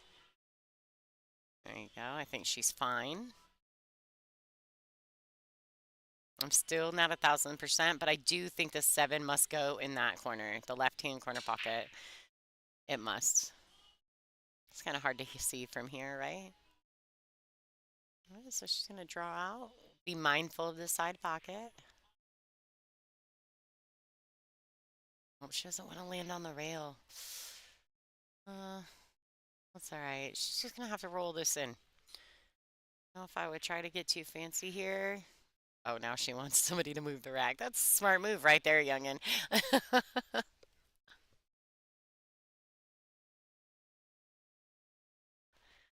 Thanks for tuning in. We'll see you soon.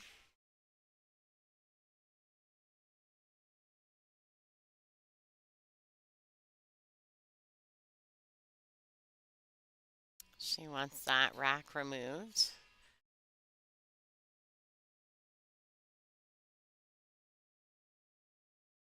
And that's Mr. Dean Raisler, the president of the WPBA. He's going to have all these girls involved in his process.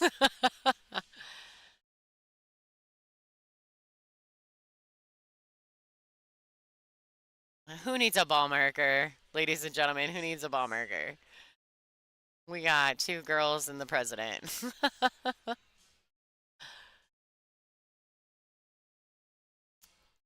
Well, she's just looks like she's probably just going to go ahead and roll this in. I don't know if she can bump that nine, which might make that nine position just a tad bit better. Oh no, she's not even going to touch the nine. Great shot. This little stroke tester. This one wins the match for her, so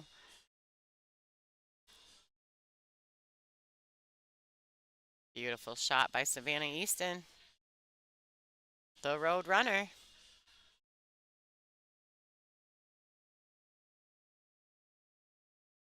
Okay, congratulations.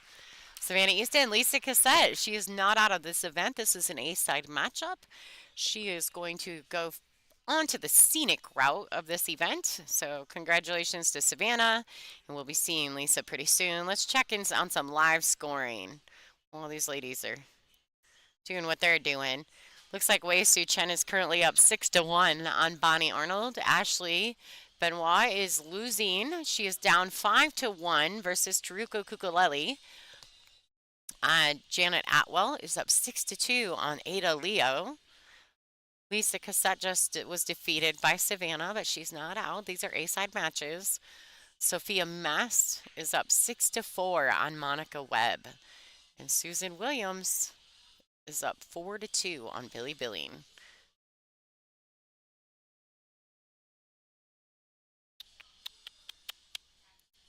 All right, let's see what we got here. Let's see if I can roll over to that other camera and see if we got another view of something.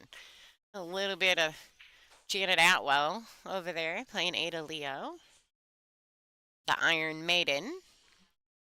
Now, I don't know what Janet's, they ought to call her the People's Champ because people love Janet Atwell. But, but when I first started playing pool, we called Janet Jumpin' Janet Atwell. Um, I don't know that she still uses that. I don't know that she still uses that nickname, but back in the day, she did. All right, Pat, we'll see you soon. Thank you. Just don't turn the stream off. Leave it on something. Put it on your TV. Let your dog watch it.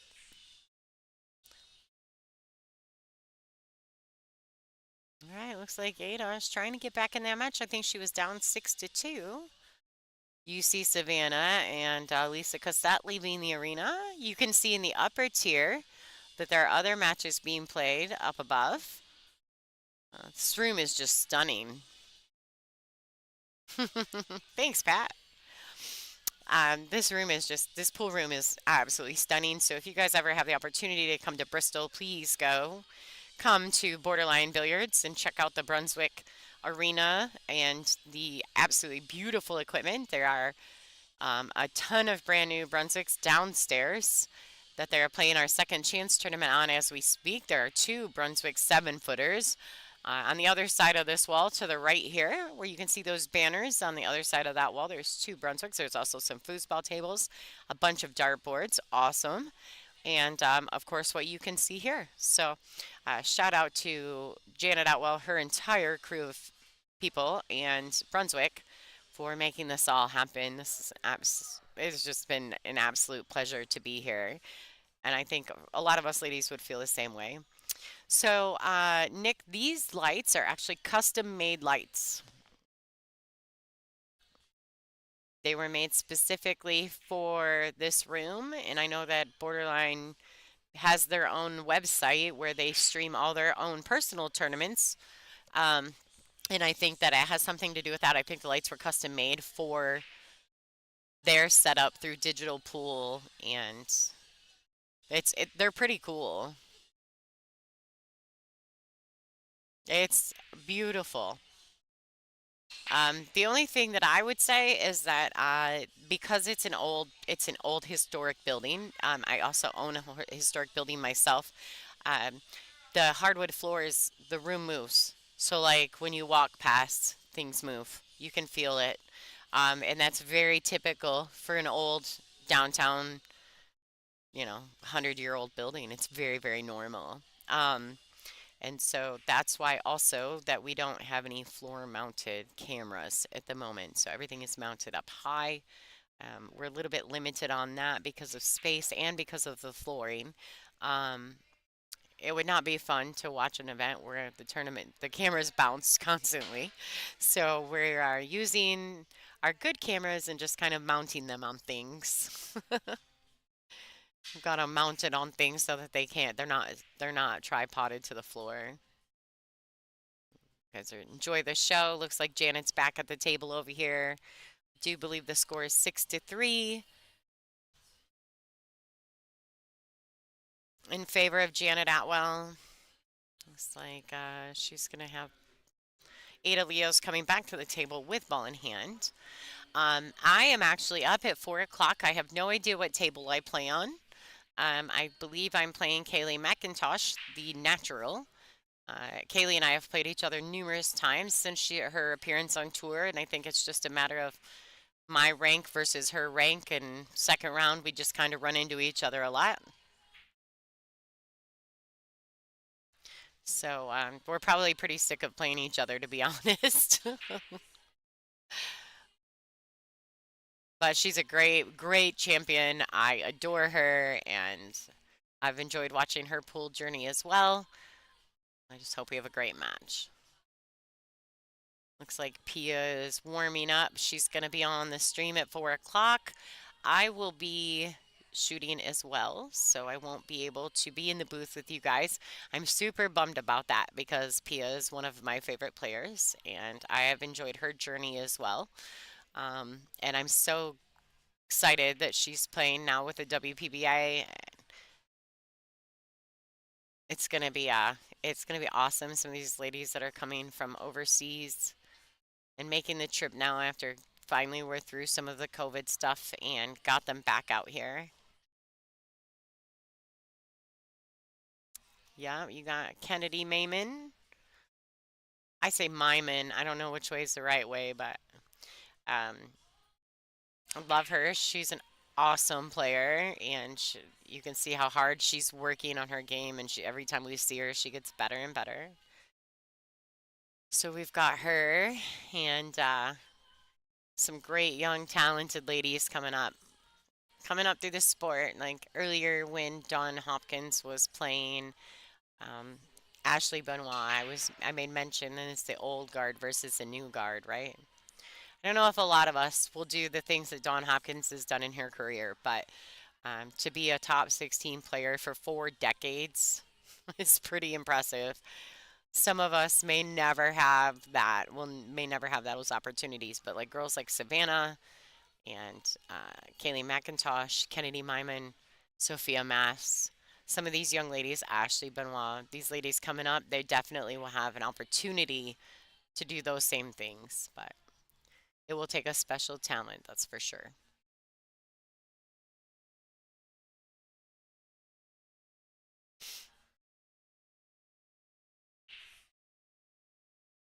Looks like Christina Tkach is over there on the wall. You can see her kind of in the little window.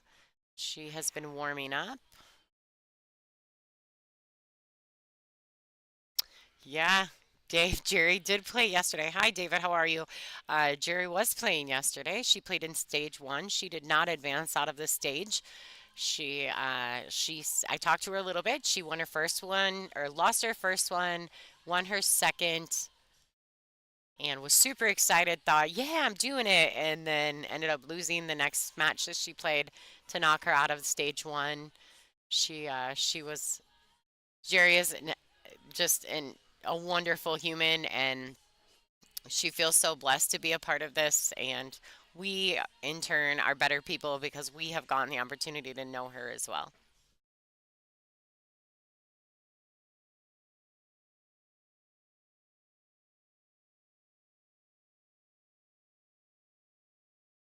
So it looks like Kaylee is over here with Kennedy warming up on the warm-up table. This table here that you see at the very bottom of your screen is our warm-up table.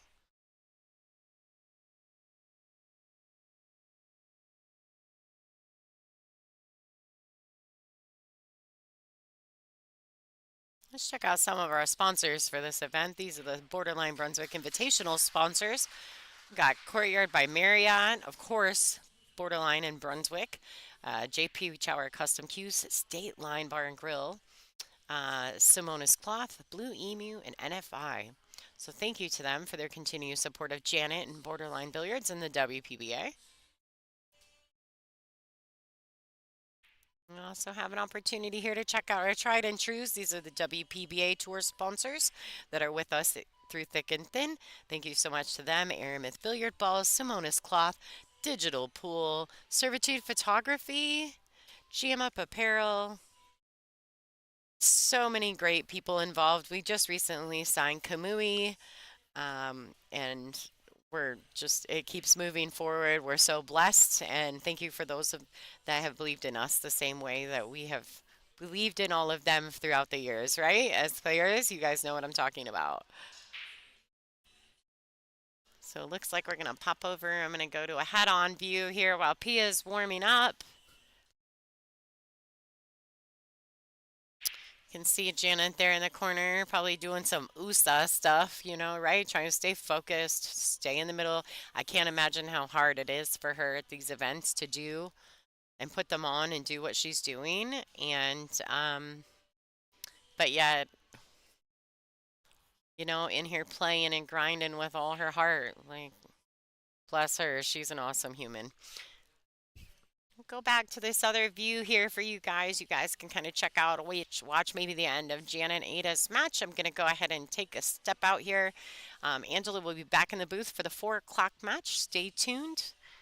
Please don't forget to share, like, and subscribe. This is Lonnie Fox Raymond. Have a great night.